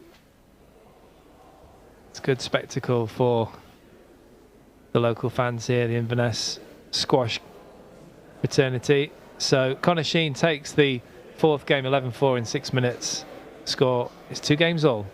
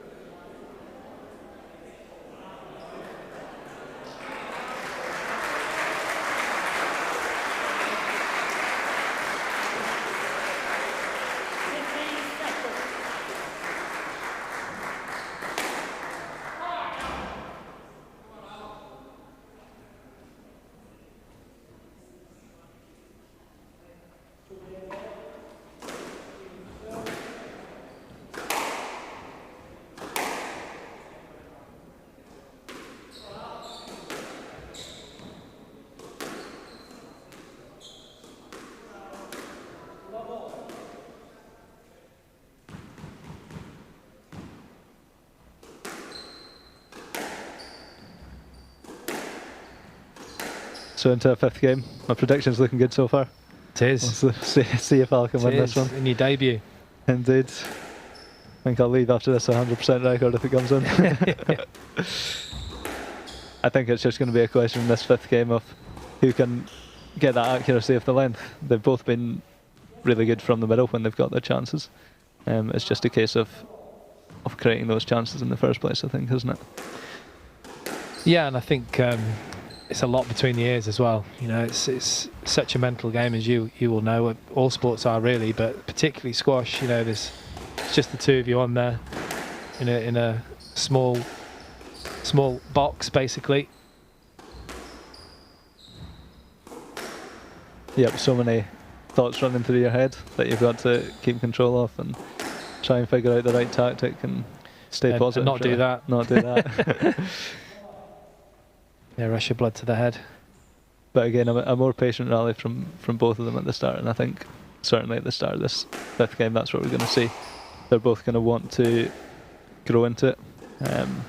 Obviously, it's 5 games, but hasn't been a very long match, so I don't think fitness is going to be a problem for either of them. Well, I was taught that the beginning of the 5th is so important. You know, you send a message out to your opponent basically that you're here for the long run. Exactly. No cheap errors, especially early on. Yeah, that's long a good rallies. message, yeah. You know, not for the sake of it, but you know, you just don't give anything. Yep, you're not going to go cheap. for something silly straight away. Yeah. Or maybe you are. Right on cue. Yep. They've both given each other early Christmas presents.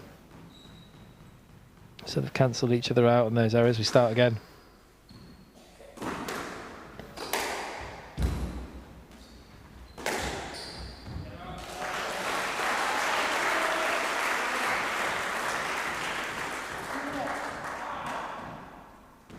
Yep, a couple of nice lines from Al there, one to create that pressure, force the post, and then one for the winner.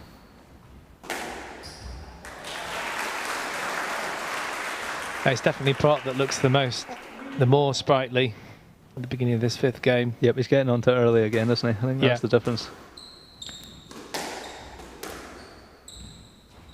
Yeah, the intensity is definitely there with him. Oh, nice. Great shot. Straight line again. It was a good sort of medium pace as well, wasn't it? Just a flick of the wrist, straight and tight. Diving into the back corners. Yeah, close to the sidewall.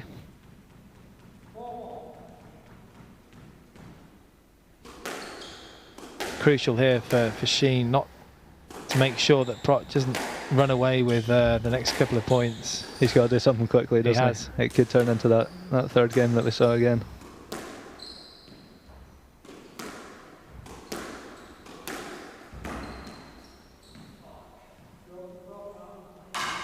Yep, just didn't clear enough there, I think.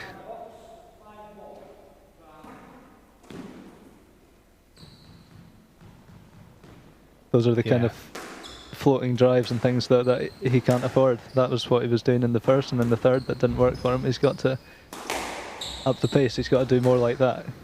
Get Al out of that tee. Really get the ball through to the back corners.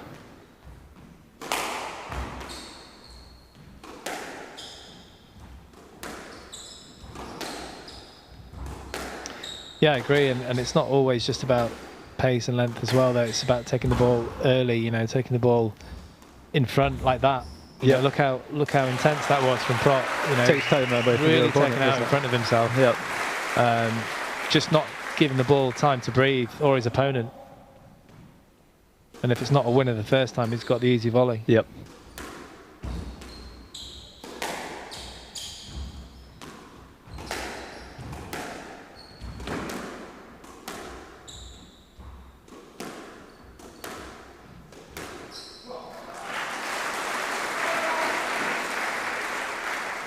Again, too many balls around the middle from Connor, but Al's been on it again. He's been pushing up. He's been creating those chances for himself as well. That was a great shot. I mean, he had a bit of an angle there, I have to say, but it was still relatively deep. It was a fantastic shot from behind the service box here, Alasdair Prott.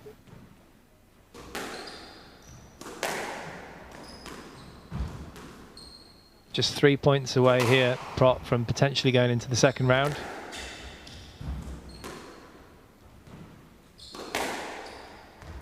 Oh, what a drive. I mean, just got exactly the right angle on that, the right line on that ball to the back of the court. Some would say fortunate, but he's been hitting pretty good length all match. Yeah, you could see him pick that one out as well, couldn't you? Could. Are we going to get a bit of a cheer from the crowd if he converts here? I think so. 9 match balls now for the wild card from Inverness, Alasdair Prott. 262 in the world, 20 years of age. Could be the first home win of the day as well. Yeah. That's well played. Well played. Well, the biggest cheer was from himself. Big roar from Alasdair Prott. Fully deserved there from the youngster from Inverness. Sheen perhaps didn't quite reach his full potential in that match, but take nothing away from Alasdair Prott. Really strong performance from him. Crowd absolutely loving it. He wins 11-3, 6-11, 11-1, 4-11, 11-1 in 42 minutes and is through to the 2nd round.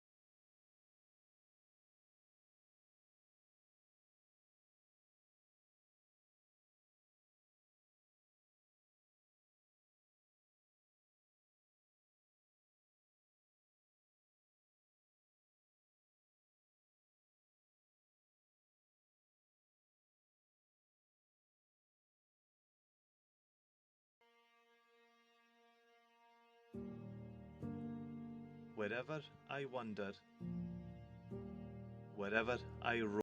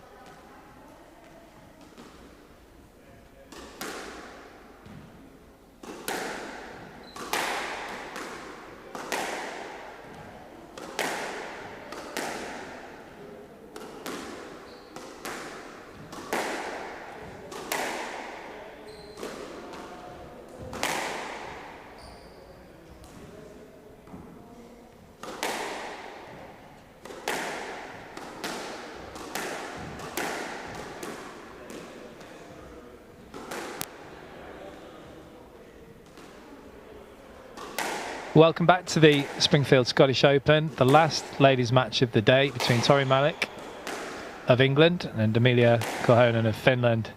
Torrie Malik, 114 in the world, only 17 years of age, one of the youngest players in this tournament. So many young players here actually this week, which is great to see. Coached by her father Cameron. She's up here actually with her two brothers. I think it was Curtis that drove her up, and Perry's flown up today. Emilia Korhonen, excuse me, 153 in the world from Finland, 26 years of age. She's a little bit more experienced in terms of PSA Tour Live, been on the tour for 4 years now.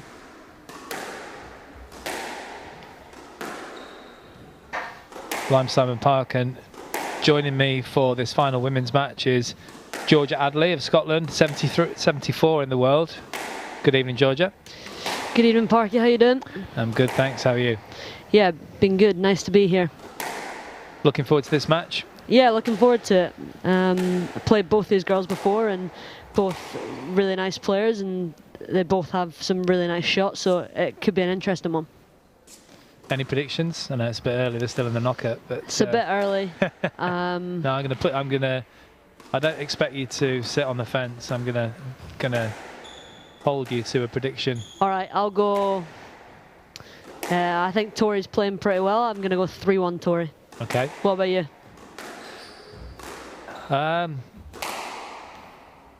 Well, I mean, you have a bit more knowledge about these girls, having played them yourself, than me not having played for about 100 years. But I'll go with you. You're the expert in this match. I'll take that. I'll take that. And obviously, being English, I'm slightly partisan. Yes, maybe I should have gone the other way. No, both of these girls have been playing a lot of events over summer. Torrie's played quite a few of the ones in England that I've been in, and she's been having some good results. Emilia hasn't played as many and has had a couple of tougher draws. So yeah, it'll be interesting. It'll be good to see. It's a warm court out there, so we'll see what happens. Yeah, not too much difference in their world rankings. 114 for Malik and 153 for Korhonen. Just 1 of 3 Finnish women on the PSA World Tour, Korhonen. The other one's being Emilia Soini. Is it Soini or I don't know how you pronounce it? I've got no idea, to be honest with you. Emilia Soini. We'll go with Soini. She's quite highly ranked at 50 in the world, and Riina Koskinen, who's similar ranking to Korhonen at 159.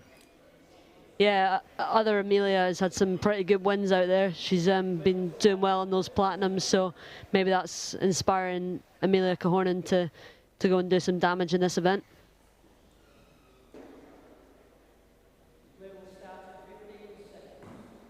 Yeah, there used to be a lot more Finnish players on the tour, especially on the men's side, sort of back in my day and before that as well. It's definitely always been keen. Good facilities in Finland. Yeah, I remember we actually played Finland in the Division 3 Europeans, my first ever senior Europeans, and it was quite a good match actually, and we managed to beat them. Was that a good win for Scotland at the time? It was, yeah. We were just kind of getting our women's team back together, which was good, and it was good to be part of that. That's a good one to start, isn't it? Pretty slinky, yeah. Just sticking the arm out and perfect drop shot. That's something that I'm expecting a lot of from both of these girls, and they both volley very well. They like to be on the tee, so it could be a game of cat and mouse to see who can get that tee position.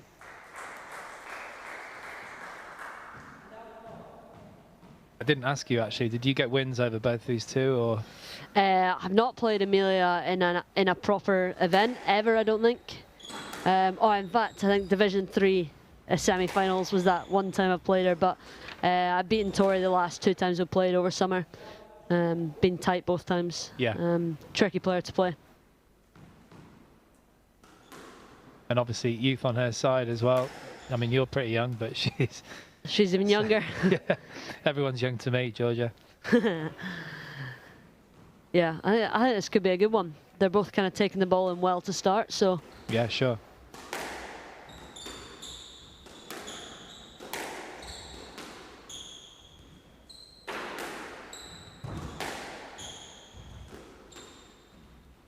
Emilia, correct me if I'm wrong, she lives in England, right?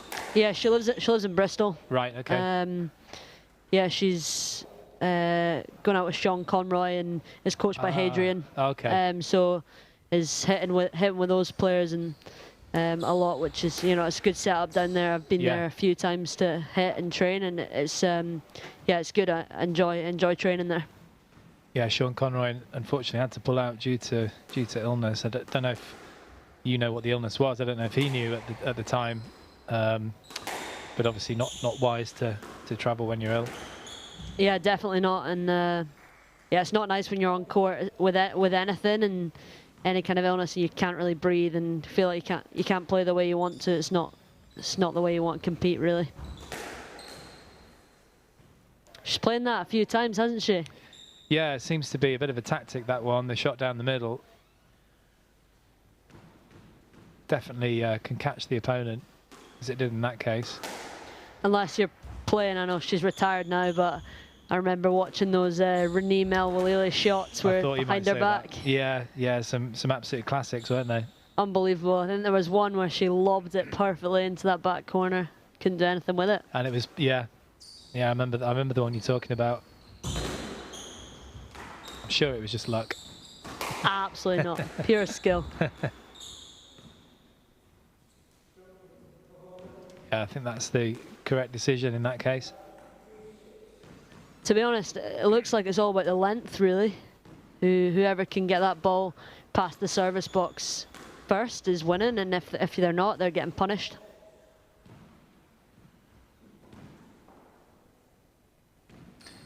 Yeah, that's been the case a lot today. I know that's obviously the basics of the game of squash, but on this court, the front wall, people are saying, is pretty fast, and it takes a good length.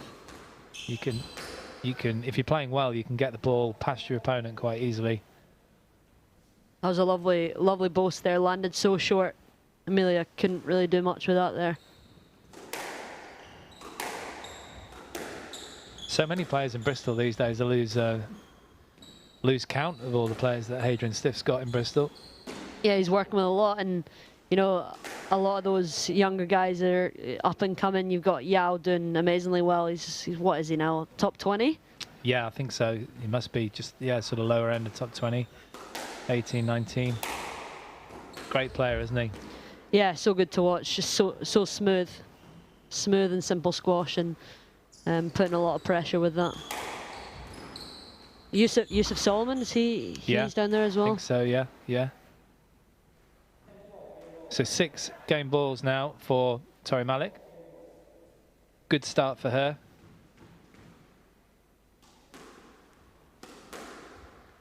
Saw her warming up on her own actually earlier. She was really cracking the ball very sweetly. Yeah, she hits that ball so cleanly. Backhand side especially, she hits the inside of the ball perfectly and runs down that wall really well. Absolutely, yeah. I don't think my backhand was ever like that, even 20 years ago. But that's the first game for Torrie Malik, a young English player. She'll be happy with that against Korhonen. Perfect start.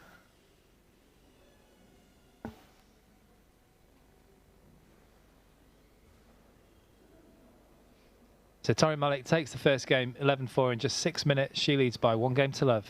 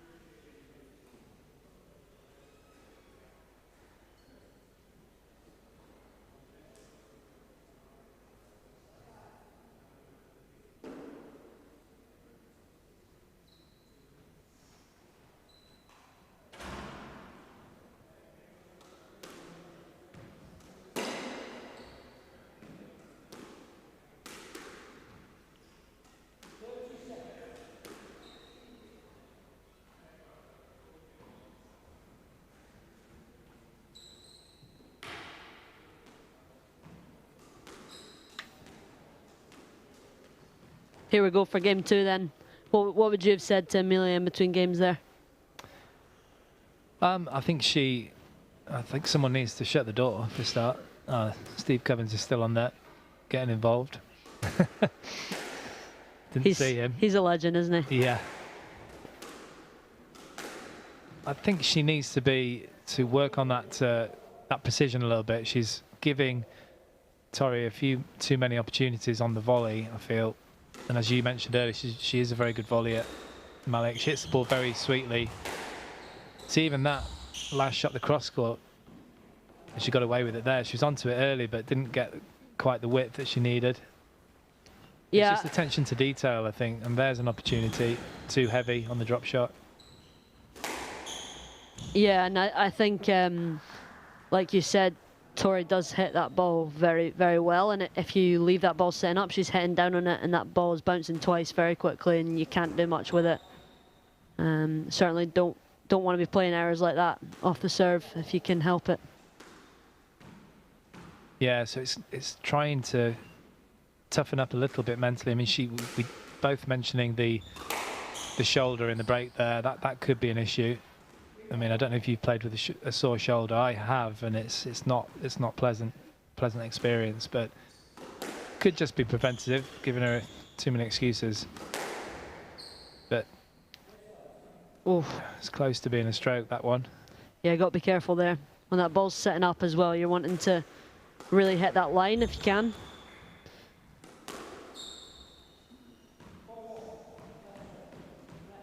Just running away from her a little bit too quickly, these points. Referee convinced it's left. I can't remember, to be honest with you. I'm rubbish with that as well. You don't need that kind of memory to be a commentator.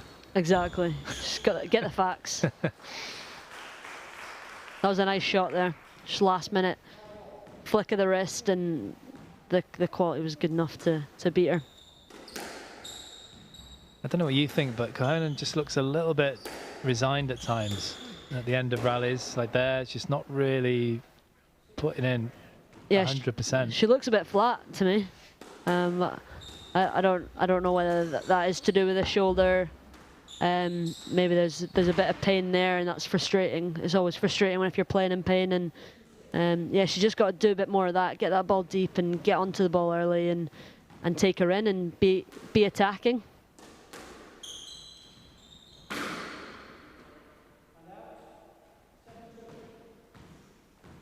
So another lovely shot there. Just the weight of shot.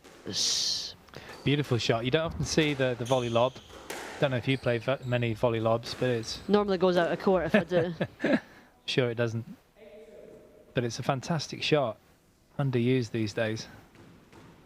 Yeah, definitely. And she's got that lovely serve as well. Yeah. I guess that puts her opponent under pressure straight away. But yeah, I like the height variation that Torrie's using. She's using it well and defending well as well when she's under pressure. And yeah, she's putting a lot of pressure on her opponent with that. And even in those situations where Korhonen really should have won that point, she clips the top of the tin. Just nothing's really going her way, is it? Doesn't seem that way, but you know, we've seen comebacks like this before, so very true. See what happens. I like your optimism. Got to be optimistic these days, eh?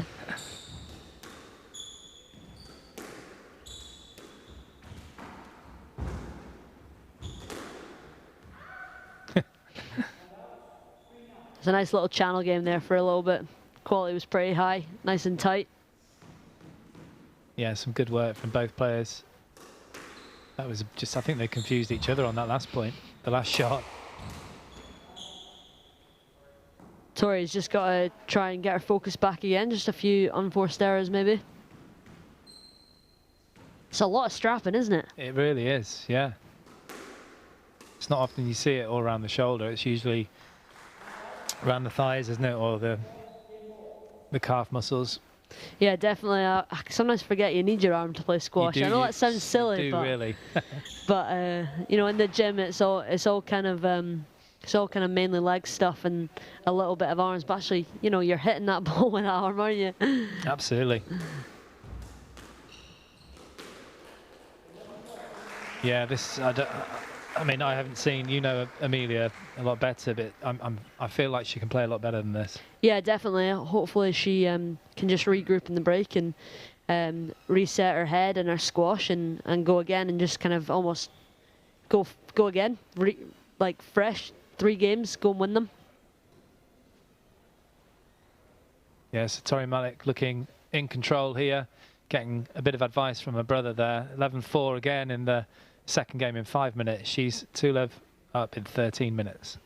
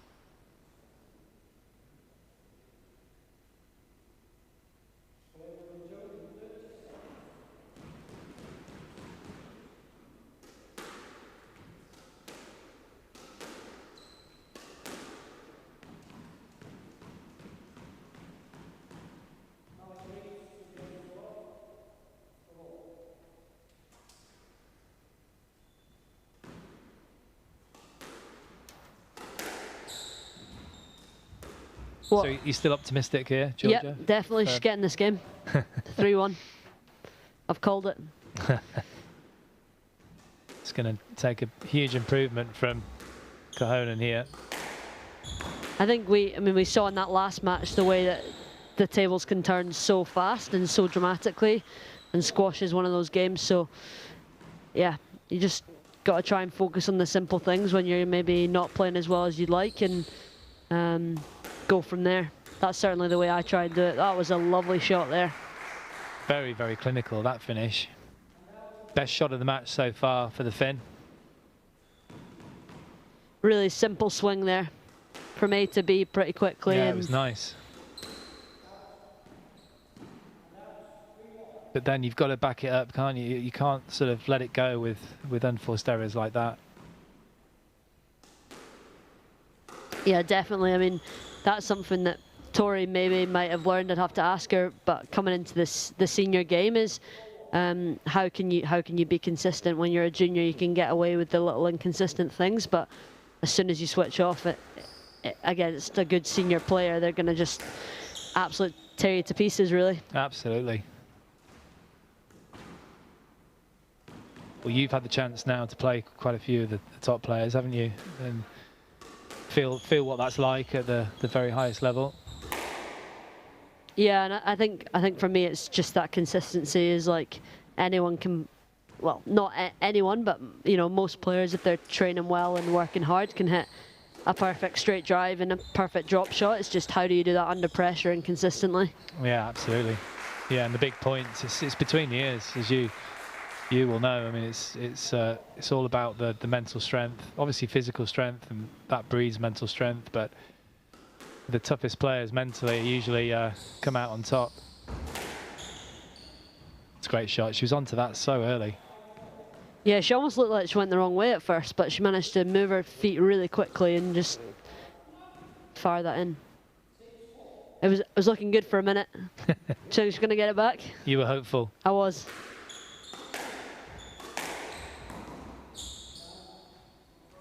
She's so good at heading down on that ball. That kill is one of her best shots on both sides, actually. She does so well with it.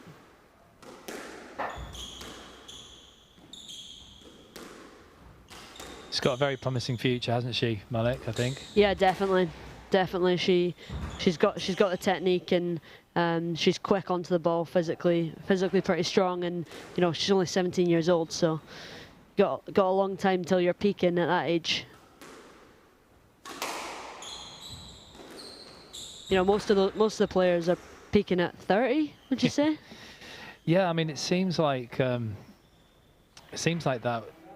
with the guys. I don't know if the girls are perhaps a little bit earlier. I don't know. But obviously, the slightly older generation are still going on, like perhaps Alison Waters, people like that. But with the Egyptian girls, they seem to come through quite a bit earlier, don't they?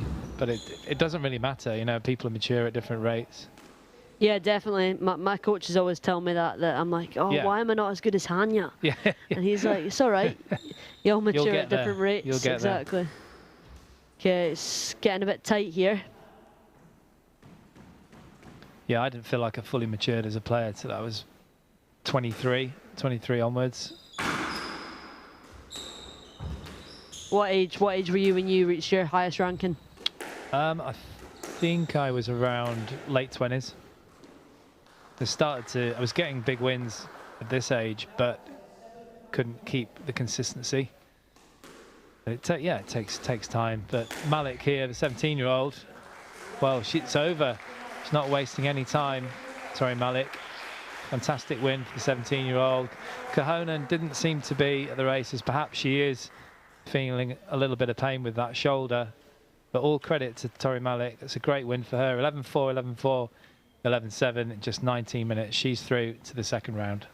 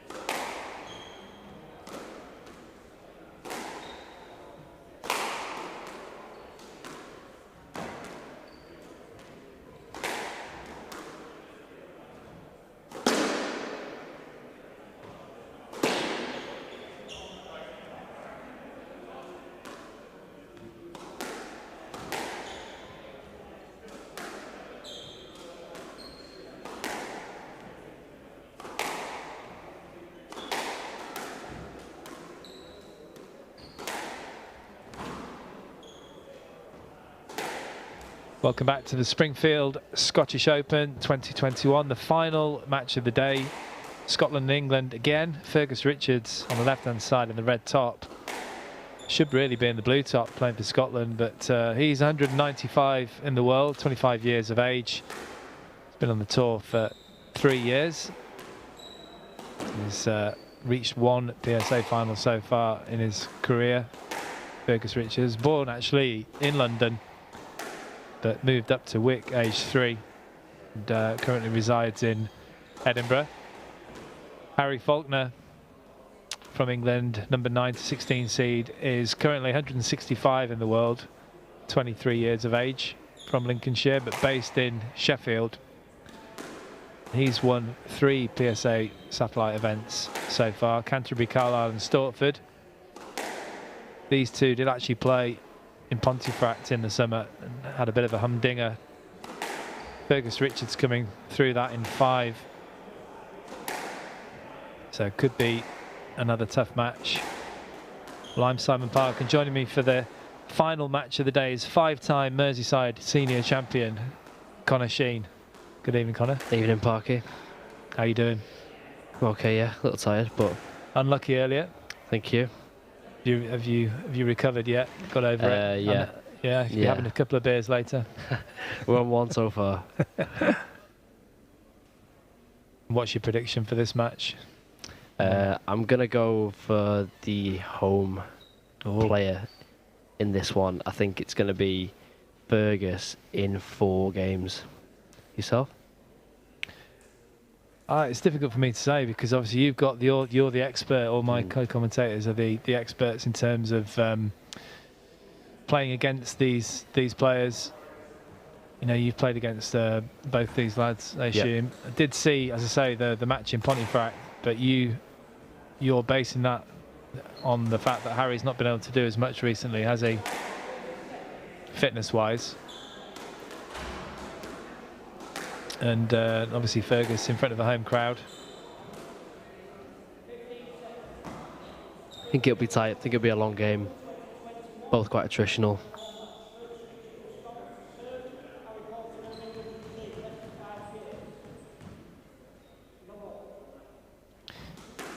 Well, hopefully the crowd are really enjoying this, and obviously a couple of sherbets going into the system now for a few of them. Yep, definitely.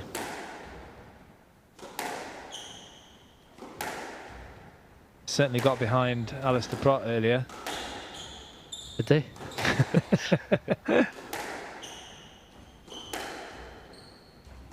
Nothing against you, I'm sure. No, it's not. I didn't take it personally. Good.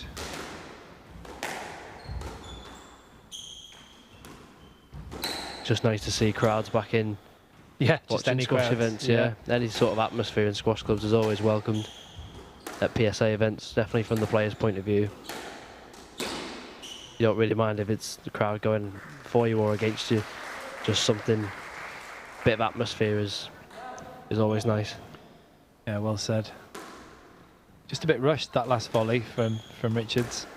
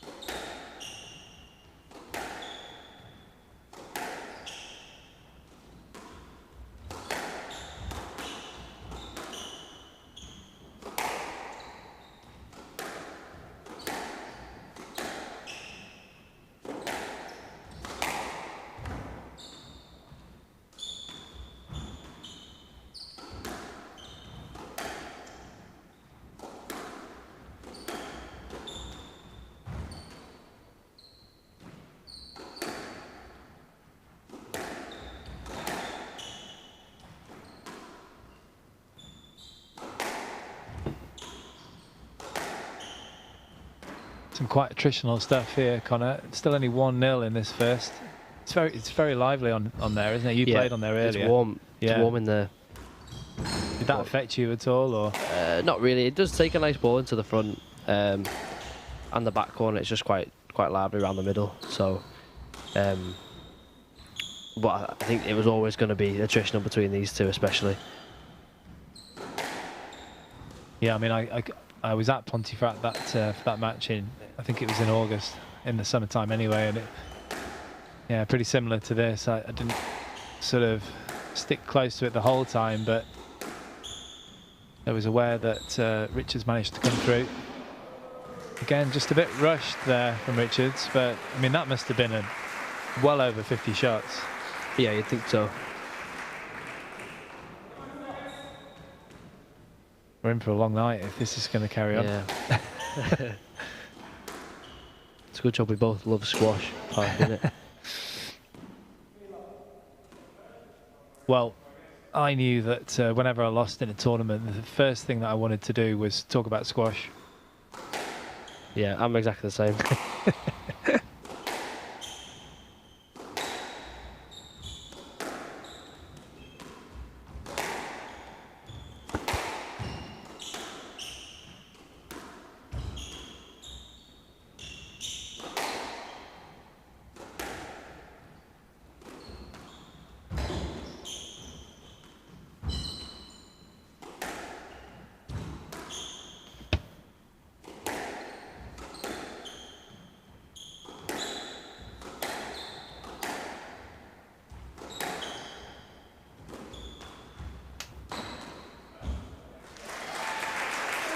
Nice from Fergus. Not one to rush his opportunity to take it in short, but took that one in nicely.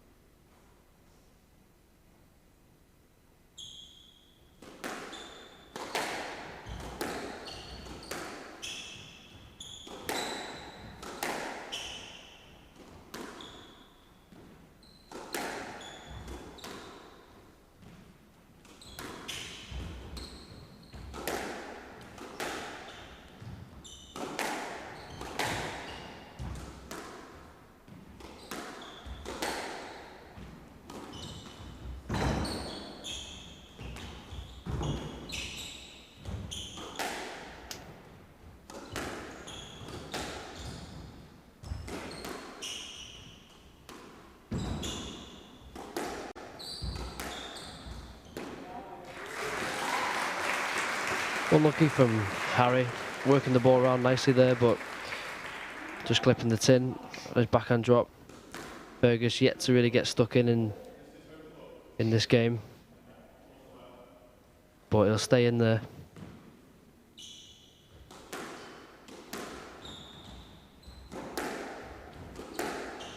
Yeah, you mentioned about Harry. He's not been able to put the same amount of work in as usual. Has he been injured, or? I don't really know, right, to be honest. Just had a brief chat with him before. Well,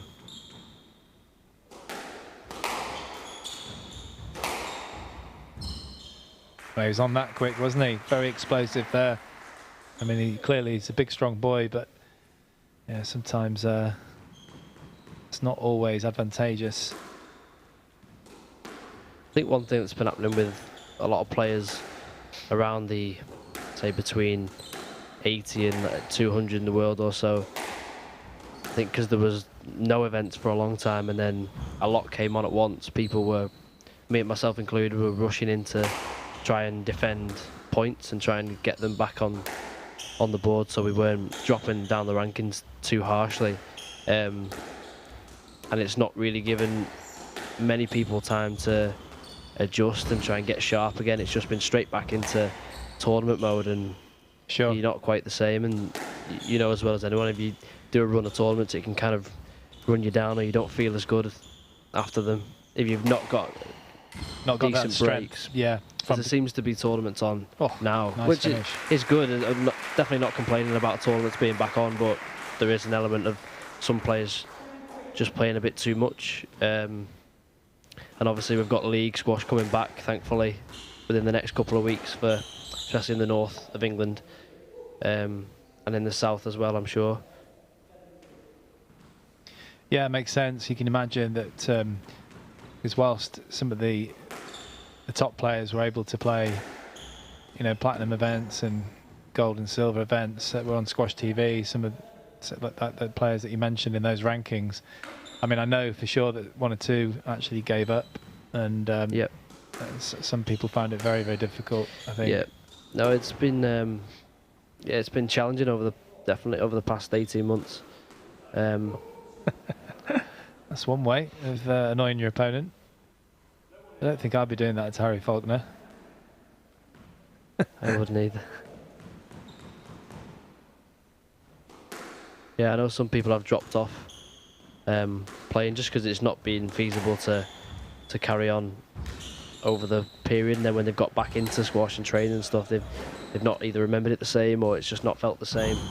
And people might be going through that now as well. Yeah, still had that knock-on effect. Kind of a hangover from COVID, and you know, that's okay. Like I know, speaking to a few players who are finding it hard to get back into training and not had the right results and feel really down about it all, and it's completely fine to feel that way. Yeah, they've lost momentum, haven't they? Yeah. It's you can say it's been the same for everyone, but everyone deals with it in different ways. Yeah. And obviously, you know, as we all know, the money side of things in squash, especially at those kind of rankings, is very, very difficult. To make ends meet. The We Are One fund from the PSA Foundation was a godsend for a lot of players, and that initiative was excellent.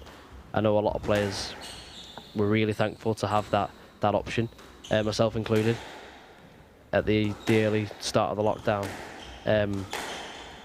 So thanks to everyone who contributed towards that, from PSA and the people who financially contributed as well. Yeah, it was a wonderful initiative. It's fantastic, and long may it continue. You know, it's not all about the Shabinis and the Farags at the top of the game. It's all different aspects of the game, and these kind of tournaments and club tournaments, you know, what keeps the game going as well. Yeah.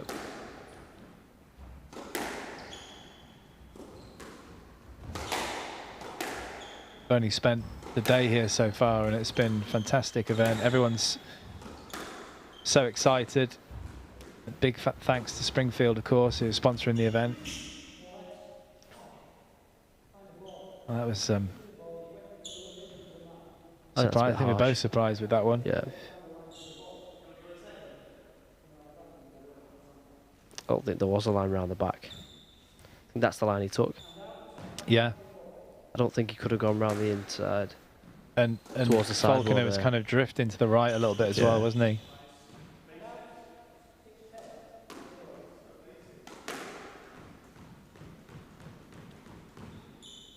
Still 4 game balls here for the Englishman. It's gone for Hollywood.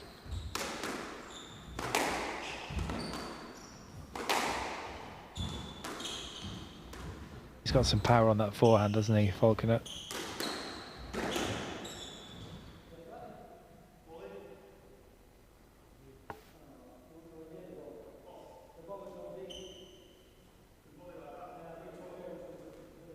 He's tall. He probably could have reached that where he was. Probably reached further than that.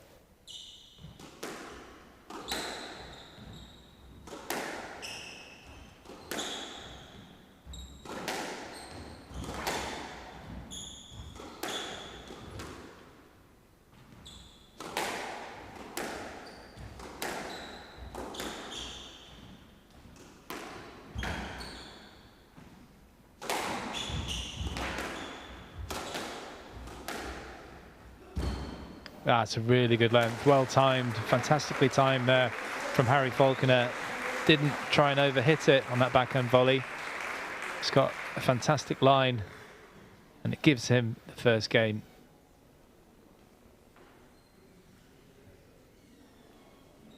So Harry Falconer takes the first game 11-6 in 13 minutes. He leads by 1 game to love.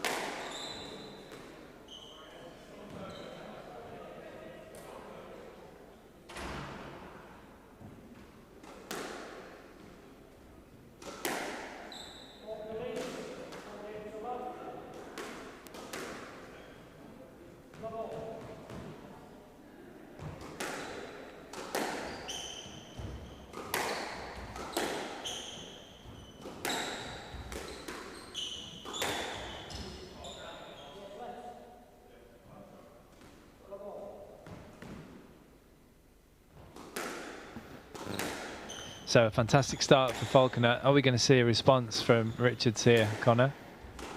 I think so. He started to get stuck in the back end of that first game. Slow start, went 5-1 down, which is never ideal. So I think you'll see him get more stuck in this game. I hope so. What's your record been like against these two? I've only played Fergus once, and I lost. That was in that Pontefract tournament. Yeah. He had a good run there, didn't he? Yeah. He's playing quite well. And then I've had battles with Harry over the past couple of years. I'm not sure who's on top of them, because we'd play. You both beating each other. Yeah, we'd play in league matches, but probably 4 times a year, and then we'd play in some PSAs, but not many. So pretty even, I think. Who would you find more difficult to play of these two? They're both in form. Probably Harry. I think he's got a little bit more going short. Whereas I would quite enjoy playing. If I was fit and playing well, I'd probably enjoy playing Fergus more. Well, just because you feel you could get him moving? Yeah.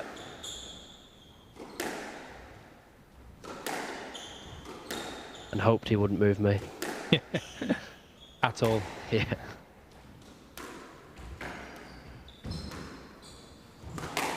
I mean, he does rely on his movement a lot, Fergus, and his movement is very good, but he throws a few balls short, which he needs to be careful with.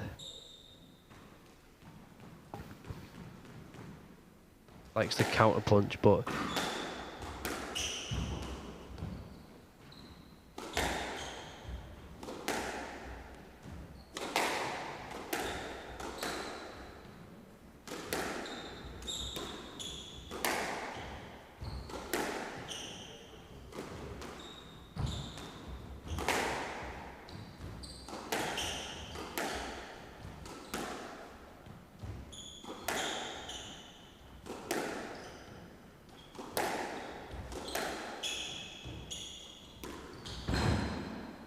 God, great shot from Harry from the back.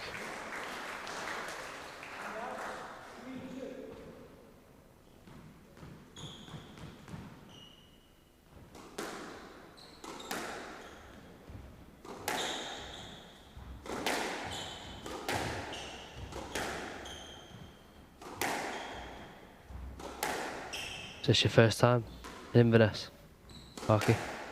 Glad you said in Inverness. It is my third time in Inverness. Third time? Yeah, I did come here probably about 10 years ago. I think I was playing a Legends exhibition or mini tournament with Peter Nicol. Oh, okay. And it was a long time ago because I remember Greg Lobban was still a junior at the time. Right. He's what? I don't want to get his age You wrong. don't want to guess ages. 20, late 20s. Yeah, so I think he was around 17 when I first saw him, and I think he's about 27 now, Yeah. I'm guessing. Okay. And then I came just a couple of years later for Scottish League because I used to play for Aberdeen. Okay. An Aberdeen Inverness encounter. So this is my third time. No, it's a great club, really friendly people here. They love their squash, and they've definitely missed their squash. Yep. And, since Greg Lobban, you know, they've got a few good players here now, some young players that are looking good. If not from Inverness, definitely in the general area. Oh, that was quick reactions there. What a shot as well. Brilliant reactions from Richards, but the drop shot, he's still not happy. I don't know about you, but I'd be very happy with that shot. I'd be happy with that, yeah.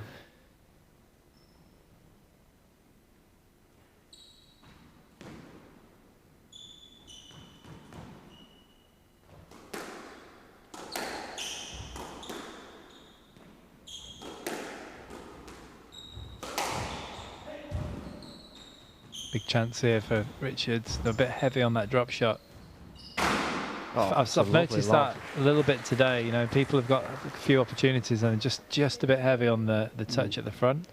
Everyone's hitting the kills pretty well and the drives and the fast stuff. He's doing a good job of controlling the play out there, Harry. He's not panicking with the retrieving that Fergus is doing. Oh, wowzers. This is brilliant. Really impressive here from Harry Falconer. He's looking confident. Maybe it was just a ruse, you know, that he's telling everyone he's not training as much. Hustling people. Yeah, top hustler.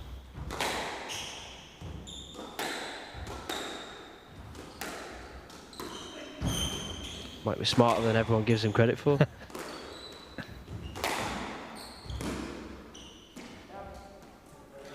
It's good pressure from Richards. That's what he needs to do, I feel. That's what he was doing in Pontefract, just stepping up the court, making Harry Falconer work, stretching him out.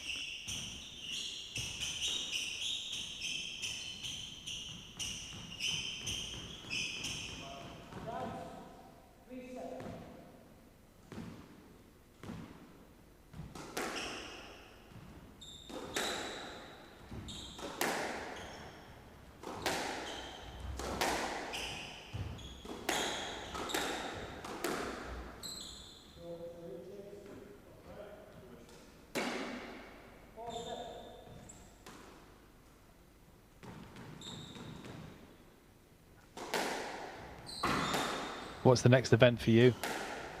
I don't know, actually. Unsure. There's not much going on for me in October.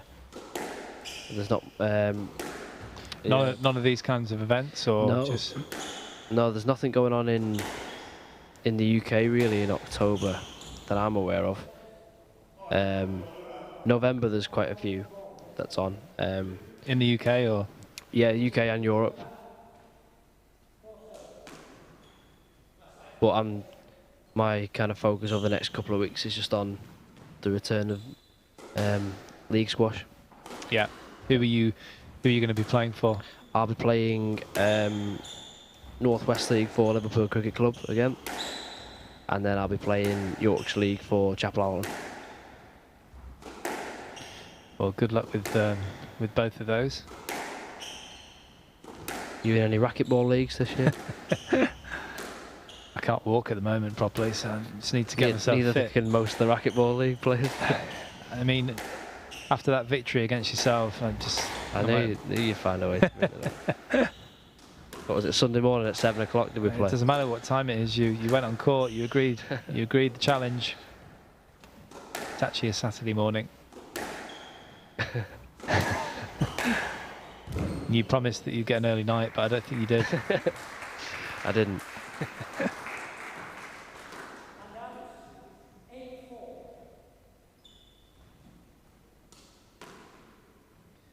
Well, whatever went wrong in Ponty for Falconer, he's certainly corrected it here.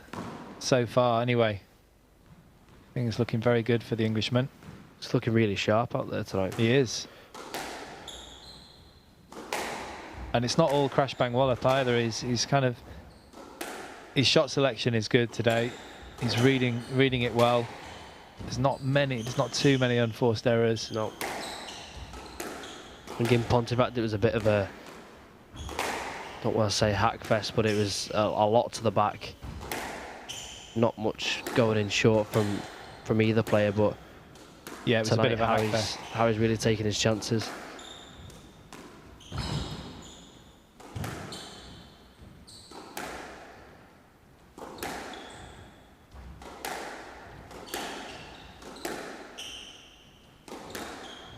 But Fergus will stay in there. Really good engine on him. Good mover. Harry will have to win this. Good improvisation there from Richards, but ended up being short, and Falconer took care of it.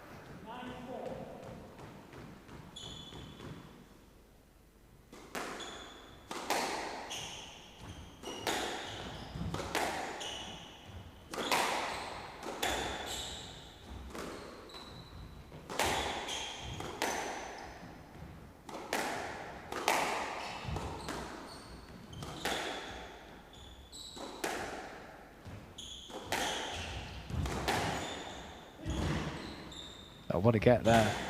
Some pressure, some real pressure here from Richards. Oh, he almost got that one too. I think he actually retrieved the first bounce, but couldn't quite get it over the green line.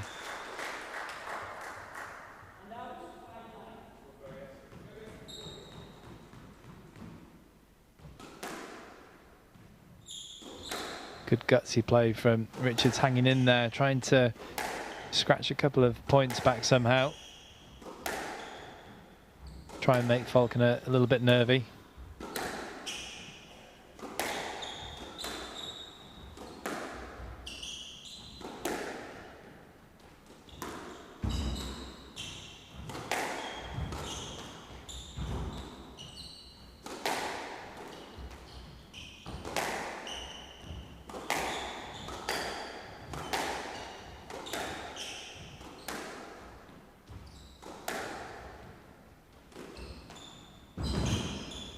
Nice little angle there from Falconer as well on the backhand side.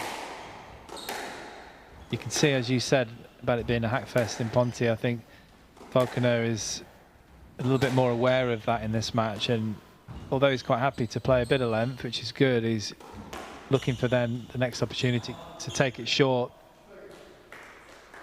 I don't think there's going to be a let ball there.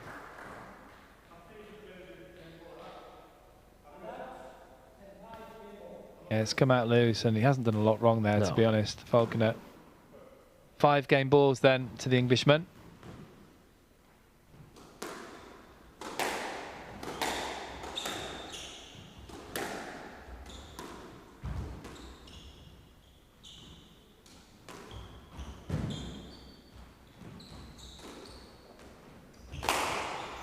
Oh, what a shot. Some severe power there.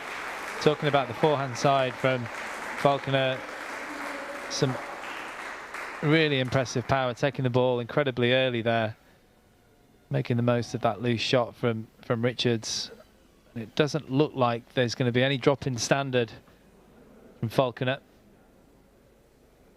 Richards just sort of bubbling under, trying to make some headway, but not being quite able to. So it's Harry Falconer that takes the second game 11-5 in 13 minutes. He leads by 2 games to love.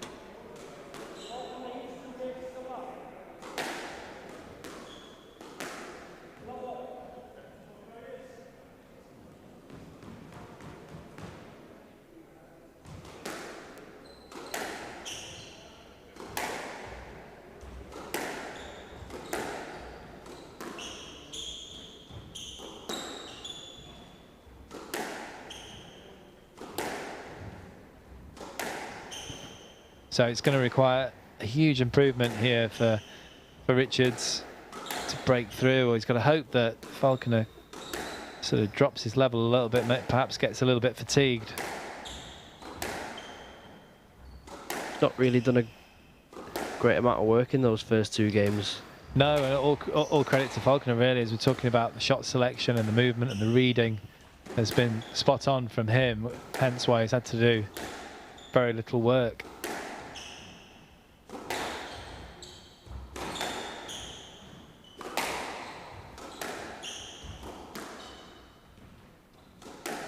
That's why it always amuses me when club players say, oh, I lost to this, I've been training so hard, I'm so fit, and I lost to this guy again, and I just keep training and I can't win.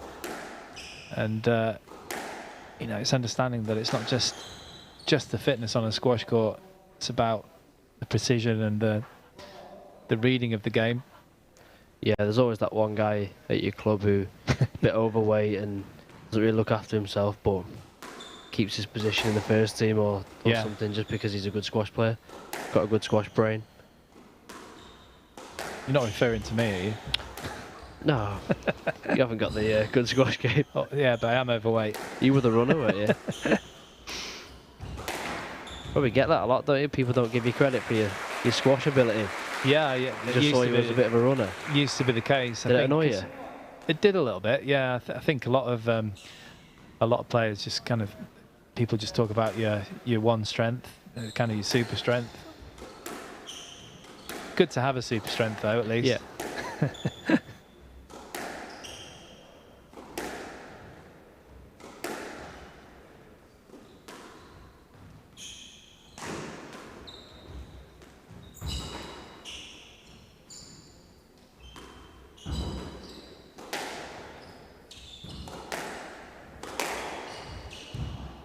Oh, just a lovely weighted shot there.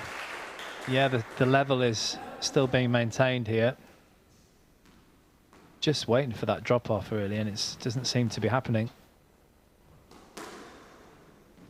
I think Fergus has definitely got to attack the front of the court a bit more. He plays a forehand bounce quite nicely, but I've only seen it 1 or 2 times in this match so far. He's got to drag Harry into the corners. Everything's just a little bit too comfortable for him at the minute. Harry's able just to dictate and push the ball into different areas. whenever he wants. Yeah, that's right. He's got too much control at the moment, hasn't he? Got to try and drag that away from him somehow. It's never a good sign when your opponent looks like they're enjoying themselves on the strolling around, but that's a welcome error, unforced error from the racket of Falconer for Richards. They've been rare as hen's teeth, those ones. You love that saying. Is that a Yorkshire saying? I don't know what it is. I don't know what. I Old might have man picked it up say. from an Aussie.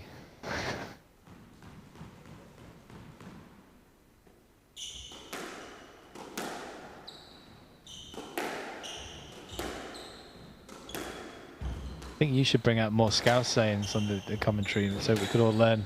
I don't think many people would understand. They know what they are. I was watching Gogglebox the other night, and from an old, slightly older one, and Jamie Carragher and Michael Richards were on. And Carragher came out with some sort of really Scouse phrase. I had absolutely no idea what he said. Were you watching that one? I've watched a few of them. I'm not sure I've seen that one. I watch enough of Carragher on Sky Sports. Yeah. Yeah, well, that's him actually trying to sound clear, though, isn't it? Yeah.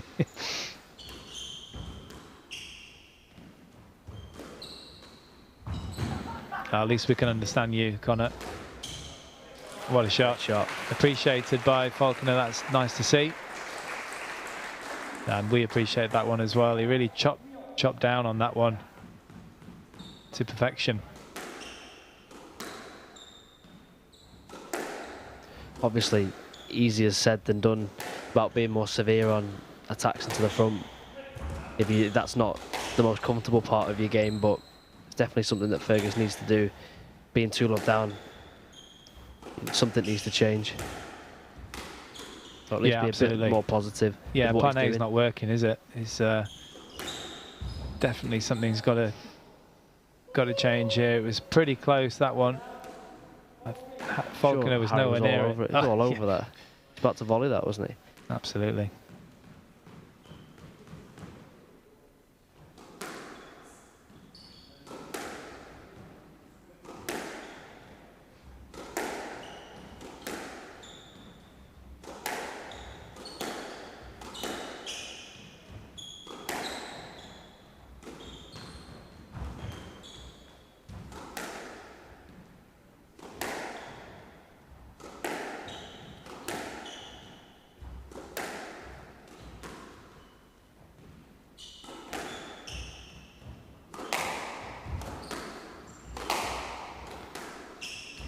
Back to severe hitting on that forehand from Falconer.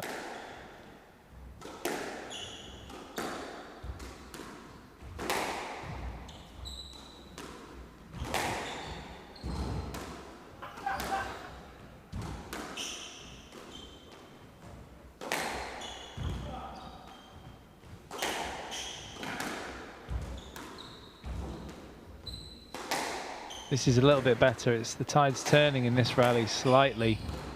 Richards able to stretch out Falconer and he's forced the error. I say forced the error, I mean Falconer was in a good position, but it was a long rally, wasn't it? Yeah, I think Fergus let him back into that rally after being on top of him the past 5 shots. Not sure he had that. What we're saying about the severity of his attacks. Once he gets in front, he needs to try and punish Harry.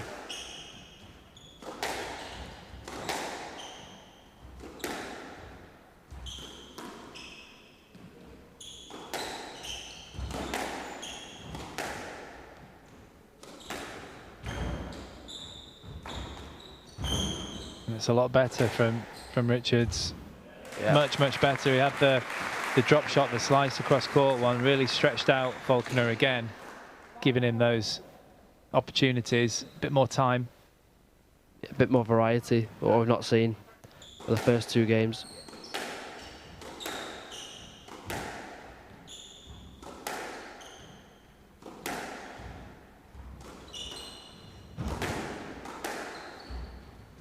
This is better from Richards.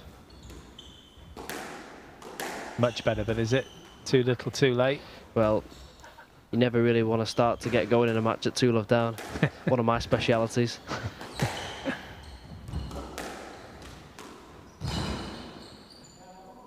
That's a great shot from Falconer. He really pounced on that forehand volley. Just came out the blue a little bit.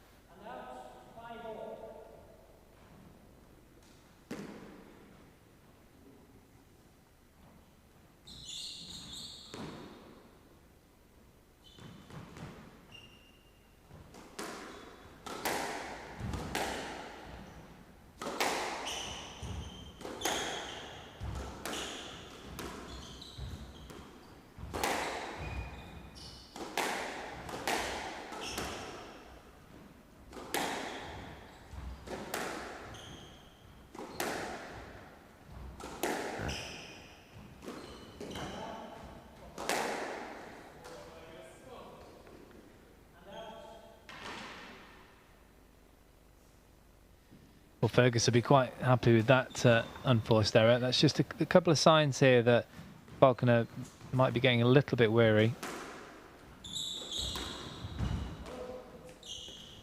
Well, that's another sign, going for those kind of shots from the back of the court. Although it was a winner, I think he definitely is feeling it, feeling the fatigue here, and quite keen to get off in three if possible.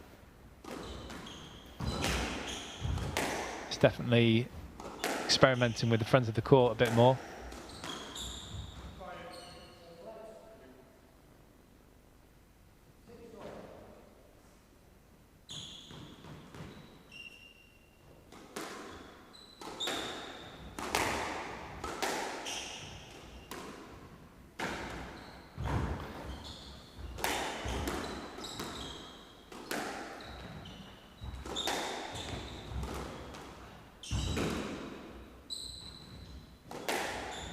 Yeah, it's a good hold, really good hold. It's a poor shot in the end from Richards. And Falconer managing to wrong foot his opponent there. Just got that slender 1-point lead now in this third. Oh, that's a fantastic shot. Great reply from Fergus. Couldn't have been any better, that backhand drop shot.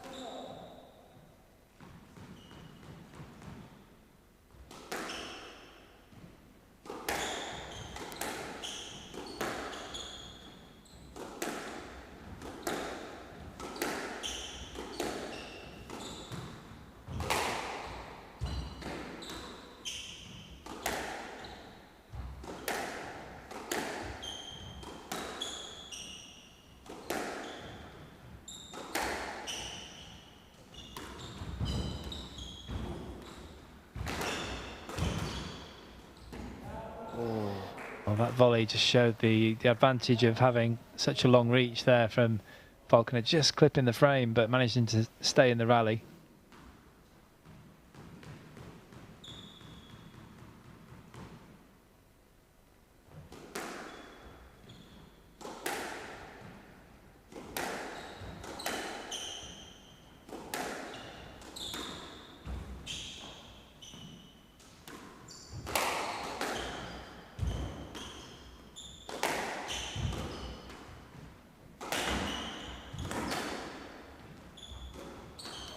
Oh, shot.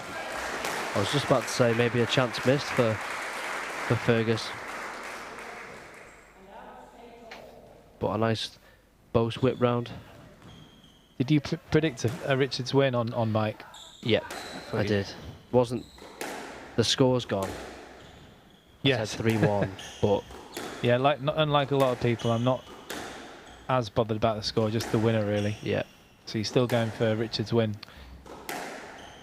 Yeah. Well, I can't go against it. No, I mean it's he's got every chance of securing this third.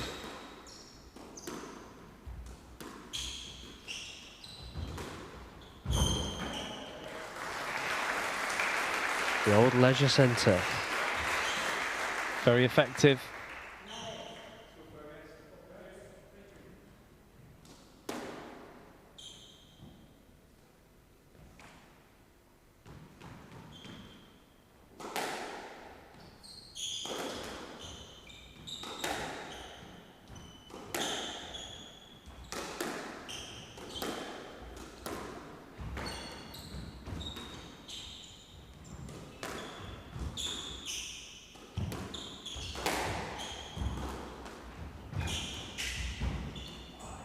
That's nice.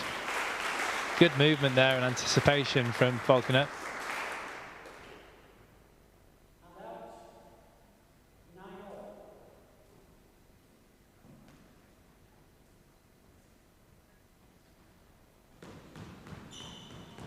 Huge rally coming up.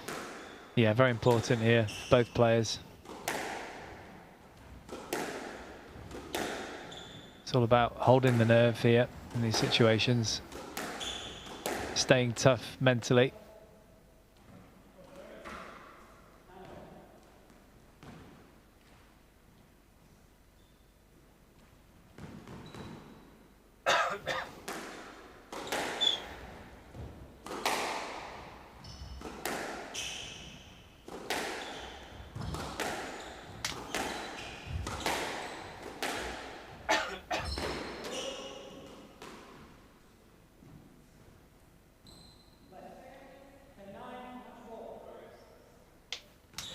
Another well-weighted shot from Harry.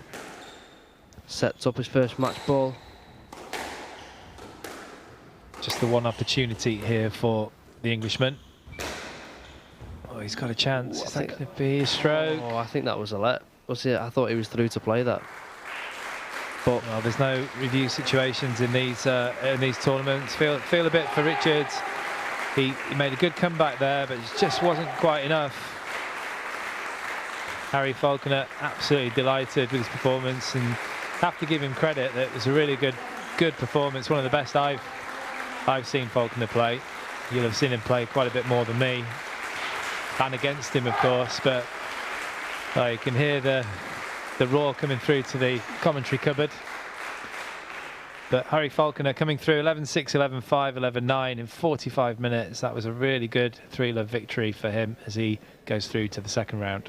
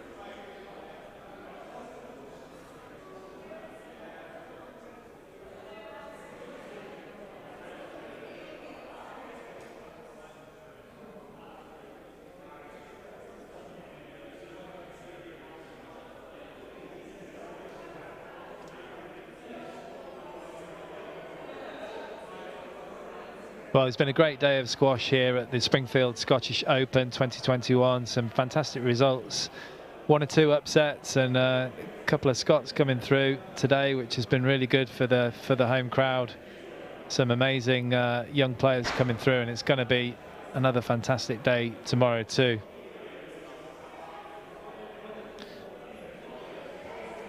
Here we have just a few of the highlights of the day's play. Katriona Allen, unfortunately, not coming through in her match.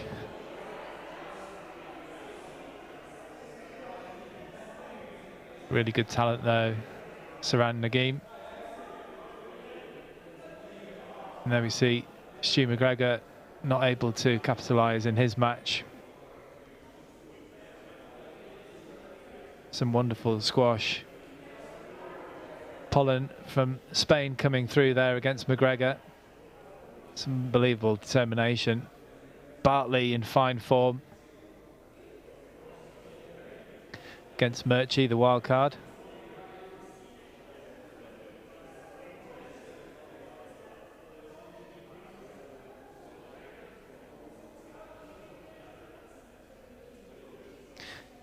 Nick Wall looking imperious in this match.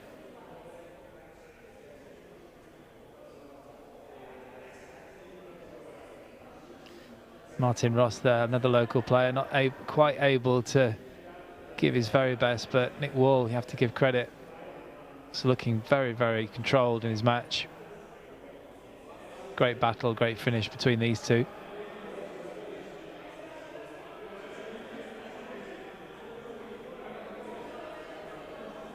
Who's that, Connor?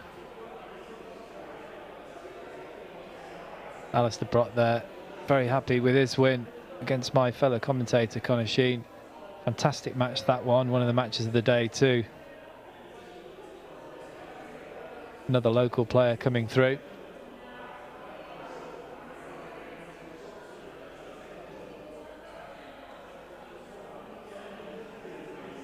Great crowds here too, great to see so many junior players. Oh, sure what, someone hit the camera there. Sure if they were going for it. Torrie Malik here, fantastic performance from her, 17 years old.